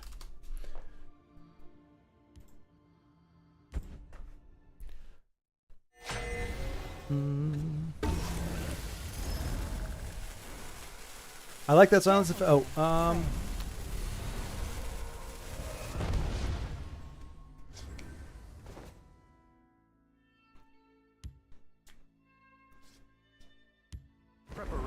Yeah, like my show. You know, so obviously you wouldn't know this because you don't know Discord really well. I'm still learning it. I luckily had somebody. Actually, he was on earlier today. Amario Designs. He was actually part of the initial Discord, and he helped me kind of set up a lot of the cool things that are on there. I mean, there's not a ton of cool stuff on mine, but the stuff that's there is pretty darn cool. Man, I really need to figure out how to send out an invitation. But you can just unsubscribe from a group. You can just say, okay, I don't want to be a part of this group anymore. I've done that with several groups, actually, myself. So that you're not getting any communication from them. Like, there's nothing there. But you're still on Discord. You still have your account. So you can do that. So that even if you joined and you were like, I don't like this Discord, once we're done with our streams or whatever, you can just be like, all right, I'm done. But you still have that account. I have to recover my Discord, figure out how to stream, and possibly make another channel. I'm going to try, though. It's just easier just to make a new Discord and stream it to your existing channel and make a new channel later. Just let me know so I can subscribe. Wonder if I can stream unlisted so my subscribers aren't notified. Yep, you can set it to private. All right, I'm downloading Discord right now. Nice! When you set up, join Schwartz server, and if you're still having trouble, stream. Can I get it done? Nice. I appreciate the help. The game seems pretty cool. Too bad they discontinued. Indeed, Kui, indeed. It really was a unique thing. It wasn't, people would call it like a Hearthstone clone. Very, very different from Hearthstone, as you could probably tell. It's got a lot of other things going for it. Most of the people who play this, they got here because of Skyrim. They just were like, whoa, cool, Skyrim lore. I mean, the art's really cool. And not all of it's amazing, but most of the later stuff is really cool. The music is great. And comparatively, it's pretty clean and uncluttered. The cards are big. Now, the only downside, the big downside, one thing that I did really like about Magic was the fact, now, I think playing live could be difficult with all the counters and everything. But like, as you can see, the maximum card you can play are 8. You can only have 8 creatures on the board at any given time. Whereas with Magic, you could have a bazillion, as long as you can keep up with them and remember what the heck you're doing and what they're doing. So I do like that. I like the fact that it can be bigger, but I think Legends was just a streamlined, somewhere between a Hearthstone and Magic in terms of how much you have to learn. and how hard it is. This game was very accessible to me. I mean, within about a week, I think I got it. Whereas Magic, I think, ended up being about 50 hours before I felt I had a pretty good grasp on everything. But I'm still getting surprised by cards. I'm like, oh man, I got this guy dead to rights. He has no board. He has a lot of lands, but no board, and I've got 2 creatures on there. And he's not running. He's not in white, so he probably doesn't have a board wipe. I think I'm cool. And then the next thing I know, 6 cards come down. Things are happening. Noises are making. Things are flipping. Things are doing whatever. And the next thing I know, my board is gone. He has an army of like a bazillion creatures. And somehow they all got...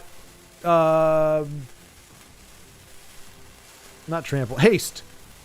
So I'm like, I see that. I'm like, okay, well, I do have a board wipe myself, so I should be okay. And then I'm like, wait, why are they all targeting me on this turn? They just came out of the graveyard. How do they, they don't have haste as a keyword. Why? And then of course I do a post, like an autopsy, and I'm like looking through all the cards. I'm like, oh, this support or what do you call it? Enchantment is like, oh, every creature that you play after turn this with this much mana on the board and blah, blah, blah, gives every creature haste. Or pay whatever mana to get X haste. So they had to play 9 mana to play the Doomsday card, and they had an extra 2 mana to play give everything charge. And, well, GG, I guess. But there's a lot of that. Whereas Legends, you see it coming. Legends, you're not really gonna. You might have a board wipe that comes out of nowhere. You might have a, you know, a conscription that fills, you know, puts 8 cards on the board. But you know that's there. You know at 12 Magicka, you know that can happen. There's not a lot of cards that'll do that. There's, you know, conscription. There's really only 1. There's only so many removal. You know what removal that is. Each attribute really has its own niche. Blue is its removal is all going to be damage based. You know, does 2 damage, does 4 damage, does 6 damage over targets, does 3 damage to the whole board, things like that. Green doesn't really have any of that. It has damage removal, meaning you do some damage to a creature and a card will finish it off or end it. There's cards like that in Magic as well, like destroy a wounded creature. But this, because you can trade with pretty much any card that's on the board unless they just came fresh into the Shadow Lane, it's much easier to get that damage onto a creature than it is with Magic, where if you don't have a ping effect or an action, a spell that does damage, you're kind of screwed because they could just tuck their little creature away and you're done. But anyway, yeah, let me okay, what is going on with my Discord here? Whoopsie doo.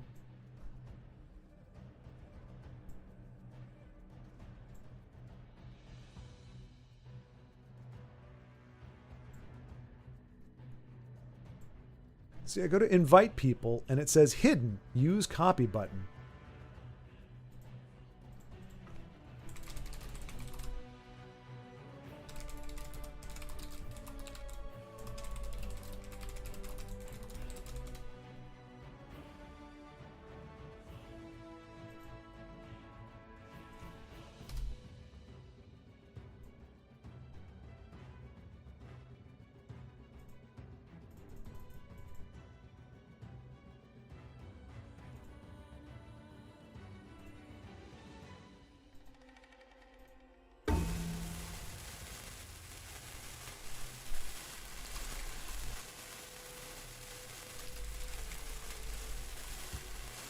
Try something. You won't live to regret. Speak, citizen. What are you doing, Google? I don't want to open.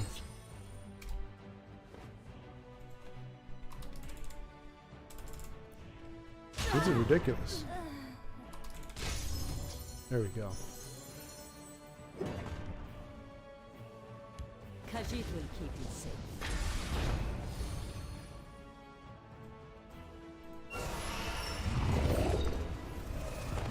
This might be handy.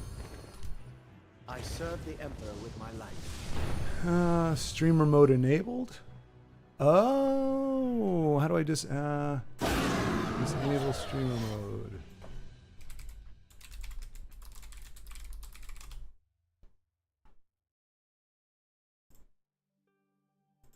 I'm learning something here. Wix. Okay, no, I'm getting advertised too. To tell your story. Enable and disable streamers only mode on Discord. All right, let's go and hop into this. All right, so I'm here on my Discord channel. What I want to do now is go down to this cog wheel. It says user settings. Yep. Now, as you can see, I have streamer mode enabled right now, right? Yep, So sure. on this left-hand side, I want to go down to where it says streamer mode right here. Go ahead and click. Okay, all right. So it's the little sprocket thing. It's always the gosh darn spriggity. All right, streamer mode enabled. There we go. Go down to streamer settings, streamer mode. All right, now let's try it again. There we go. Yay. Okay.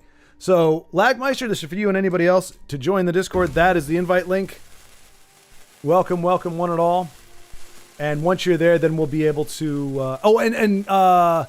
Carlos, also that's for you as well, because I mean, again, I feel like a turd saying this, but I mean, it is kind of a. It's just the way it goes. The Discord that you and I are on is for this channel for I guess it's what is it, Epic members, I think is the second tier.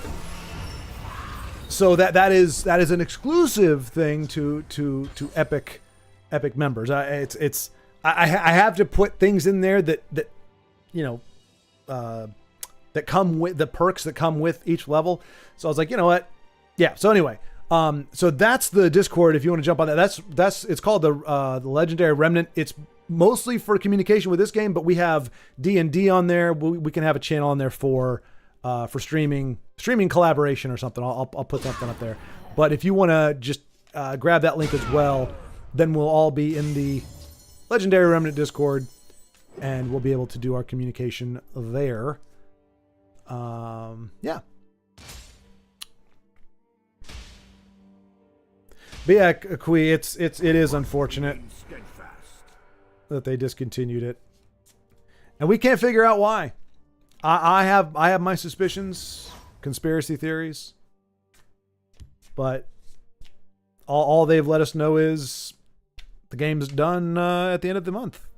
So we got 27 days left, I think. Hey, there's Carlos. Welcome, sir.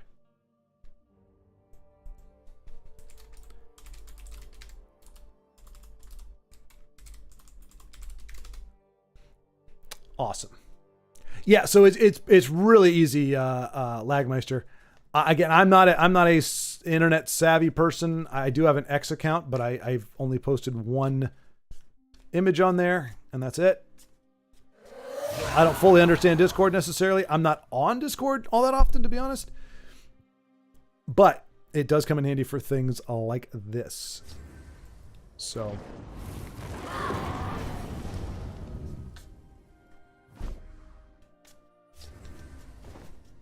Yeah, and I'll help out as well. If you have any questions. I'm going to have to hook up my other PC to streaming, require a lot of resources. I still haven't upgraded my newer PC yet. I don't think so, Lagmeister, especially if you're just doing the screen. Now, if you're running camera... Well, no. So here's the good news. Well, okay, here it depends. Sorry. If you're running external, like if you have Punch Out on Nintendo, because I know you have retro stuff, right? If you have a way to have your Nintendo running into your computer, so that's running the game itself, and all your computer has to do is essentially handle the streaming part. Especially if you're not running a camera, I think it should be able to handle, especially 8-bit Nintendo stuff. If you're playing an emulator, it may tax it a little bit more, but not significantly. Even if you got a camera running, I don't think it's going to be all that bad. You just have to have a reliable connection. You set it at, well, I have mine set to 10,000 kbps, kilobytes per second. I think you could probably get away with 8, maybe even less on an 8-bit game. So I don't think the system tax will be all that bad, especially for what we're doing here. And just keep it simple.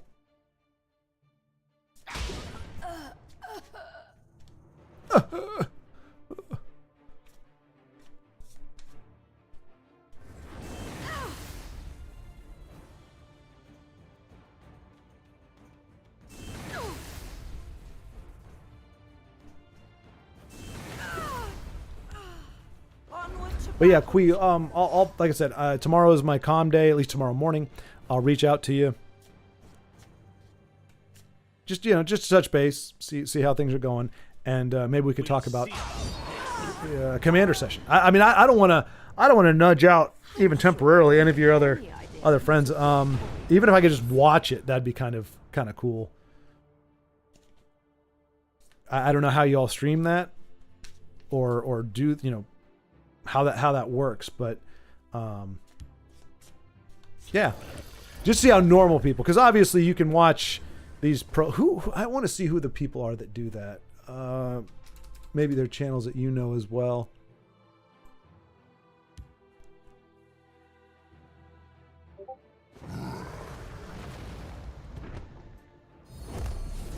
These books are worth more than they don't you dare touch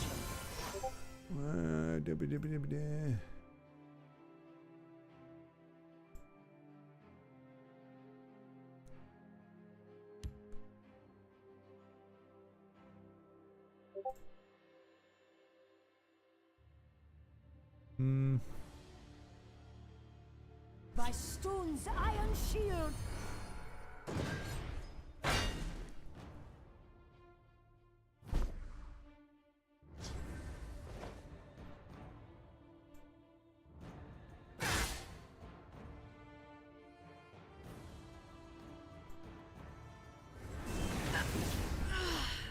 Okay, whatever.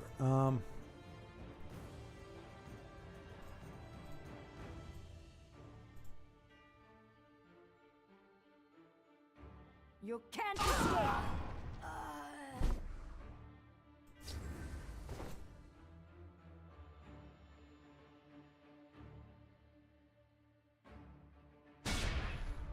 We must protect the Night Mother.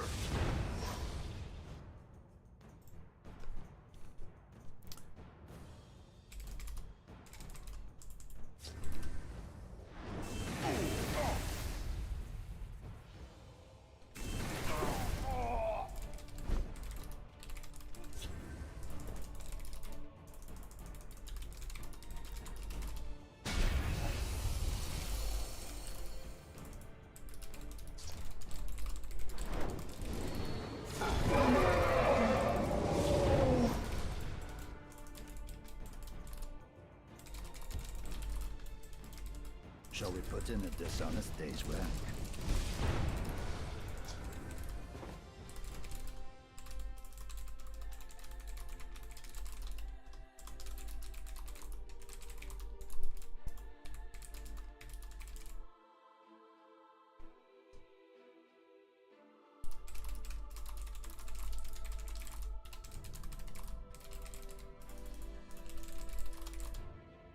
Let's see.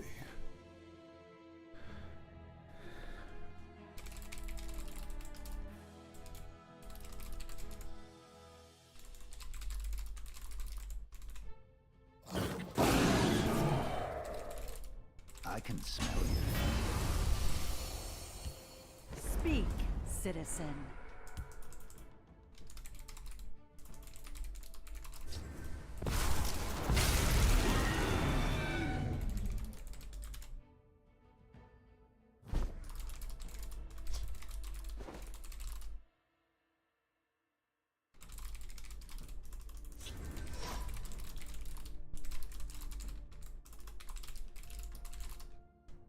I can smell you. My power is not to be underestimated.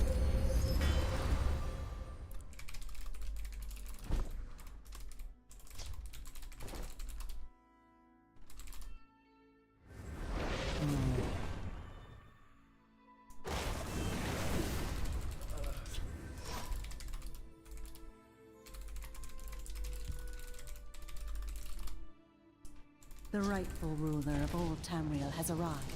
That was fought well. I thank you. I will not be on the wrong side of history. We must remain steadfast. Behold my creation, the perfect life form.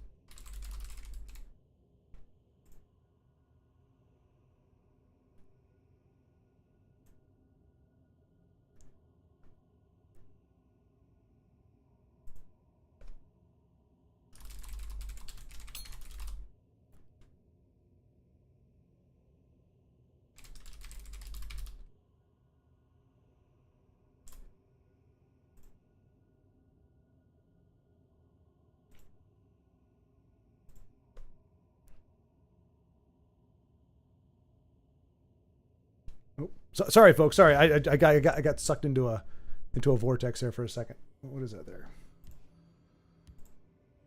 Megatron would definitely be new era enjoyer. Sorry, this is some ASMR stuff right here.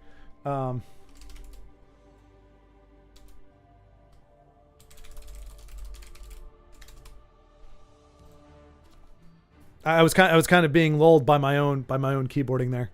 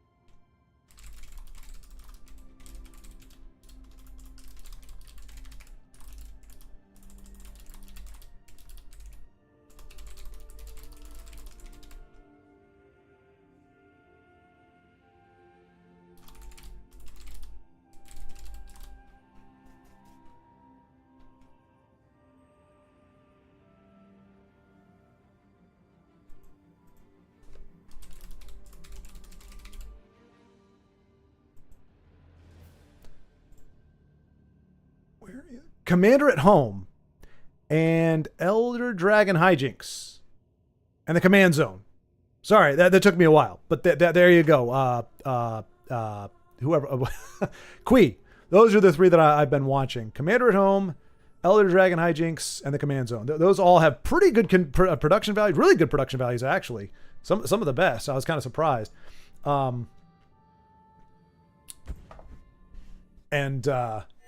Yeah.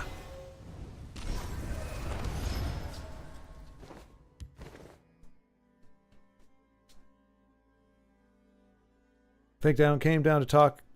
Oh, wait. Sorry. Here we go. Hello, friends. I made it to work and I'm checked in. What did I miss? Wow. I managed to fall behind on chat after an entire stream of just being on point. Of course, when Honey Badger enters, that's when I lose my focus for a second. So you did miss Honey Badger. I don't have a time code for you, but you missed Thin White Duke doing a...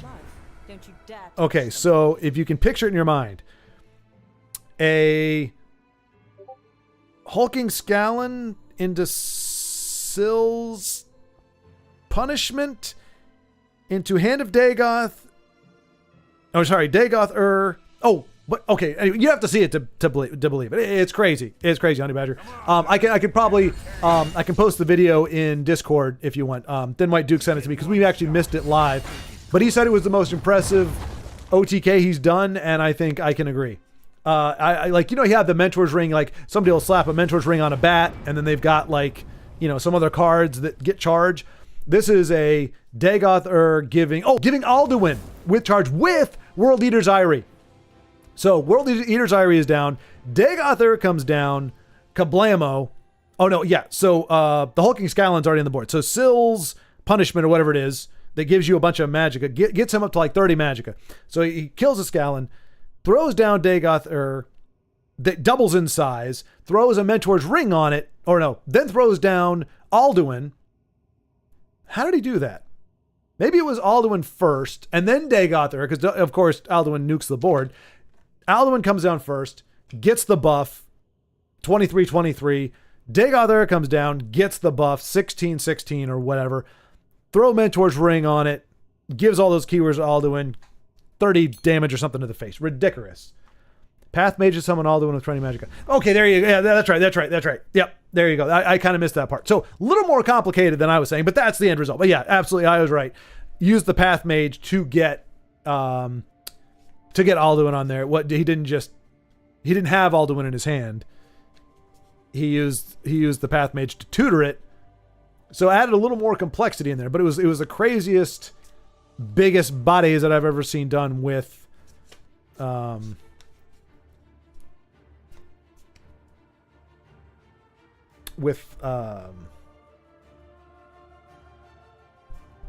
Mentor's Ring. That's the biggest thing. There have been some other good games as well. There always is. Brave Carrier. Denise has been winning ever since we stopped watching. Denise has been winning. She had a really good game that we just have to take her word for it. We didn't see it. I'm trying to remember what she said she did. Oh, she used Snowy Sabercat to get a win against some gits, as it were. Okay, I got signed into Discord. Now Discord is blowing up my PC with notifications. Yeah, it tends to do that. All right, let me see if I can find you there. There's Zen Sky. By Arcade's beard, stained. Lagmeister! There he is. Yay! All right, so Lagmeister, finally made it.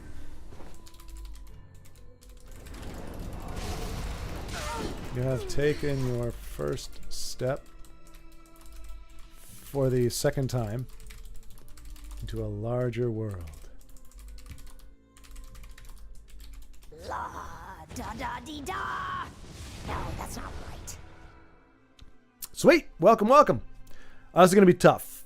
Let me sign in. I can see my old evil friends, and it's telling me I have an unclaimed account. Nothing is ever easy, I swear. Yeah, so you can... I'm trying to think how you do it. So if you right-click on the server icon on the left-hand side... where is it? Server settings? No? Well, crap. I thought it was pretty easy. I just don't remember how to do it at the moment. But it's pretty easy to just delete that channel. Or delete that Discord. It doesn't delete it on their end, but it does delete. Thanks, Jay Money. Yeah, okay, you can mute servers, or you can just you can remove yourself from them, I guess is the other way. Something I thought of while listening to you all talk about Magic the Gathering while driving to work was it would be cool is so Elder Scrolls Legends 6 incorporates Gwent-style card game that can be played in-game. Yes, Honey Badger, exactly. Yeah, that would be. That's actually, I can't remember who it is now. It wasn't Michael Bailey, but it was somebody else with a first and last name who plays a lot of... There's an in-game card game in... Elder Scrolls Legends or Elder Scrolls Online, ESO. There is a card game in there that is built in. That's not Legends, but it's something a simplified version of it. But he was trying to he wanted them to import Legends into ESO, which I don't. And I think Denise actually asked for that as well. Never got an answer on that though. But something that makes game in itself, nothing lore breaking. And then if you want to just play the card game, you can toggle lore friendly tab to include cards like, say, Party Snacks. Or the Dragonborn, oh frick, etc. Yeah, Honey Badger, I mean, it's possible. Because I do think, and of course I'm biased, but I think Legends got more love than Gwent did. I didn't understand Gwent. I played that. Oh, it was pretty good channels? Okay, so Queet, so you have seen those then. Okay, cool. Yeah, they just seem like fun folks, but you do wonder, like, if you play it your LGS, is it going to be that fun, or are people going to get sweaty? And look, I don't mind somebody playing to win. I don't mind somebody being a little more cutthroat and just being like, hey man, can you spare me this turn? Like, that's really gonna you're gonna kill me. He's like, dude, I'm playing the game. Like, I don't mind somebody trying to kill me. People are like, oh, when you come to play Commander, they get all bent out of shape if you target them. I'm like, well, no, that's the game. You got to understand that. But typically, you're only going to get focus fired from everybody if you're playing something that's really building. Like, if they're like, hey, this guy's going to go off in 2 turns, we need to do something. Or, hey, look, I mean, okay, we've got him down to 20 life, but he's also got, how many lands, and, he all he has to do is draw, blah, blah, blah, and we're totally screwed, So I don't have a problem with that. I just, But yeah, I can understand if somebody's getting picked on where it's just like, I just beat up the new guy. And he's like, hey guys, I want to play. And it's like, no, we're going to take you out first. Why? Then maybe it's like, okay, that's not cool. But it looks just like people just have so much fun. And those channels, they look like they have a crap ton of fun and don't take anything too seriously. Close ranks. Let nothing through. Without not caring. Like, it's not that they don't care about the game. They're not just like, oh, I'm going to just play a bunch of stupid stuff and just see what happens. Like, they're still trying to win, but when their plan doesn't work out or somebody has a board wipe and they just built this crazy, awesome token army, they're like, well, back to the drawing board. You know, so I wonder, you know, is it like that just playing with normal people, or is it, you know, that's only for the camera? Be on your guard. We'll put a stop. Long game, good game. Dude then played out his hand like an R space. Hey, what happened to your Grink? What happened to Grink, huh? Do you not? I mean, that's for jerk face. Do you have a different one than Grink for R space? How about Grunk? You can have Grink for some, what was it, face? Jerk face. And you have Grunk for R space. It's like, I understand you want to play out certain meme cards, but when you have a 6/6 on board and your opponent is down to 4, just end the game. Meme another time. Yeah. Oh yeah, Happy New Year, everyone. Can't believe I'm late to that party. Oh, I can, Honey Badger. I can. I can count on one hand the amount of parties you've been on time to. Because, honestly, I don't know of any other parties other than this first one. So, none. A big nothing. Not at all on time.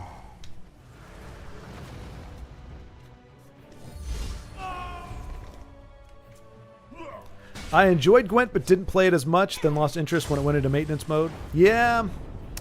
They put Gwent in maintenance mode too, even with Witcher 4 coming out. Well, that was the thing. They put it on, man, they went into maintenance mode before Legends did. I'm pretty sure. Like, Gwent really did not stick around very long. Because I don't think it was, like, it's what I was telling Kui. I feel like Legends was a very, hey, there's City Toker.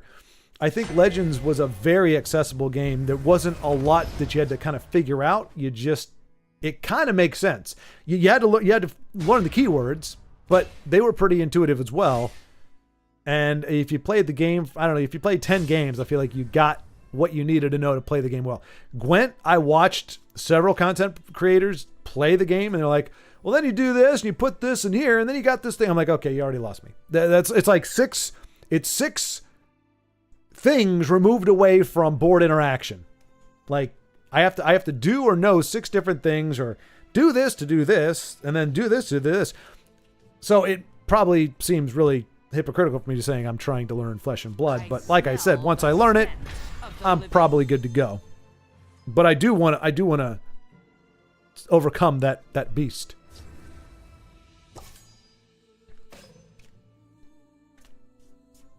This one is embarrassed.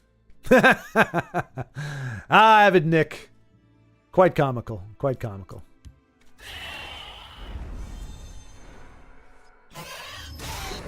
See, and that's one of those times that as long as the opponent isn't like livid at their mistake, it is kind of funny when people emote like that. And it's like, not my strongest move. Because they're just probably going, oh my gosh, like that just wasn't, oh gosh. I mean, I've shame conceded a lot of times with that. I just go, okay, oops, or sorry, and then I'm just like, I'm out. Like, even if I could win, I don't deserve to. That was a big boneheaded play. Oh, that's like bronchial feeling right there. That's not great. I don't like that feeling.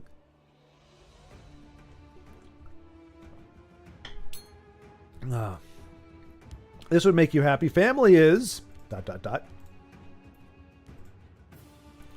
Rewatching extended editions of The Hobbit. Oh my gosh. Friends. Do not let friends watch The Hobbit. Family? No, but you're not going to make it to LOTR. You're not going to make it to Lord of the Rings. Your family is going to just gnaw their eyes out. Mental image, yeah. It's going to gnaw their eyes out trying to get through The Hobbit, let alone the extended.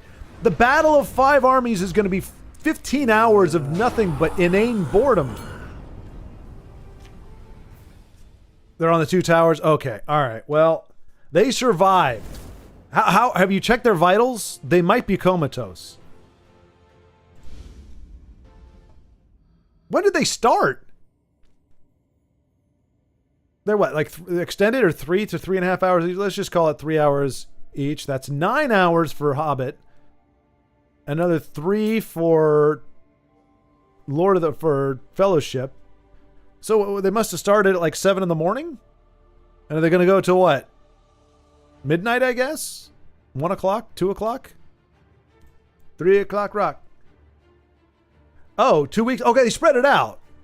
Okay, so they watched The Hobbit, wept, gnashed their teeth, went to the hospital to get their fluids revived. Then, like, I'm sure the doctor prescribed, said, look, if you're going to do this, don't do more than 2 Hobbit movies within a 24-hour period.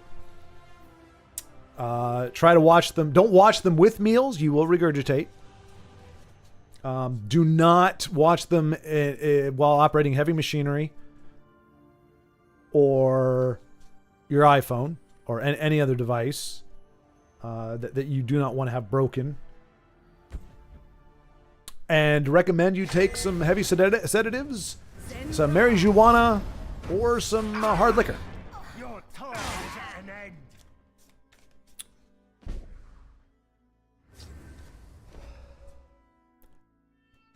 But yeah, the playing out the meme cards. I know folks have said, oh, that's another fellow we haven't seen in a while, a Beowulf. It's been a while. But you know, people have said, hey, you know, that maybe they're trying to quest, or you know, it's a sign of respect for some people, or it's a sign of Whatever we hear. I don't know. It's just people think it's fun to see what other people could play. I mean, I understand that. That's a, in theory, that's you know, not the worst case, but I think most people just don't know how to take a win.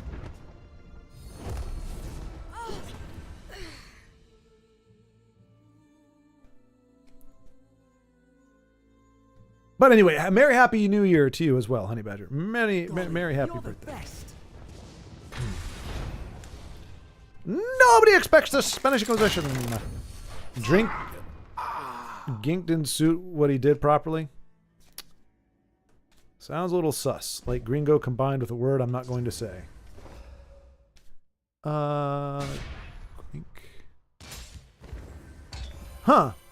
I wouldn't know. Yeah, I'm not sure which gringo and Dink? Dink is the only one I know, but the Dink is just dual income, no kids. Yeah, I'm not sure. Not sure. If you want to talk business, you've come to the right place.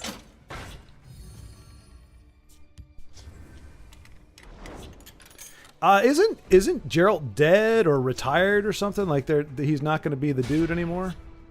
They've moved on to another character. Oh, okay, Fluffy. Nicely done.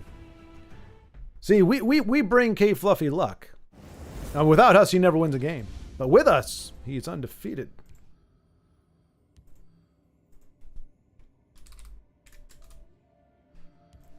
All right. So. Robington. Okay, just kidding. Sea City. So we'll go ahead and finish the hour out. Let's go till about 8. Oh, you know what? I was going to say, it's getting humid in here. I think it's warmed up outside. It was nice and cool, so I think I'm going to have to close the windows and crank up the AC. It's getting sticky. He isn't the main character, so he's probably getting really old. We will win the day or die trying. Gotcha. Yeah. Witcher, I mean, like, I can appreciate the gist of Witcher. Witcher just never drew me in. I think because it does have a lot of gross out stuff. It's a lot of, like, really nasty looking monsters and stuff. The aesthetic alone kind of turned me away from it. I liked the gameplay. The gameplay looked real heck of a lot of fun. But lore-wise and creatures, I was like, ugh, I don't want to look at those things. That was my biggest hurdle with when I'm thinking about Elden Ring, was just Everything is so gosh darn ugly and hideous and it looks like vomit with legs. I like my if it's gonna look like anything, it needs to look like a damn mushroom or a turtle. You know what I'm saying? Give me the Mario villains. I can dig on the cartoony fungus walking around, little boots, or little turtles with their very one-minded pursuits. I could deal with Gabby J and Glassjaw Joe and Mike Tyson. But you start doing like, what do they have? One that's like an aborted fetus or something like that, or it's like the ghost or the specter, and it's got like it's dragging around the uterus or something, and it's like half formed. It's just like, ugh, ugh. It scares me, the imagination some folks have. I'm not saying that they're bad people or they're anything like that. It's just I just wouldn't want to have that kind of imagination. I don't want to imagine that kind of thing, So yeah, I probably won't play Witcher 4, but I'm glad lots of other people have a game to look forward to. What's the weather like in Texas?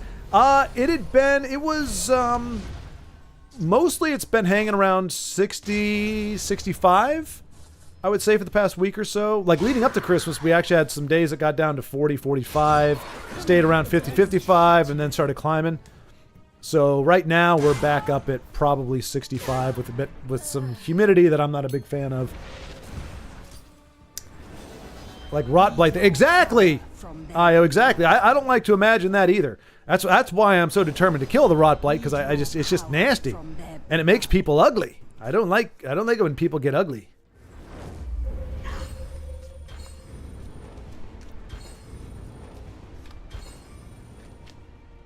I love the lore aspect of it. The sceneries also look great. Elden Ring looks fantastic. The lore too is great. I played it, still need to play the DLC, but enjoyed my time with it. Yeah, I mean, it's as they say, different strokes. So this is one of those times, Honey Badger, where I will gladly concede that it could be a perfectly fine game that just simply doesn't appeal to me. Whereas a lot of the things you like, I just go, well, no, it's not okay that you like them. You're objectively wrong, and they're objectively bad. But Witcher, I think it's got enough going for it. I'm like, okay, it's not my cup of tea, but I kind of get it. It's like Harry Potter. Harry Potter? Oh, man, Harry Potter. Like, very beloved by people across all walks of life. It just doesn't appeal to me. But I can certainly say, okay, I'm sure it's swell. I'm sure it's great. Same thing. Pokemon. Pokemon's another one. I'm sure it's engaging as hell. And fun. But it just just some things. It's hard when you have impeccable and unequivocal taste and lofty and high expectations. It's really hard to enjoy anything but the best of the best, It's like if I'm not having a, what do you call that? Just forget about seeing me. Everyone does. Not prime rib. What is it called? Singleton Battle Mage. Hey, and you've actually got the Battle Mage into this time, Dano. What was that other deck you were like, it's Battle Mage, but there's no blue. Or red. I can't remember which one. I think it was no blue. It's like, well, where's the Battle Mage in it, Dano? So at least this is actually aptly named. No, not Sirloin. I am Sirloin. I've come for Madame T-Bone. I like pineapple pizza. Or you mean like pineapple pizza? Are you talking about objectively bad things? I like that. I like the fact that you put rot blight things and pineapple. You like rot blight and like pineapple pizza. Those two things are linked. Those two things have a strong connection to each other. I'm not saying that eating pineapple pizza leads to rot blight, or that pineapple pizza is the manifestation of rot blight. Or no. Rot blight is what happens. No. Pineapple pizza is what happens when rot blight infects a pizza. So you get a cheese pizza, right? Nothing fancy, but it looks pretty good. Maybe you have a little bit of sausage on there, pepperoni. Then it gets rot blighted.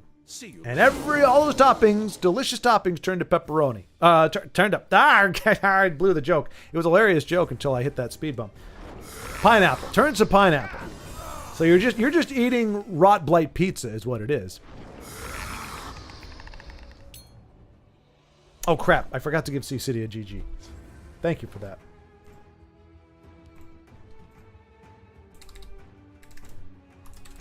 Back at it again, eh? Into the fray. Got him to say I like pineapple pizza. We have a record of it for posterity. All posterity you grink. Yeah, you heard me. Kind of. Never got into Pokemon, Harry Potter 2. Granted, it may have to do with not being allowed to watch it as a kid, but even as an adult, it doesn't interest me much. Yeah. Stop prejudice on pineapple pizza. See, here's the thing, Honey Badger. Prejudice only works if you have no experience with it. If I'd never had pineapple pizza, if I never ate it, and I said it was disgusting, that would be prejudice, because it's just judging it based on an overall feeling or vibe. The fact that I have eaten it and dislike it is bias. Now I am biased against it because I have the experience. It is a justified aversion. And so to say I don't like it is not prejudice, because my critique of it, my opinion of it is backed by experience. Doesn't make it factual, but it doesn't make it prejudice. Prejudice is typically blind. It's like I have a friend who hates eggnog, never had it, but he hates it. That's a prejudice, because he's never tasted it. How can he hate something he hasn't tasted? He just thinks that because of the ingredients in it that he would dislike it. So while it's certainly not harmful, it's not a horrible thing, it is technically a prejudice to some degree. But once again, you have reminded me, as so many of you do. Remember, friends, 2025, stop the pop. Don't let your loved ones pop. Somehow this stream will mysteriously disappear from the YouTube server since Schwartz admitting to liking. That's lighting of the gas persuasion. I don't recall saying I liked it. I think I stammered or stuttered on something, but you know. No. I can actually, though, thanks to YouTube's editing deal, I could actually go back if I was so desired, go back to right around the 4 hour 40 minute mark and just selectively mute one small part of it. And down goes the out of context bastardization. The fact that you've eaten it and don't like it means you're wrong, plain and simple. No, that's not right. Perhaps, but I'm not prejudiced. A friend who hates eggnog, you should block him. Yeah, did you say I owe you a drink? No, Quee, did I? Wait, what? Today? Now? Recently? I don't think you owe me a drink, Quee. Maybe in character. Like, I think Quee owes, what was my character's name again? It's been so long. Trife. I think Quee owes Trife a drink. Okay, I'm crazy. Never mind. Well, no, Quee, you do owe me a drink. A drink of eggnog. Haha. Yeah, Joseph. I know. It was funny because I didn't see you pop in there. Hello, Joseph. By the way, hello. I was like, wow, somebody in here is passionate about eggnog as I am. I was like, that can't be Honey Badger, but Honey Badger actually adds. Yeah, that's no friend, honestly. But you're right, Joseph. Unfortunately, it's the friend I've talked about. He's coming here a few times. Eric. Yeah, that's right. I'm name shaming. My best friend of almost 30 years won't touch eggnog on GP. I'm like, that kind of bigotry is what's destroying this country. Must I do everything myself?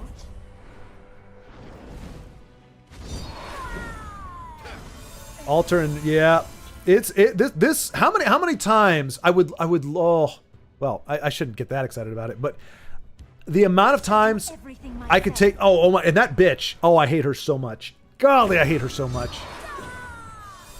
She almost alone carries that. Her and Blackhand Messenger, you take those out, and I think Telvanni loses half of the games it wins. Those two cards are just ick. Ickiness. I just got the ick. More like Uric. Oi. Ah, Joseph, my friend. At least you love eggnog. Yeah. The air ick of his ways. No, but that's what it means to be friends, right? You have friends that seem to live in a different world, a different reality than you. Right, I do. Yeah, my servant. I think he still got him, right? I think Dano still pulls this off. Yeah, he's got no runes left. He's got 18 damage. And that's it. So hey, a happy ending. Question incarnate. If I wanted to write a story about the outlaw Jesse Gray, do I have your permission to use your name? He'll be a villain that terrorized the people that had pineapples to pizza. Only if you make me nuanced, Honey Badger. Like, you can do that. You can make him an outlaw, make him a villain. But don't, as we've talked about before, don't make me sympathetic. You don't want people to be like, oh, we totally understand, but... And the problem is they're already going to be sympathetic because most people are going to be watching and going, I don't understand. Why are people continuing to put pineapple on pizza? They're driving them to this. So I'm going to be a sympathetic character anyway. So you know what? I'm gonna give you the rights to it. You can do that, but I'm just going to warn you right now. I am going to be like the Thanos. I'm going to be sympathetic. People are going to be like, look, all he's trying to do is make the world a better place. I don't understand why these village idiots, these clowns continue to try to mock and make a mockery of pizza. But he's just doing God's work. He may not do it the best way, but he's just doing the right thing. So you're already going to have to overcome the fact that I am going to be a sympathetic villain. You're going to have to find some possible way to make me unlikable. And I don't, off the top of my head, I can't think of a way to do that. Yeah, I play in small doses for my own well-being. I hear you, Sea City. I hear you. My doses are getting smaller, have gotten smaller and smaller until they vanished altogether. But hey, keep playing. Keep playing. GG, Dano. And indeed. But Dad, he's just misunderstood. He slaughtered an entire village of pineapple pizza eaters. But not everyone likes pineapple pizza. You are no daughter of mine. But Dad, he's just misunderstood. He slaughtered an entire village of pineapple pizza eaters. But not everyone likes pineapple pizza, Pa. You're no daughter of mine. That actually sounds legit, Honey Badger. I like that. That's some good stuff right there. So wait, am I gonna have a love interest? Is she gonna be? Oh, it's gonna be like what do they call that?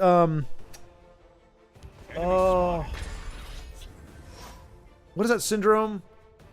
The Nightingale syndrome or something, or whatever it is, where it's like they fall in love with their captor, but it's not the captor. She just falls in love with my unwavering commitment to goodness and reality. Like, she starts off not liking me, but then when she like gets away from the social stigma and the brainwashing of her peers and her family, she's purged. The twist: the cult is actually the pineapple people eaters. Pineapple, yeah, yes, no.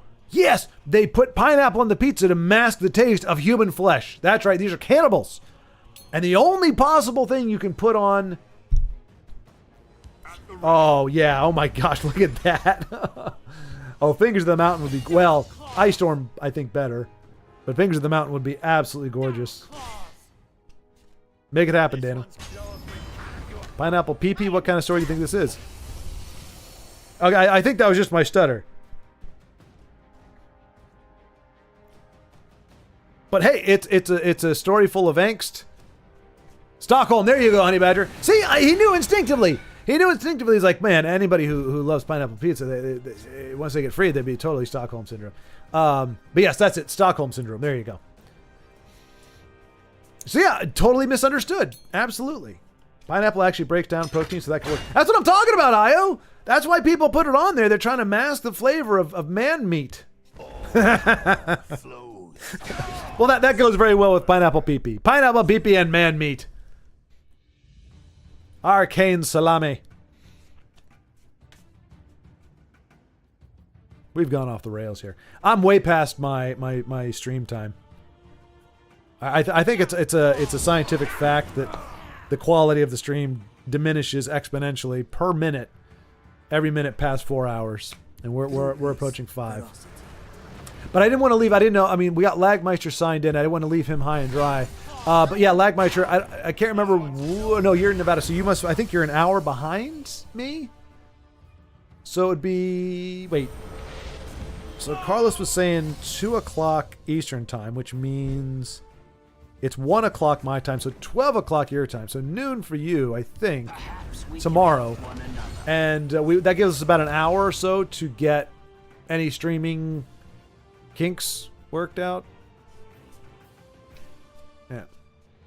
The outlaw Jesse Gray and the Cannibals of Adobe Canyon. Ooh, yeah.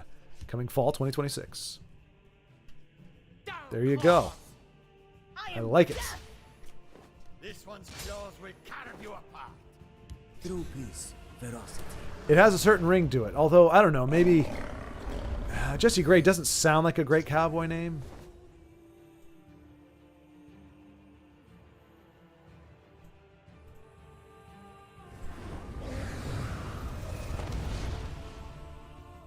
I feel like it has to be like Jesse the Badass Gray or something, or Jesse the Ass Gray. I don't know. It's a name that demands a nickname thrown in the middle, because otherwise it sounds too pedestrian. You ever notice that when you think about actors? Like, a lot of them have names that would be so weird if they weren't actors. Like Arnold Schwarzenegger. The guy is Arnold. Arnold! And Dano did not find that glorious removal, and unfortunately met his demise at the hand of kitties. Hey, Ronald, what's going on? Good to see you, my friend. Alas, we are approaching the end of our time here. But it is good to see you. Probably got 2 games or so. But how was your New Year, sir? Did you do anything spectacular? Anything fun? Anything special? Did you want to do anything fun or special? In a world where to wait. Okay. Drew kind of high. Yeah, Dano. And just not the right that you had the stuff in the deck that could have got the job done. You just didn't pull it. Nicely done. Nice. You never see Reeves stick. That's impressive. That alone is worth. Even if you didn't win, that alone is a triumph. And a merry happy New Year. And wait, you already said Happy New Year. You're saying that to Ronald, I guess.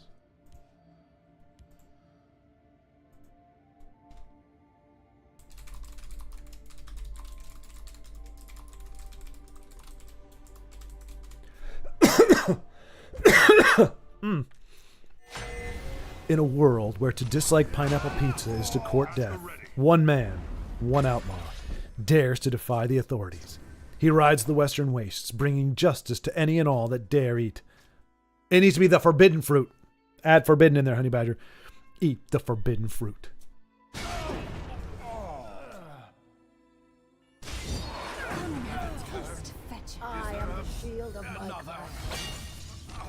One man, an outlaw, dares to defy the authorities. Of course, I'm on your side. This one will lead you. I'll find you the Never since Footloose has anyone dared to challenge the accepted norms and bring about change for the good of humanity. This is the true story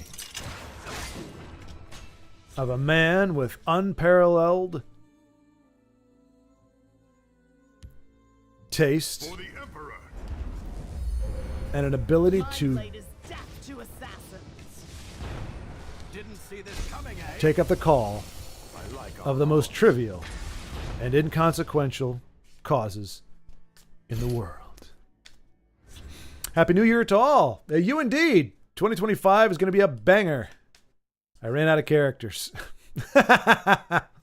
Oh, is that what it was? Oh, yeah, I forget. Chat does have a limit on there, doesn't it? Just got a room in a beachside town. Woke up early to jog the beach. First of the month. Nice, Ronald. Oh, that's right. That's right. And I too went. I crap you not. New Year's Day, I went for a walk. I was the only one out there. Not a car on the road. I actually did a 3-mile walk on New Year's Day because I was in bed. Well, I was in bed at 9:30. I didn't fall asleep until 1, but I was up at like 7:30. Went for my walk. Not quite a run, not quite a jog, but still, good deal. It was a way to start the new year off well. YouTube only allows like 160 characters in a text. It's like 2025 increased limit. I know, right?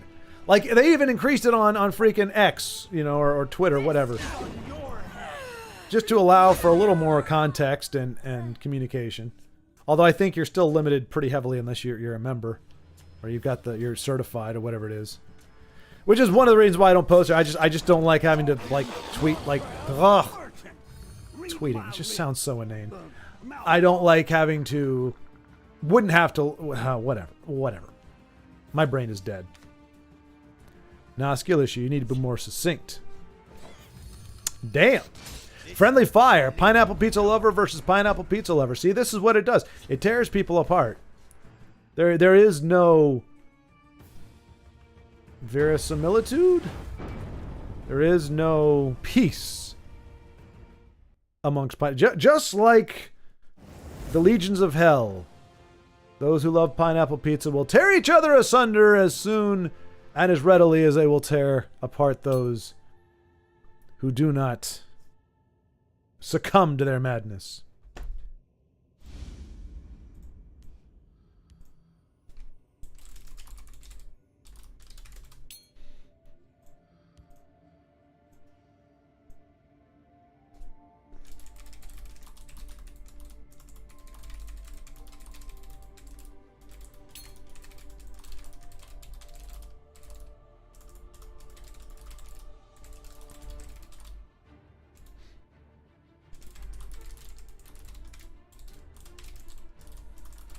Yeah, it does.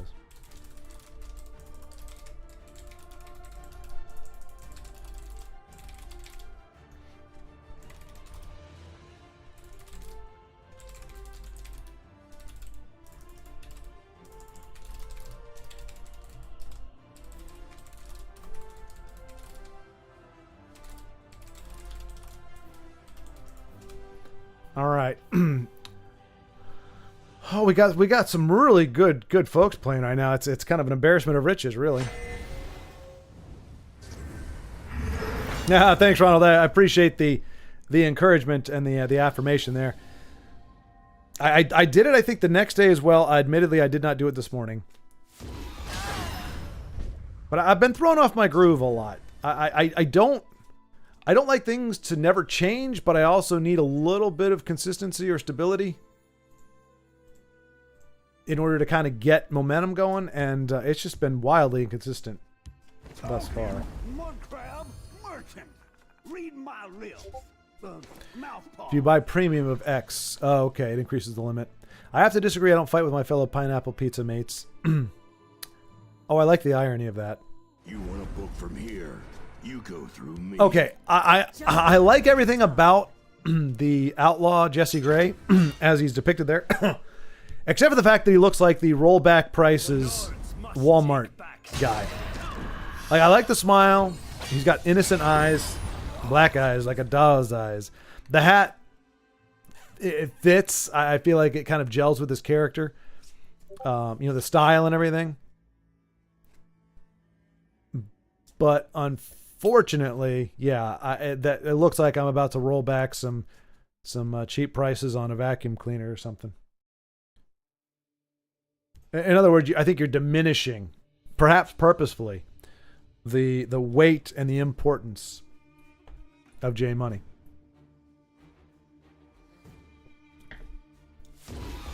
But to be able to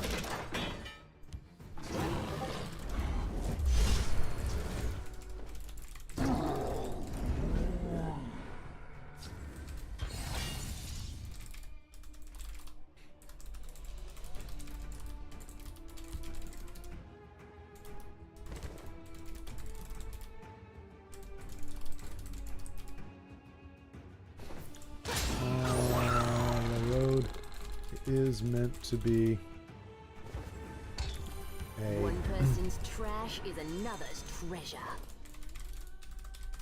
I mean, that's the thing. Like, Enu started playing that Skyrim board game as kind of a way to ease the passing from Legends, or having Legends go away. So yeah, it's I don't know how soon we'll start it, but yeah, for folks that are don't have the time until Legends is over, that makes total sense, because that's kind of the purpose. Is if you're having Tesla withdrawal, maybe having the Skyrim board game will have the enough ties to the community and to the game to kind of fill that gap to some degree.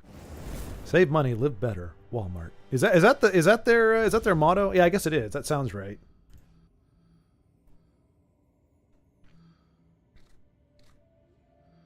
All right. Io, take us home, buddy.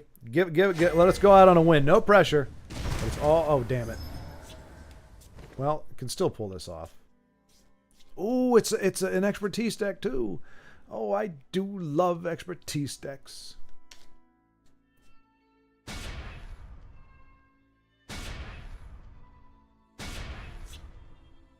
And he's going to finish it with a ping to the face. We must protect our stronghold. Protect that stronghold. Nice. Well done, Aya. Well done. And a fitting end. Brevity is the something of wit. Clearly, I have neither one. All right, that's going to do it. I am totally out, and apparently I'm starting to cough my lungs out, which is not fun. So, my friends, thank you for hanging here. Thank you for playing. Thank you for the conversation. I'm sorry, Ronald, that we got you at the tail end of here. Hello?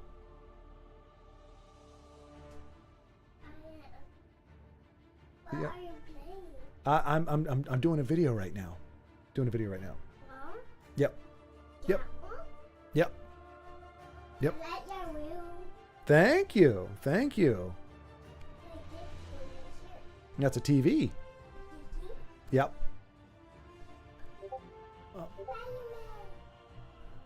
Okay, guys, I got to go. I will talk to you later. Yep. Until next time. And yep. Oh, sorry. Yep. I got to go. All right, bye.